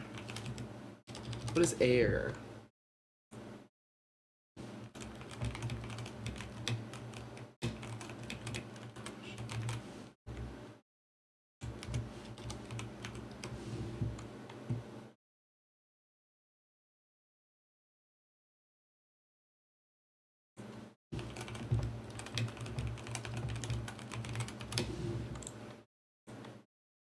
To borrow an example from former President Ronald Wilson Reagan, if you're out hunting and you see bushes rustling in front of you and you don't know if it's that deer you've been after or your best buddy, are you going to open fire?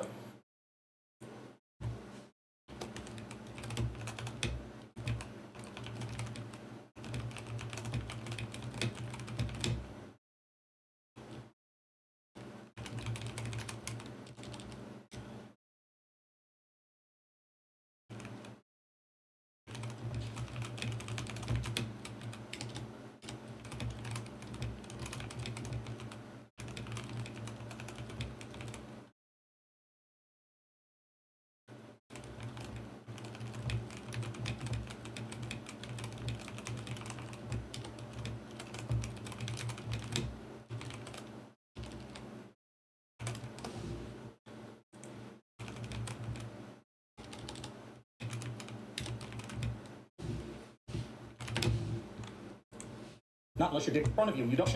Or to borrow an example from former President Ronald Wilson Reagan, if you're out hunting and you see bushes rustling in front of you and you don't know if it's that deer you've been after or your best buddy.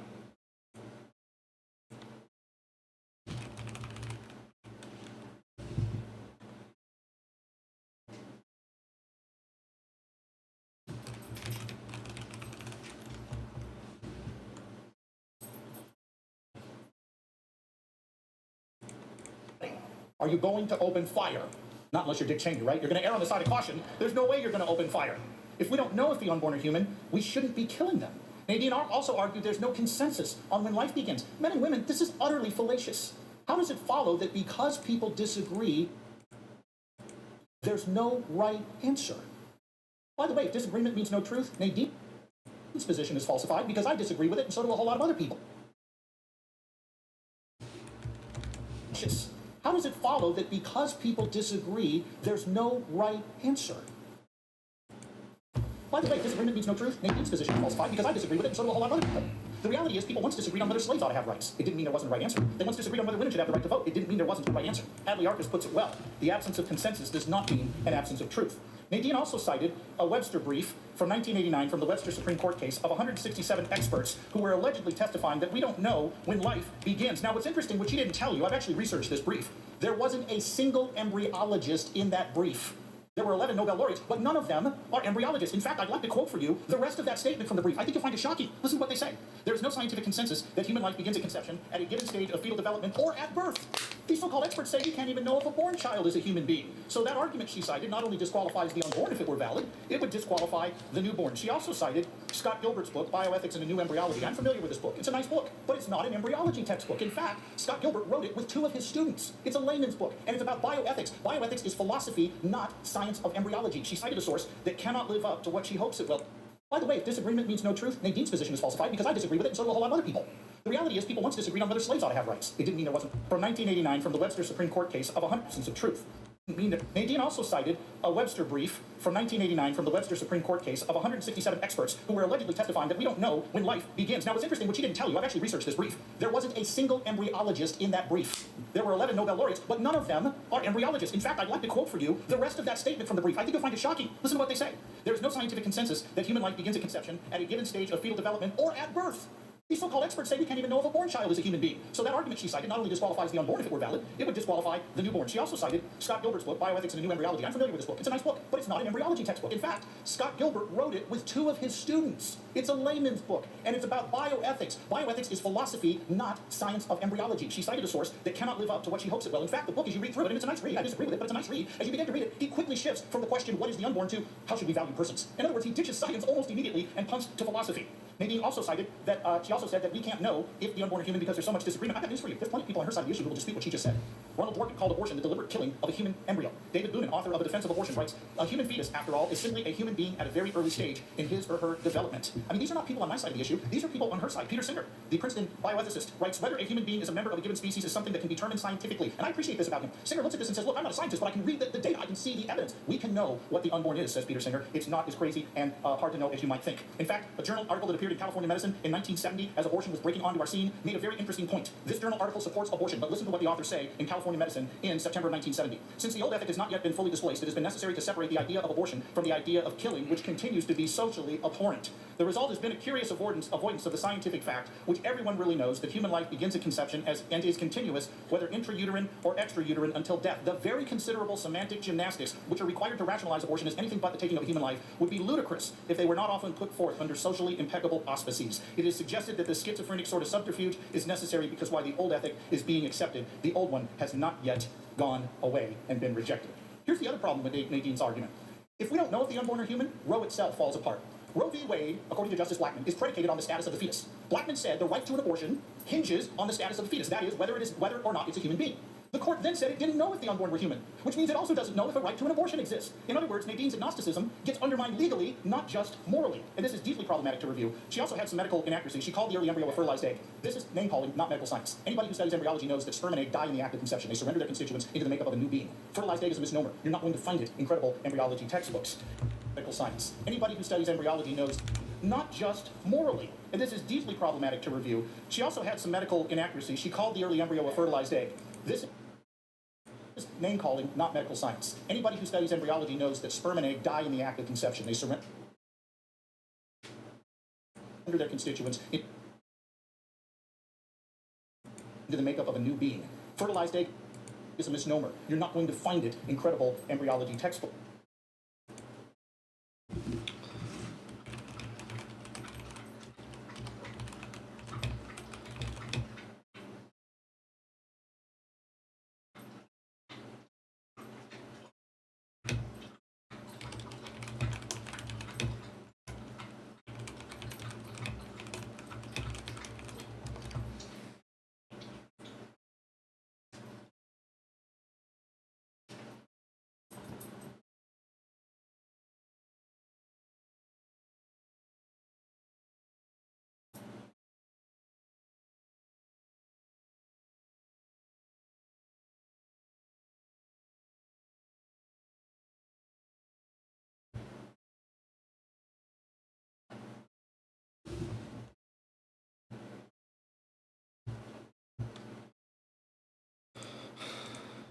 She also said that miscarriage defeats my view. Really? How does it follow that because nature spontaneously triggers a miscarriage, that A, the embryos in question are not fully human, or B, we may intentionally kill them? Many countries, like India, have horrendous high infant mortality rates. Children die before a month old after being born. Does it follow those who die sooner are less human and valuable than those who die later? Earthquakes happen in third world countries and kill hundreds of thousands. Does that justify mass murder? There's nothing in this claim that does anything to refute the case that I made. Later this evening, in my closing, I'm going to talk about a couple of other things that Nadine did that were mistaken, some assumptions she made. She repeatedly assumed the unborn were not human. She said things like this: no law should bar a woman from making decisions. Really? Well, that depends on what we're choosing. Choose what? What if a mother wants to kill her 2-year-old in the privacy of the home? Should she be allowed to do that? The argument only works if she assumes the unborn are not human, something she did not argue for. Another thing that happened is that Nadine provided us with an insecure foundation for human rights. She cited the mystery passage. At the heart of liberty, she quoted from the Supreme Court's case of decision, is the right to define one's own concept of existence, of meaning, of the universe, and of the mystery of human life. In other words, human nature is not objective, it's subjective. So why can't a future Supreme Court just come along and make women up not to be creatures of rights if that happens to fit its definition of the mystery of human life? And voila, women no longer have any rights. I think my foundation for human rights is much better. We all have value, we all have dignity, not because of function, not because 9 justices somewhere either define us into existence or out of existence. Keep that in mind, the same justices who define you into existence can define you out. Rather, I rest my case on the Declaration of Independence. All men are created equal. We are endowed with certain rights, and no government can take them away, and we have those rights from the moment we begin to exist.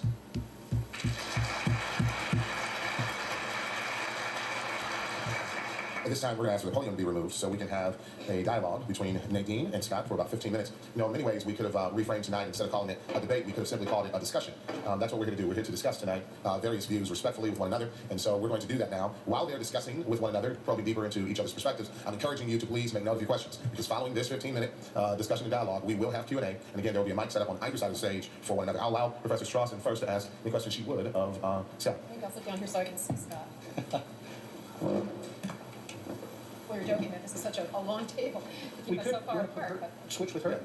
We do a switch. Okay. Yeah, that would be good. And is this mic working now, by the way? I turned on. Great. Thanks.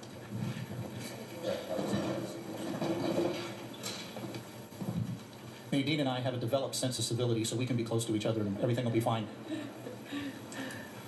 So, Scott, my first question for you is, would you absolutely oppose abortion in every circumstance, including when it's necessary to save a woman's life, when it's necessary for her health, when she is the victim of rape or incest, being the most common examples where Sure. pro-lifers make exceptions? Yeah, fair question. Let me take the first one, her life. There are medical cases, known as ectopic pregnancy, where the embryo implants on the inner wall of the fallopian tube.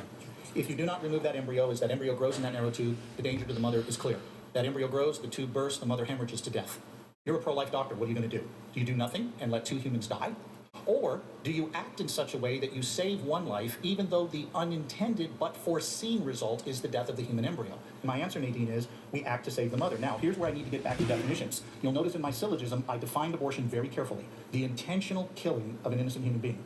When a doctor acts to save a mother's life, he is not intentionally killing an innocent human being. He can foresee the death of the embryo in the case of ectopic pregnancy, but he does not intend it. So I don't even call that abortion. That's a life-saving surgery that any physician who's pro-life would do, and no legislation has ever forbid that kind of surgery. You also mentioned rape, and that's the question. And also, I'd like to hear your answer, Sure. but also, if it's not a matter of literally saving the pregnant woman's life, but her health, Sure, good serious question. adverse health impact, including perhaps potential infertility. Yeah, good question. Dr. Thomas Murphy Goodwin, who runs the largest prenatal health clinic in the world at Cedars-Sinai Medical Center at USC in Los Angeles, he sees 15,000 women a year who are told by their primary care physicians, if you do not abort, you will die, or have incredibly serious complications to your health. He says of those 15 to 16,000 women a year, only 1 to 2 cases a year actually require ending the pregnancy to save the mother's health in the sense of grave health threat or life. Now here's where it gets interesting. He treats women with advanced stages of breast cancer with heavy doses of chemotherapy when their primary care physician said, if you don't abort, you're going to die. And he says this, the mother and the fetus tolerate the treatment because he knows how to do it. And he said the problem is too many primary care physicians recommend termination because they don't want to get sued for wrongful birth, and they thus recommend it. Now you did use a word I do need to define, and then I'll stop so you can follow up. I don't want to hog all your time here. But you mentioned the word health, and I think we need to be clear on what this means. The Supreme Court in Roe v. Wade said that abortions could only be restricted in the 3rd trimester by the state if it did not interfere with the woman's, quote, health, unquote. In Doe v. Bolton, the companion case, the Supreme Court went on to define health so broadly you can drive a Mack truck through it. Familiar health, social health, emotional health, and health. In fact, the World Health Organization's definition of health, which is that broad, encompassing loophole, is precisely what the court relied on in defining health. So what we end up with is not a balanced Roe v. Wade Supreme Court decision. We got a very radical one. In fact, so radical that in 1983, a U.S. Senate subcommittee said that based on Roe's definition of health, there are no meaningful restrictions to abortion through all 9 months of pregnancy. So I disagree with that, and besides, the Supreme Court modified significantly that standard in the current governing law, which is Casey. Which well, it's an undue burden, but the undue burden, No, stop. Let me finish my sentence, please. Which allows abortion to be completely outlawed. And to the best of my knowledge, most states take advantage of that option at the point of viability. It got rid of the trimester approach altogether. But going back to the question, what do you define as health? Would there ever be a situation short of literally necessary to save a woman's life? Yeah, I just gave you one ectopic pregnancy. Absolutely, I would do it there. And if but when it's not literally life. Sure. Yeah, and let me answer. Sure, I'll answer that. Let me make an observation though. Even if my answer were inconsistent, it wouldn't eradicate the syllogism I put forward, because health has been defined so broadly. Is there any health situation that, according to I'm unaware of any health situation, as Dr. Thomas Murphy Goodwin put out, that requires killing the child to save the mother. There are cases where they do need to end the pregnancy early, and they will do that. As law professors would say, you're fighting the factual situation. Let's assume hypothetically that let's say she will not lose her life, but she will be rendered infertile. Let's use that as an example of an adverse health consequence. Right. Would that be a situation where you would say the pregnancy could be terminated? In that case, the mother stands to lose one good. The child stands to lose an ultimate good. The mother loses fertility. The child loses its life. Being killed is immeasurably worse than losing her fertility. Okay, and rape and incest? Yeah, thank you. Here's the question. You and I both agree that a woman who's been sexually assaulted has suffered a terrible injustice. We both agree on that. My guess is we disagree on the solution. So here's the question that comes to mind. How should a civil society treat innocent human beings who remind us of a painful event? Is it okay to kill them so we can feel better? We're back to the question, what is the unborn? Does hardship justify homicide? If I had a 2-year-old in front of me and his father was a rapist, would it be okay to execute the 2-year-old for the sin of his father? I think we all say no. Which means if the unborn are human, like that toddler, we shouldn't kill them in the name of hardship any more than we would kill the toddler for that reason. Now, having said that, I want to make it clear that my answer may not feel good to me because I can easily sympathize with that woman that I can see right in front of me. It's easy. I can see her. I can sympathize with her. It's harder for me to sympathize with her child, but I can't trample on the rights of that child without also putting in jeopardy the very foundation that gives any of us value and a right to life, namely that we shouldn't be killed just because someone would feel better if we were dead. So I understand. I mean, you are being consistent in your view that from the earliest moment of conception, I'm sorry, what is the scientific term you want to use for that? Distinct living holy being. Zygote? Yeah. Okay, that's what I was in layman's terms calling the fertilized egg, Yeah. right? And that Yeah, that was a misnomer. Yeah. Okay, the zygote, you are treating as a full-fledged person Yes. from that moment on. Yes. Now, except you're treating it as more than a full-fledged person. No, not Nadine. No, let me tell you why, Scott, or ask you why. Is there any other situation where you would say that one person has to donate her body, her physical organs, her health to sustain another person? For example, in our legal system now, a parent cannot be forced even to make a organ donation, even if it's necessary to save a living, fully born human child. Right. Do you disagree with that? Nadine, Do you want to change that? Nadine, if you as a parent want to withhold using your resources, your body, to save your own child's life, you're right. The law will protect you doing that. However, you do not have a right to slit your child's throat in the name of withholding support. Abortion is much more than merely withholding support. It's intentionally killing an innocent human being through dismemberment, poisoning, burning. My friend Frank Beckwith puts it real well. He says calling abortion merely the withholding of support is kind of like suffocating someone with a pillow and calling it the withdrawing of oxygen. I mean, there's a whole lot more going on here than merely withholding support. So you're describing If I could just jump in for just a moment, I want to give Scott an opportunity to ask the question of Nadine as well. I don't mind being grilled. I mean, I think I need to say a lot. Yeah, I'll just ask one more question, and that is, Scott, since you're describing it as such a brutal murder, shouldn't the woman be subject to criminal prosecution according to your values? There's nothing wrong with a law that says there should be consequences for intentionally killing an innocent human being, but as to what those consequences will be will depend on whether there's been a meeting of the minds. And in order to prove co-conspiracy, you're going to have to show that the mother's understanding of the Abortion Act matched that of the doctor. And that clearly is not the case in most cases. In fact, I have with me up here today, somewhere, that's in my bag, I'll find it later, Abortion Practice by Warren Hearn, where he describes the process of turning the ultrasound machine away from the woman during the abortion procedure so she doesn't see what's happening. He talks about hooking up a Doppler for fetal heartbeat to make sure that the fetus is killed in abortion, but don't let the mother hear this. That is definitely a difference in knowledge in many, many cases. And that is why the courts have traditionally worked with women and not prosecuted them, because it needs the woman to be a witness against the doctor. But even if I were inconsistent, Nadine, tonight's debate is about whether this is morally right to have an abortion. Even if I were inconsistent, it doesn't prove my arguments are wrong. I'm not trying to say that you're inconsistent. I'm trying, in fact, I think you're actually spelling out the logical consequences of your position, which is what I wanted to hear. Would you say that? Well, what's wrong with the law that says you can't intentionally kill innocent human Would you beings? say that a doctor should be subject to criminal prosecution for performing abortions? Sure, if the evidence is there, he should be convicted. Absolutely. I mean, what you're saying, the evidence means intentionally destroying it as zygote. Well, first of all, let's be clear. Abortions don't happen at the zygotic stage. They happen at 6 weeks post-conception, because if you do them earlier than that, it's surgically risky for the mother. So we're not talking about zygotes here. We're talking about early fetuses that are destroyed through abortion. Well, how about emergency contraception that works at a very early stage? Is that something you're morally opposed to? I'm not opposed to any birth control that does not take the life of a developing human being once it's begun, and the debate over emergency contraception, the jury is still out on it. I think there's at least plausible evidence it could be abortifacient. Now, this is where some of my pro-life friends in the audience, I'm going to earn their rage right now. I may need you to defend me. But here's what I'm going to say. The evidence that the morning after pill, Plan B, is abortifacient, when you look beyond the labeling to the actual peer-reviewed evidence, is inconclusive. In other words, we don't know.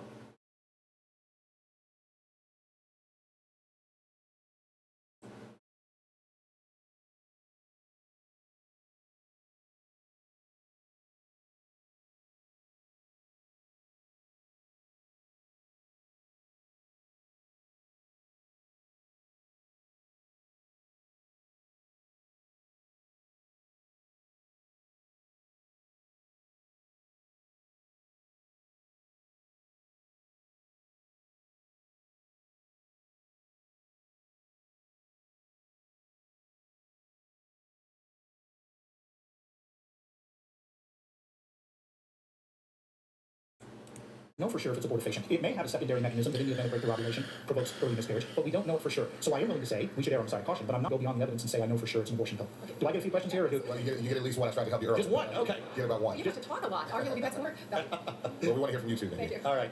Nadine, I just want to ask a question that will be seen as a little more on the heart level than just the legal, though it has legal implications. Justice Anthony Kennedy, who you cited in the mystery passage a short time ago, had this to say in his dissent of the Stenberg case. This was the first Supreme Court case dealing with partial birth abortion, the process No, where... it was the second one. Oh, you're talking No, Stenberg was the first. Carhart was the second. All right, in Stenberg, though, a discussion came up about dismemberment abortions, the kind that Dr. Warren Hearn teaches in his textbook. And I want to read you what Anthony Kennedy said about the D&E dismemberment abortions. Okay, here's what he said. The fetus in many cases... Now, keep in mind, Anthony Kennedy is not known as a pro-life stalker. The fetus, in many cases, dies just as a human adult or child would. It bleeds to death as it is torn limb from limb.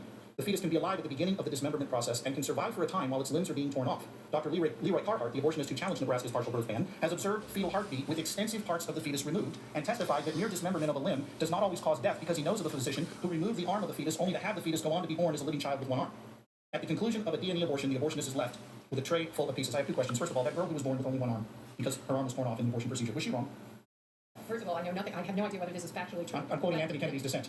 There was a lot in that dissent that I disagree with, and I haven't independently researched it. But I won't fight what I would treat as a hypothetical. If you're talking about, Well, it's not hypothetical, I'm quoting an actual case. something that is viable, they have a right to be fully delivered. That is exactly what the Supreme Court. Okay, but you're missing the question here. In 1992. Was that girl harmed? Her arm was torn off in the womb. Apparently, So it sounds like it was a okay, let's say she was. liability. Well, her arm was torn off. Okay. But according to your standards, Scott, it would still not be wrong unless we talk about the part of the analysis that is always missing from your perspective, and that is what about the pregnant woman? What if this was necessary to save her life? Okay, in this particular case, we're not talking about it. And by the way, partial birth abortions are not documented to be necessary to save the mother's life. In this case, what we're dealing with is a child in the womb with her arm torn off. She now doesn't have an arm. Every single medical organization, including the American College of Obstetricians and Gynecologists, the Public Health Association, every single one of them filed briefs in support of the medical life-saving necessity of this procedure in certain tragic pregnancies. They occur extremely rarely. These are all wanted pregnancies, and some tragic complication develops late in the process, as a result of which women make a very... Yeah, I've actually got the Journal of the American Medical Association brief here on partial birth abortion, and the doctors make it very clear that this procedure is not needed to save the mother's life. And why would it be? It's a 3-day procedure. The woman goes in, has laminaria inserted, you got to wait a day, then they've got to dilate the cervix slowly, then deliver the child, breech first, and with only the head left in the birth canal, stab it in the back of the skull and back in its brains out. If this were an emergency life-saving procedure, they'd do a quick D&E. They wouldn't use a procedure that takes 3 days, Nadine. Scott, I don't know where you are getting that so-called... Journal of the American Medical Association. Every single medical organization, all of you got your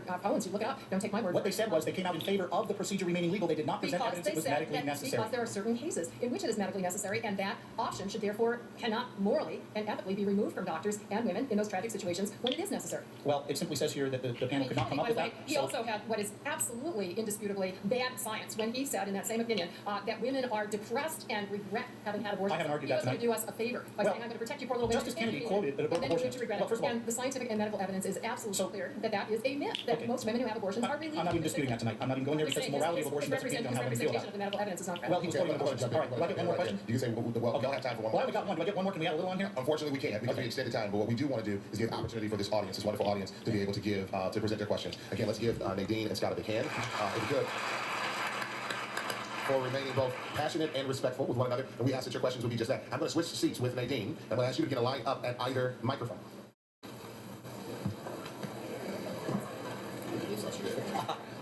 Now, again, if you're lining up on my left, your right, that means you have a question for Nadine. If you're lining up on my right, your left, that means you have a question for Scott. And so this is going to be a little bit challenging because we want to go back and forth with questions. So please think of ways to reframe your question directed towards Scott. And that way we can be a little bit fair. Which line is mine? That's right. You get this line. You get the shorter line. It is not a likability contest. With that being said, let me just, again, give this brief caution. We're asking that you be succinct in asking your question. This is not a time for you to give a monologue, nor is this time for you to add yourself as the third person to this debate. This is an opportunity for you to ask a brief question. Each debater here will have 2 minutes to respond to your question. They will have 2 minutes to respond to.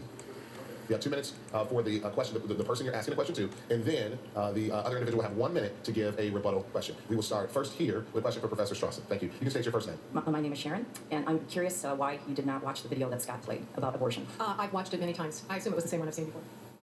That's a fair response from Nadine. Number one, even if she chose never to watch it, I wouldn't hold that against her. She's not required to watch it. We make video viewing totally optional. And I will vouch for my friend that she is, in the 10 or 12 debates we've done, she has had ample opportunity to see the film. So I wouldn't say that counts against her position. I don't know exactly what Sharon was getting at, but let me say this. The ACLU has consistently defended the right of pro-life advocates to show images like this, and which, as you may or may not know, that right is contested all over the country. People saying, it's shocking, it's horrifying, it's inaccurate, it's various criticisms, and we've always come to the defense of the right to show that kind of imagery. All right. Please state your name. Question for Scott. Hello, Sheree. All right, let's try that one more time. You can state your name and your question for Scott.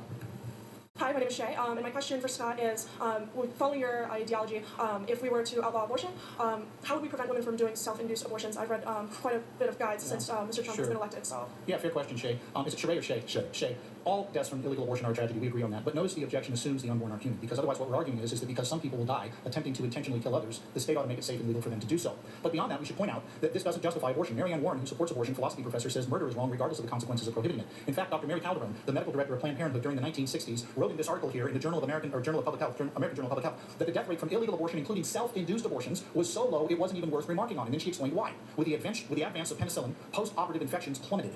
Women weren't dying from any surgical procedures the way they used to. In fact, the CDC says that 39 women died from illegal abortion in 1972, the year prior to Roe v. Wade, not 5,000-10,000 as Barbara Boxer would have us believe. In fact, Bernard Nathanson made the point in his book, Aborting America, Bernard Nathanson being the co-founder of NARAL, National Abortion Rights Action League, that the figure of 10,000 women a year dying from illegal abortion was made up out of thin air. There was no statistical evidence for it whatsoever. To just give you a modern current example, women plummeted. Women weren't dying from any surgical procedures the way they used to. In fact, the CDC says that 39 women died from illegal abortion in 1972, the year prior to Roe v. Wade, not 5,000-10,000, as Barbara Boxer would have us believe. In fact, Bernard Nathanson made the point in his book, Aborting America, Bernard Nathanson being the co-founder of NARAL, National Abortion Rights Action League, that the figure of 10,000 women a year dying from illegal abortion was made up out of thin air. There was no statistical evidence for it whatsoever. To just give you a modern current example, when the Hyde Amendment was passed in 76, it cut off tax funding for abortion. We were told that women would die in the streets from dangerous illegal abortions. It didn't happen. The claim of 70,000 women a year dying in third world countries, first of all, let's compare like with like. Just because it happens there doesn't mean it would happen here. But beyond that, the claim is totally unsupported. The United Nations Population Division called the claim quite speculative, unquote, and hard data was missing. The World Health Organization, in the very article that cited it, said, we have little info that's available to support the claim. In other words, it's a guesstimate. People are making up these numbers, not you, but people who want to exploit this and claim that thousands of women were dying, when in fact, we don't even know what the populations are in these third world countries, let alone how many women are aborting here. Well, just that the Alan Guttmacher Institute, which is an expert on these issues, as well as the World Health Organization, have come out with those numbers. It's true, when abortion is illegal, it's no doubt underreported. But what I think is really powerful is to read the testimony of doctors who began their training before Roe versus Wade, when they saw with their own eyes women in this country, we're not talking about the developing world, in major cities, including Boston and New York, coming in and dying of botched abortions, either self-induced or through unethical, untrained providers. And it's just simply, I was going to say inconceivable, but that sounds like a terrible pun. I cannot grasp how it could possibly be consistent with a reverence for life to remit women to what we know they are going to continue to do. The only question is, will it be legal and safe, or will it be illegal and dangerous? Safe for whom? Next question for Nadine. If you could please state your name. Hi, my name is Tina. Thanks for answering my question. Thank you, Tina. You mentioned that in Scott's opening statement, he had a crucial missing piece, which was the woman. I'm wondering, how do you justify the fact that a man has absolutely no rights when it comes to protecting his child, as long as the child is in the mother's womb? I think that it would be absolutely desirable to have the father participate in any discussions, and certainly to share responsibility and planning. Scott probably has the numbers at his fingertips. He does this more often than I do, but I've read the numbers of women who have abortions are vastly disproportionately single, have no man in their life, or if they do, the man is somebody who is abusive, has subjected them to violence. So certainly that type of person should not be entitled to a say. And if there is a tragic situation where there are two fully committed partners in a stable relationship and there is a disagreement, it's clear that the tiebreaker has to go to the person in the pair who is going to bear the most direct, ongoing, physical, psychological health consequences, and that would have to be the woman. So interestingly enough, in the Casey case, which in 1992, was both Scott and I have talked about, even though the Supreme Court vastly cut back on the scope of the abortion right and allowed the government to regulate it more intensively at an earlier stage in the pregnancy than in Roe versus Wade, there were 5 abortion regulations that it considered from the state of Pennsylvania, and it upheld all of them, even though all of them had been struck down under the Roe regime, with one exception. And the exception was the Pennsylvania requirement that the father had a veto over whether or not the woman could have an abortion. And the Supreme Court, to the best of my recollection, over one dissent, but with a very strong consensus, said no for the reasons that I gave, that this is something that is uniquely affecting the woman, and therefore the choice has to be with her. Scott. Well, if fathers get no say in the abortion decision, I wonder why we force them to pay child support if the mother chooses to give birth to the child. It seems a little unfair here. But gentlemen, do take note. You have no rights. You have 0. You get no say in protecting your own child. That is the current legal reality in America today. And it all comes back to this idea that women have a fundamental, absolute right to bodily autonomy. But here's the problem. Those who argue that the unborn have no say in this, that the mother has primary or absolute bodily autonomy, run into some difficult things to explain. What if, for example, a woman is sick during pregnancy and she wants to take thalidomide to reduce her morning sickness, but we know that thalidomide causes her to give birth to children with no arms and no legs. That's what happened in the 60s. Her doctor tells her don't take it, but she takes it anyway, and then gives birth to a child with no arms. Do we think she did anything wrong? You see, the idea that only the woman can decide this leads to horrendous ethical implications. Not only do dads get off the hook, I think most men are quite happy to leave it to the woman and avoid responsibility for sexual decisions. I think that just played right into the hands of men. In fact, that's what Bernard Nathanson said. They got together with attorneys who were very, very male-oriented when they were pushing through the abortion laws in the 60s and 70s that liberalized the laws, and they got together with these guys and said, hey, let's make this easier on ourselves, and they were quite happy to work with feminists on this. I think that if the unborn are human beings, and I've argued tonight that they are, they deserve the same protections you and I do, and their dads deserve the right to defend their children just like they do other children. Question for Scott. Please state your name. Hi there, Scott. My name is Richard. And of the 58 million that we've lost since Roe versus Wade, approximately 1.2 million a year, 3,000 a day, what would you say would be the percentage that you might that we have lost to rape and incest? According to Planned Parenthood's own research arm, the Guttmacher Institute, which I have up here with me, less than 1% of abortions a year are done for rape and incest. The overwhelming majority, well over 3/4, according to the Guttmacher report, are done because of socioeconomic reasons, meaning the woman does not wish to be pregnant. Now, to be clear, that doesn't get me off the hook for explaining my moral reasons, which I did to Nadine, as to why we should not intentionally kill innocent human beings, regardless of how they came to be. We shouldn't have the right to intentionally kill innocent human beings simply because they remind us of something painful. However, you are correct. The exact number of abortions done for rape and incest is very, very low. That doesn't minimize the trauma of the individual women who experience it, and I would never do that.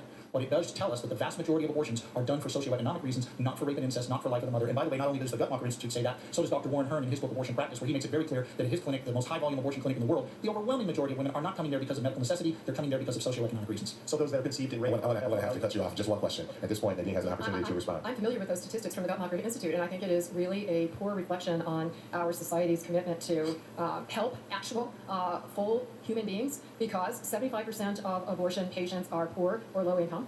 One of their motivations for having abortion is that not that they don't want the children, but that they cannot afford to care for them, at least at that point in their lives. Interestingly enough, 59% of them already have a child, so they're also concerned about bringing another child into a poor home, adversely affecting their ability to provide a meaningful life, nutrition, and the basic necessities of life for the children that they already have. There's also a correlation with income and the inability to afford contraception. So, I mean, one of my major points in these discussions with Scott is always, why don't all of us pool our efforts to make sure that there is meaningful access to contraception and contraceptive information for all women, including poor women, that there are meaningful social services and economic support for all women? I don't think that it's an economically coerced choice. To me, is not a free choice. Nutrition and the basic is that not that they don't want the children, but that they cannot afford to care for them, at least at that point in their lives. Interestingly enough, 59% of them already have a child, so they're also concerned about bringing another child into a poor home, adversely affecting their ability to provide a meaningful life. Nutrition, the information for all women, including poor women, that there are meaningful social services and economic support for all women. I don't think that it's an economically coerced choice. To me, is not a free choice. So I do know that there are, of course, many faith groups that are doing what they can, but I think this is something where I would advocate government involvement and government support so that socioeconomic pressures do not persuade women to, in fact, coerce women to have abortions that they would not otherwise choose. Next question for Nadine. Please state your name. Good evening, Keith Keener. You have a wonderfully soft, gentle, feminine voice. For my old ears, would you mind pulling the microphone even closer so I can hear you? Sorry about that. I really want to hear your answer. Leaving aside the lunatic fringe on both sides, that is the church out in Nebraska or Kansas that says God hates certain groups on one hand, and the other group that's talking about harvesting baby parts on the other.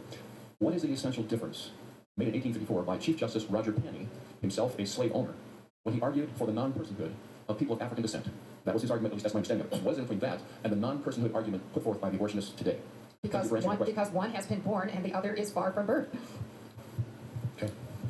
That response is question begging because the very issue is, why does birth matter? In other words, how does a change of location from inside the womb to outside the womb change the essential nature of the unborn? Nadine needs to argue for how that happens, and she hasn't done it. She just asserts it. I could just as easily assert that having a belly button that points out rather than in is what gives us value. And I would be no less arbitrary and ad hoc than she is tonight. You've got to argue why birth matters. But here's another problem for Nadine. At the University of San Francisco Medical Center, Dr. Michael Harrison is doing surgery on fetuses where he repairs herniated diaphragms. And here's how he does it. He removes the child at somewhere between 20 to 24 weeks from the womb, almost all the way out, surgically repairs the herniated diaphragm and places the child back in the womb.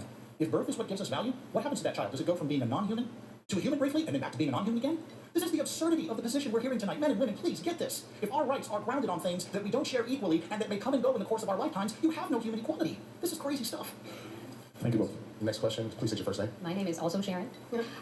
So thank you for coming out. My daughter actually dragged me out here. So Scott, I certainly believe there is great beauty in bringing life to this earth. I do thank you both for coming out here, and you've renewed my faith that I really truly have to go out and support the women's right to choose. So I thank you for that. And my comment is more of a comment than a question. Well, let me stop you because this is a question and answer. Okay, I'll turn it into a question. Okay, perfect. So how is it that you can call an embryo a human life, and you compare it to a 2-year-old who could be resuscitated if a mother did indeed try to suffocate that child with a pillow, for example? So. Well, first of all, I didn't argue without justification that the embryo was equal to the 2-year-old. I said that's the issue we need to resolve tonight. I compared the two in framing the debate question. I was making the point that we can't simply assume the unborn are not human. We have to argue for it. And to prove that, I said no one would argue that we can kill a 2-year-old in the name of choice and who decides. That only works if we assume the embryo in question is not a human being like the 2-year-old. I never said without argument that the 2-year-old and the embryo were equivalent, though I believe I made the case today that they are. I did make that case eventually, but my purpose in bringing it up early in the debate was to frame the issue that we need to resolve. The debate is not about choice, it's not about privacy, it's not about who loves women and who hates them. It's about one question: what is the unborn? Can we kill the unborn? The answer is yes, if.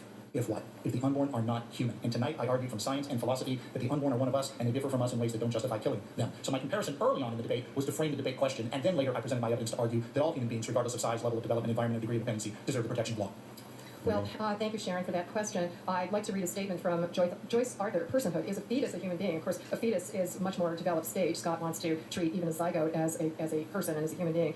She writes, the idea that a grown woman's value and status can be equated with or overridden by a cluster of undifferentiated cells the size of the period at the end of this sentence is not only bizarre, it's insulting. I chose not to read that in my opening remarks because I do have great respect for the potential of that undifferentiated mass of cells to become capable of independent, meaningful life at the point of viability. There's no doubt that as you proceed throughout the pregnancy, as the Supreme Court recognized, you become closer and closer to personhood and to full-fledged human being. But again, I think that early on in the pregnancy, as Scott wants to recognize it, is indeed devaluing the life and the personhood of the pregnant woman. I want to disappoint a few people here and let you know we're getting close to the end of our Q&A time. I do want to just say, before we take the next question, that Scott and Nadine are willing to stick around for a little bit of time after we're done to interact with you. They both have flights to catch later on tomorrow, so we want to be respectful of their time. Well, let's go to the next question. If you could just state your first name and question for Nadine. Absolutely. My name is John. Thank you for being here, Professor Strawson. You mentioned in one of your statements that the text saying that there is a tryout for humanity and that certain embryos are spontaneously aborted. Scott brought up the question. I didn't hear a response from you. I'd like to find out what your thoughts are. How does that prove two things? One, that the embryos in question were not already human, and two, that we may intentionally kill them. So I think, this debate keeps coming back, right? We agree to this question of at what point does the fact that this entity has the potential to become a full-fledged human being or person, at what point is that entitled to recognition? And we philosophically disagree about that. And we disagree about whether it is a question that is answerable by science. So you're making Scott's argument. I hear the argument, and I just don't accept it for the reasons already stated, not only by me, but to me even more persuasively by doctors and Nobel Prize winners and religious leaders and theologians.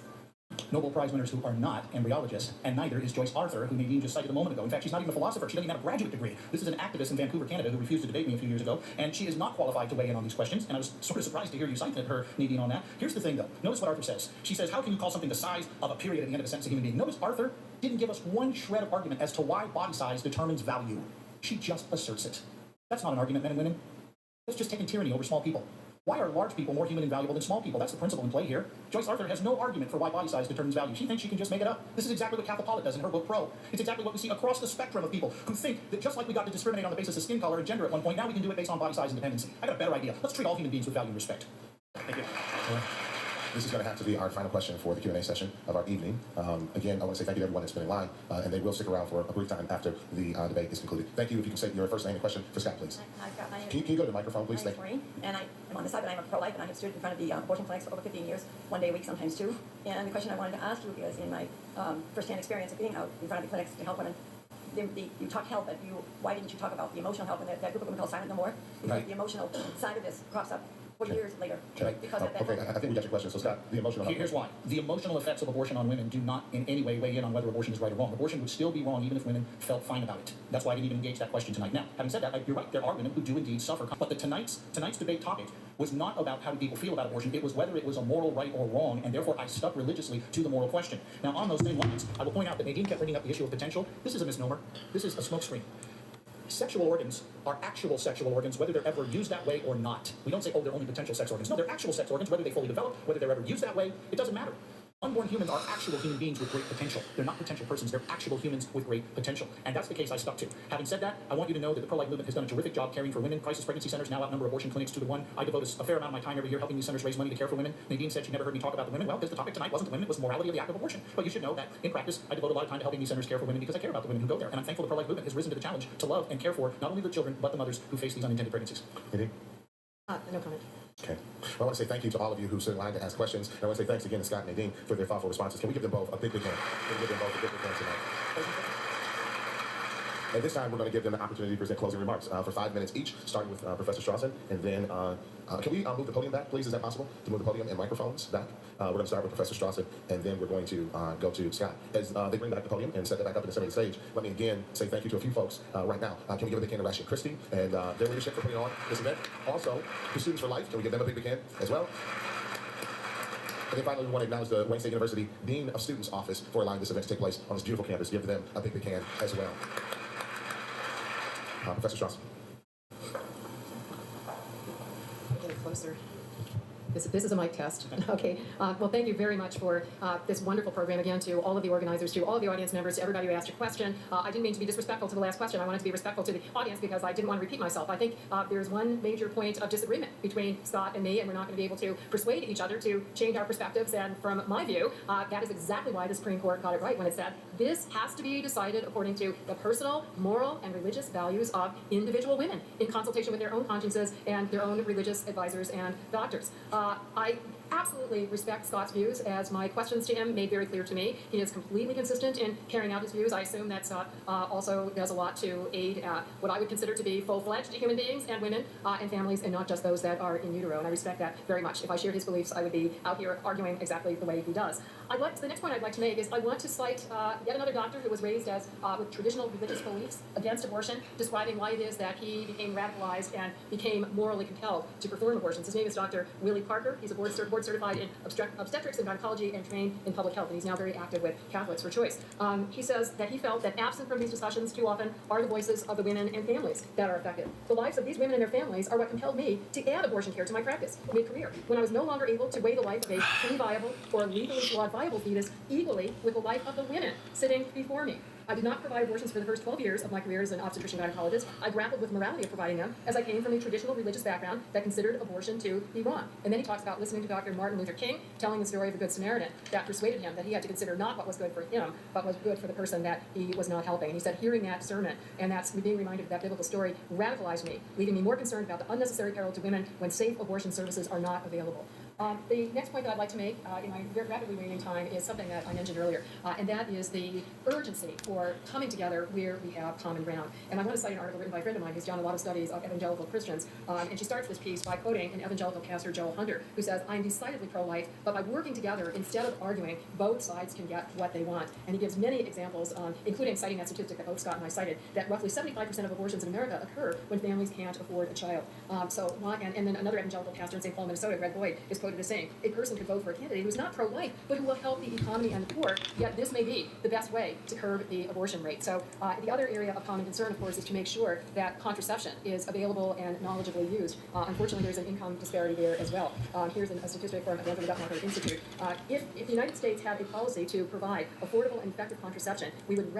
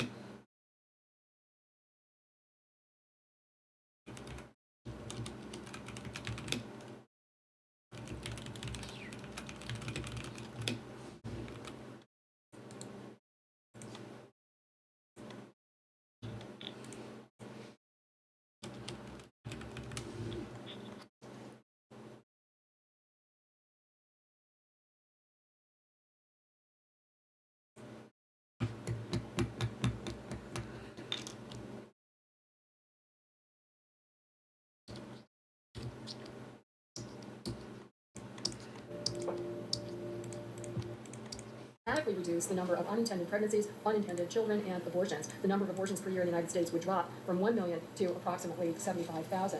So I think I'm going to end with a quote from this religious group that I told you about, 2,400 diverse religious leaders. In closing, in this letter they wrote, and I'm going to say, hear, hear. We call for increased dialogue and respectful listening with those who disagree with us. With them, we share the vision of a world where all children are loved and wanted. Thank you very much. Thank you, Dr. Strawson. Now we give 5 minutes for closing remarks to Scott. Thank you, Nadine. Good to see you again. It's been way too long since we tangled up like this. I want to review my case tonight. It is wrong to intentionally kill an innocent human being. Abortion intentionally kills an innocent human being. Therefore, abortion is wrong. I defended that syllogism with science showing the unborn are distinct, living, whole human beings, and I argued from philosophy there's no essential difference that would justify killing you in the womb, but not now. I think I made that case tonight. I think I defended it well with science, with peer-reviewed evidence, and with good reasoning. Nadine's primary response to my case was the issue of viability, that the fetus is not valuable, has no rights until it's viable. She didn't say why that's decisive. She asserted it, but let's do a little thought experiment. Viability does not measure the value of the fetus, it measures our technology. A fetus is viable at 22 weeks at a state-of-the-art New York City hospital, but not viable until 38 weeks in Bangladesh. So let's do a little thought experiment. A woman who is pregnant at 24 weeks gets on a plane at JFK. She flies to Bangladesh, where viability is 38 weeks. And then she flies home. So what happens to her child? Does it go from being a person in New York, where it could be born, viable, to a non-person when it leaves U.S. airspace, back to being a person again when it flies home? This is crazy and leads to terrible inequality. She mentioned contraception. It could end abortion, could help end it, but it's not a slam dunk. In fact, the Guttmacher Institute surveyed 10,000 women to see what their contraceptive practices were, and every one of these women had had abortions. And it asked them, why did what happened here? Less than 10% complained that they couldn't get access to birth control. The birth control was readily available. You know what the problem was? They didn't use it, they didn't want to use it in the heat of the moment, or they used it improperly. But access wasn't the issue. In fact, so much so that William Salahan in the New York Times, a guy who supports abortion, wrote, this isn't an absence of condoms or pills, this is an absence of personal responsibility. And so tonight, I want to end with this question. What is your obligation? When you are confronted with an argument that is well argued, well supported, and goes against your own view, what is your intellectual obligation? And I'm going to say your obligation is to change your mind. I don't believe that abortion debates don't change people's minds. Yes, they do. Bernard Nathanson was the founder of NARAL, the National Abortion Rights Action League. He became pro-life based on the science of embryology and observing what abortion did to the unborn. So much so that he lamented that he had presided over 60,000 deaths. He changed his mind. We can change our minds. I hope you will change your mind. If you're here tonight and you think Nadine presented the better case, change your mind. If you think I presented the better case, change your mind. By the way, that doesn't make you weak. It makes you strong, because now your beliefs line up with reality better than they did before. That is a sign of strength, not weakness. And so tonight, I ask you, does each and every human being have an equal right to life? Or do only some have it in virtue of some characteristic that may come and go? If any of you would like a summary of the argument I made tonight, I have a copy of the select card up here that I will gladly give you. I only have a few copies of my book and our television show, Life is Best, available tonight. I didn't really bring a lot with me. I have a few. I'll sell them if you want them, but I've only got a few, just fair warning. But I want to thank Nadine again.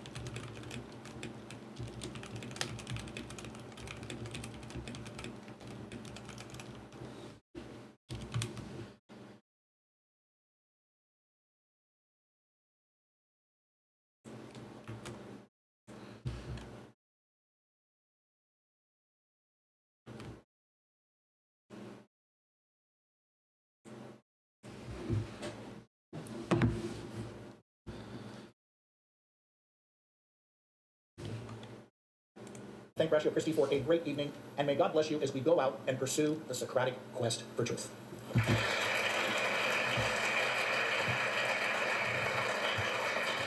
What a great night. Can we give a big hand again to Professor Jan6 and Scott Kutzendorf? I'd like to personally thank each and every one of you for being out tonight. I hope that you see this as a tremendously valuable investment of time. I also hope that you were challenged by this critical conversation. I believe this discussion merits serious contemplation because what's at stake is precisely life itself. We must do the hard research in this area. You know,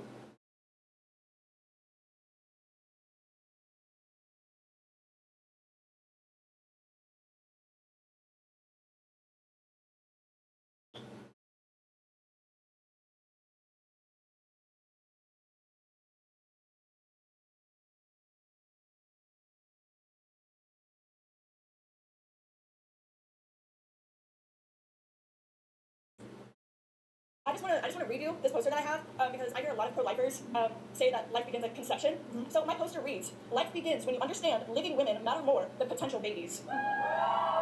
What is it? What do you mean? If it's a potential baby, what is inside a woman? It's a fetus. Is it living? How can it grow if it's not living? Actually, that's like saying if an acorn is a tree. When does a fetus become living? That's actually a good question, but that line, yeah, of course, because you don't know it. Because living. It's living. Because we're fundamentally denying science to validate. You actively deny science, ma'am. How am I denying? What science did I deny, Barbie? Okay, so let's look at some posters over here. But I need you to tell me what science. You just made an accusation that I denied science. What's That was really bad. Over 90% of scientists agree that immediately at conception there is a human life. There is the genus and the species. No, I don't think over 90% of scientists believe that. And by the way, it's a human life. Well, historically, even in the colonial era, even the earliest eras of this country, until the quickening, until a woman could feel a child inside of her, most even religious people, most people in the colonial era, abortion was not illegal until the quickening. And so that is what the Rose Standard was. But my question, I think it's really important for people to understand where people who are on your ideological side are coming from. Yeah. Do you want abortion to be illegal in the entire country? Because that is going against the views of the vast majority. I would say more than 70 to 80% of Americans don't want that. Do you want that? Well, scientifically, immediately conception, all of the DNA is separate. It's two separate bodies. There's no DNA from the mother that is in the child. But do you want abortion to be illegal? I believe in human rights. Over 90% of scientists agree that immediately at conception there is a human life. There is the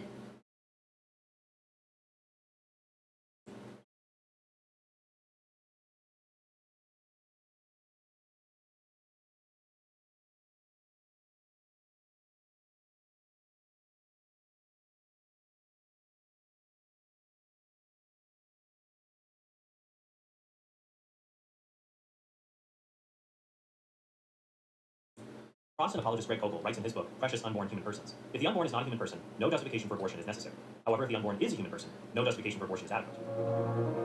Koukl uses a story to illustrate the point that we can't answer the question, can I kill this? Protestant apologist Greg Koukl writes in his book, Precious Unborn Human Persons, if the unborn is not a human person, no justification for abortion is necessary. However, if the unborn is a human person, no justification for abortion is adequate. Koukl uses a story to illustrate the point that we can't answer the question, can I kill this, unless we know the answer to the prior question, what is this? I usually paraphrase Koukl's story in this way. Imagine you're at the kitchen sink washing the dishes. Your 5-year-old runs up behind you and says, Mommy, or Daddy, can I kill this? What's the first question you will ask? Probably, what is it? After all, if it's a cockroach, then it's time to get out a can of rape. If it's a cat, some people who resent cats may waver on the answer, but most of us would say the answer is no. But what if it's his 2-year-old sister? Along with saying no, you'd better call a counselor. We give different answers for each situation, because the answer to the question, can I kill this, depends almost entirely on the identity of the thing being killed. Every honest person involved in the abortion debate admits something is killed during an abortion.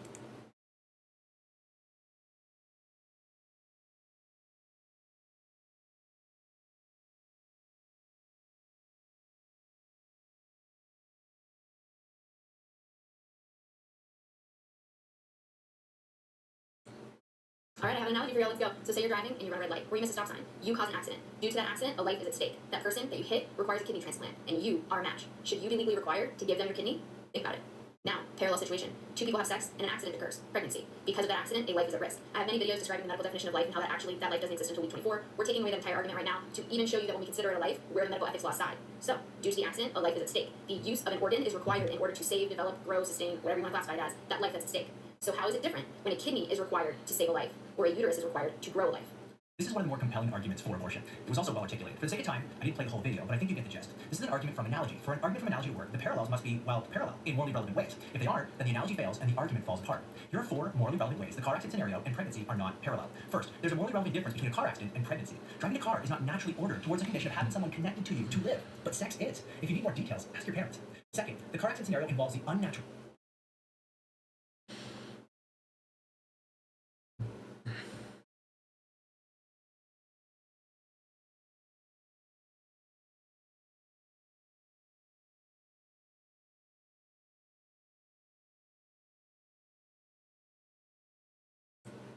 Only human life begins. I mean, biology says because conception is unique DNA, the sperm and the egg touch. Yeah, but biology doesn't give us the moral consideration for a person. Because you're saying morality is coming from the social consensus, and I'm saying morality exists outside of social consensus. Yeah, but morality for that morality I can argue because you believe God. I can never convince you otherwise. You have your set of beliefs and that's never going to change. My set of beliefs though is based on what is a human with unique DNA, right? So again, I'm saying we can remove God from it. I'm saying that dude, that's a human with DNA, and it's going to grow into a bigger human. Well, I understand. It's like, so a 25-year-old is not less, it's not more valuable than a 15-year-old. A 15-year-old is not more valuable than a 1-year-old. 25-year-old is not more valuable than a 45 feet. But it's about when you give the DNA like more consideration. What is a person? He's a 25-year-old corpse. You wouldn't give any rights to him. Sure, but it's a human with DNA. So you got a heartbeat at 5 weeks. You got 10 fingers, 10 toes at 7 weeks. The eyeballs are formed. I mean, have you ever seen a procedure of an abortion at 12 weeks? 11 weeks. Nope, but I don't care. I would encourage everyone to choice to go there.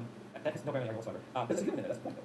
Yeah, but the question isn't whether it's human. The question is whether it's a life worth considering. That's the question, right? Again, a corpse is human, but we don't protect corpses because we're protecting human life. Because there's no life in the corpse. Exactly. The baby has life. So, but that's the question. The question is, what is the life? I don't think it's a question. It's a question. How's the question? If someone has brainwaves, if someone has 10 fingers, 10 toes. So careful, because now you just said brainwaves, right? So are you okay with abortion at 1 or 2 weeks? Am I okay with? No, I'm not okay with any abortion. Okay, so the brainwave thing wasn't true. When you said 10 toes, the baby's 8 toes, so human, right? So that part's not true, right? What I'm saying is right now we have the most liberal laws, more liberal than the EU. Okay, abortion has a hard cutoff in most of Europe at like 12 weeks. Yeah, none of that. Okay, no, but what I'm saying is that's way more conservative than what we fought. That's true, but it also has nothing to do with. I was saying that your idea of abortion, the foundation for that idea, is a religious one. That is an unshakable foundation. There's no argument that ever. Like if I were to ask you right now, can I give you any argument that would persuade you that abortion is okay?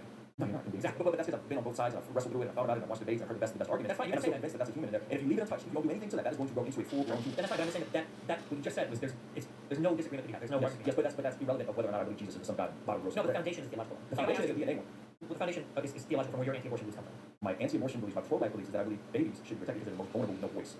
That's not the foundation. The foundation is going to be theological. It has to be. The foundation is biology. You already said that nothing I changed. Hey, but I'm sure that No, you become pro-life. I was pro-life. That's why I love you. That's why I love your kids. When I got abortion, I got pregnant. I was not in favor of abortion at all. So at the time, I was pro-life. Yes. So you would have needed your own child if you held your modern position. Yes, I love you. I mean, that's for real. Yes. And you don't think you would have regretted that knowing what you know now? Absolutely not. Whoa. You check. You have an 11-year-old. Yeah. You love your 11-year-old. If you had the views you have now back 12 years ago, you would have needed that child and you would have regretted it. I wouldn't have been needing the 11-year-old child I have now, but I'm kids, right? No, because you grew into an 11-year-old child. You wouldn't have grown into the 11-year-old child. It's an incomprehensible question, right? It's not incomprehensible. He's literally here. He's here with you. But he wouldn't have been 12 years ago when she was pregnant. That's the point. Right, but now he's here, and you're saying if you held your position now, you would have been pro-ending that child's life. It wouldn't have been a child's life I was ending, right? But it is. It might have been saying maybe back then I would have been pro-condoms. So it would have been the exact same outcome, right? Would you ask me, like, would you be pro-condoms knowing then that you would have your beautiful 11-year-old child today? Yeah, you'd be Pro-condoms is different. It's a barrier. That's different than an egg latching and ripping it out. Now, was there ever a time you have a hard cutoff for abortion? I have a hard cutoff right now. It's around 20 weeks. 20 weeks. Okay. Have you looked at a 20-week-old fetus inside? I don't care what it looks like. I don't determine my morality based on his look. Why not? Because that's not a good answer for what it look like. Okay. If a baby, no offense, babies are fucking hideous when they're born. I don't think I should have avoided a baby at 8 months. Okay. So you're cut off at 8 months. You're cut off at No, I'm cut off at 20 weeks. 20 weeks. Why 20 weeks? Because I think 20 because my definition for what is human life worth considering is when is there the potential to deploy a conscious experience. When we talk about harm or suffering or avoiding harm, we usually talk about a person who has experience, knows what it's like to suffer. That's what we ought to avoid. So fetuses don't seem to have all the brain parts and communication between the brain parts in place until around 20 to 24 weeks. So once that happens, once that experience exists, now there's something to speak about that's being harmed, and I want to avoid harm that. Would you let that flesh out the conclusion if someone is late in the state that we have the desire to just unplug? Yeah, we do that. Yeah, against power of attorney and against someone's will. Power of attorney is complicated because we're not talking about whether or not that person is it is like a person worth considering or whatever. That's not we're talking about like another person who's been vested power by the state to make decisions on behalf of that person. Okay, what's on the sleep? No, because it's still the potential to deploy consciousness. You can wake them up. What if you don't wake them up? What if you just eat them and they don't know they got eaten? It would be bad because it's because the brain that already has the capability to deploy. I think it's the key, which you said earlier, that it seems we don't really know a bunch about consciousness. I know that if I wake a person up who's sleeping, they will be. I was talking about the 20-week cutoff. We don't know much about consciousness. We can measure it about as well as we can. The 20-week fetus doesn't have as much consciousness. The 30-week fetus doesn't have as much consciousness. Well, no, but it begins to have the experience of knowing what it's like to be something. It begins to have that awareness. So consciousness is the only way you would cut off. That's right. Yeah, that's what we're talking about. Dead consciousness. Yeah, I think that's an incoherent position. Okay. There we go, solve it.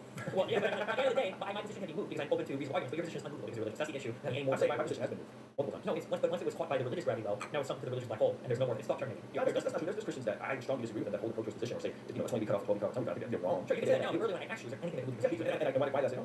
I say because I've had both positions. I've been walking with Jesus for 20 years. I've through this. I voted for Obama in 2012, thinking this through, thinking I was pro-choice. I wouldn't vote like that now, right? I changed my position on this. That was wrong. I don't think there should ever be a particular thought where like nothing can change my mind on that. I think you should always be open to new evidence changing your opinion. So would you be open to like just shoot somebody in the face being morally okay if they did nothing to you? If they did nothing to you, if your life is not in harm, are you okay with changing your position, shooting somebody in the face being morally acceptable? I mean, like it would be a fantastic argument. But I'm sure you could build it out somehow. Right? what if I had a machine that allowed me to read the events of the future and I had a person in front of me who got no harm and shoot in the face and kill that person's Hitler? In that case, I guess I probably would shoot them. I probably would. Even before I kill a single Jew. What about if now we're getting so deep into the field of hypotheticals, but Jesus comes back and says, "I'm cool with abortion." Does that change your ideology? Oh my God, there's a super interesting. That's a good question. I don't think Jesus would come back and say that. I'm saying, what if he did? I don't know. It's a good question. This is part of like he does a sermon in the Sherman Oaks Galleria. You know what I mean? And like this is, I have an interesting, first of all, I don't know if you follow him, it's very, what is the name of paradox? To where does morality exist because God commands it, or does God reveal morality? You know what the name of that is? There's a name for that. It's very interesting philosophical question. Like, does something become moral because God speaks it? Well, I would say yes, it becomes moral because God says it. Or is there a set of morals that God reveals it? Yeah. Because be really careful the answer that you just gave, because this is going to be really loaded, but then let's say that God does come down and he says, you can murder people now. If God speaks it, then in your eyes it's moral? Yes, but so the thing is that God is a contradiction. So God is the same today, yesterday, forever. So that would be a contradiction. But let's say God comes down and he says there's been a misinterpretation of things I've said in the past. I don't think you can misinterpret do not murder. Like, that's pretty clear cut. I don't know. There's a lot of questionable things that, you know. I think you're reaching. I think you had a better question that was a conundrum for me. What was wait, hold on. Didn't David threaten to slay baby and figure out who the real mother was? Yeah, that was David. That was Solomon. Oh, Solomon. Okay. King Solomon. Yeah, and so that was a hypothetical thing that he was going to do similar to Abraham, but sure, he didn't walk that out. So it's like people are like, God's telling people to kill their sons. It's like, yeah, and then that didn't happen. God told somebody to kill the baby. That didn't happen. That was a hypothetical to see which one was really the mother of the said baby. That was exhibiting Solomon's wisdom in that moment. Right, so threatening it is okay to prove a point. I mean, he didn't do it. I want to know, is Jesus white? No. So he's Semitic. It's just, I just came back from Israel. You know, wait, they consider yourself white? I think in the eyes of society, I'm viewed as white, so sure. But I think like my upbringing was not. The Armenian people I'm around also Yeah, I'm also talking about white people. I'm also fair stand. Like we're like similar to the same complexion, you know. So like I'm viewed as white in society, though my experience has not been that of like my dad not being in my life being predominantly raised by black folks and my closest friends. So yes, but my culture, Armenians are not white. Yo, we just hit 400,000 subscribers right here on the Clips channel. So if you want to help us out, click subscribe, get us to 500.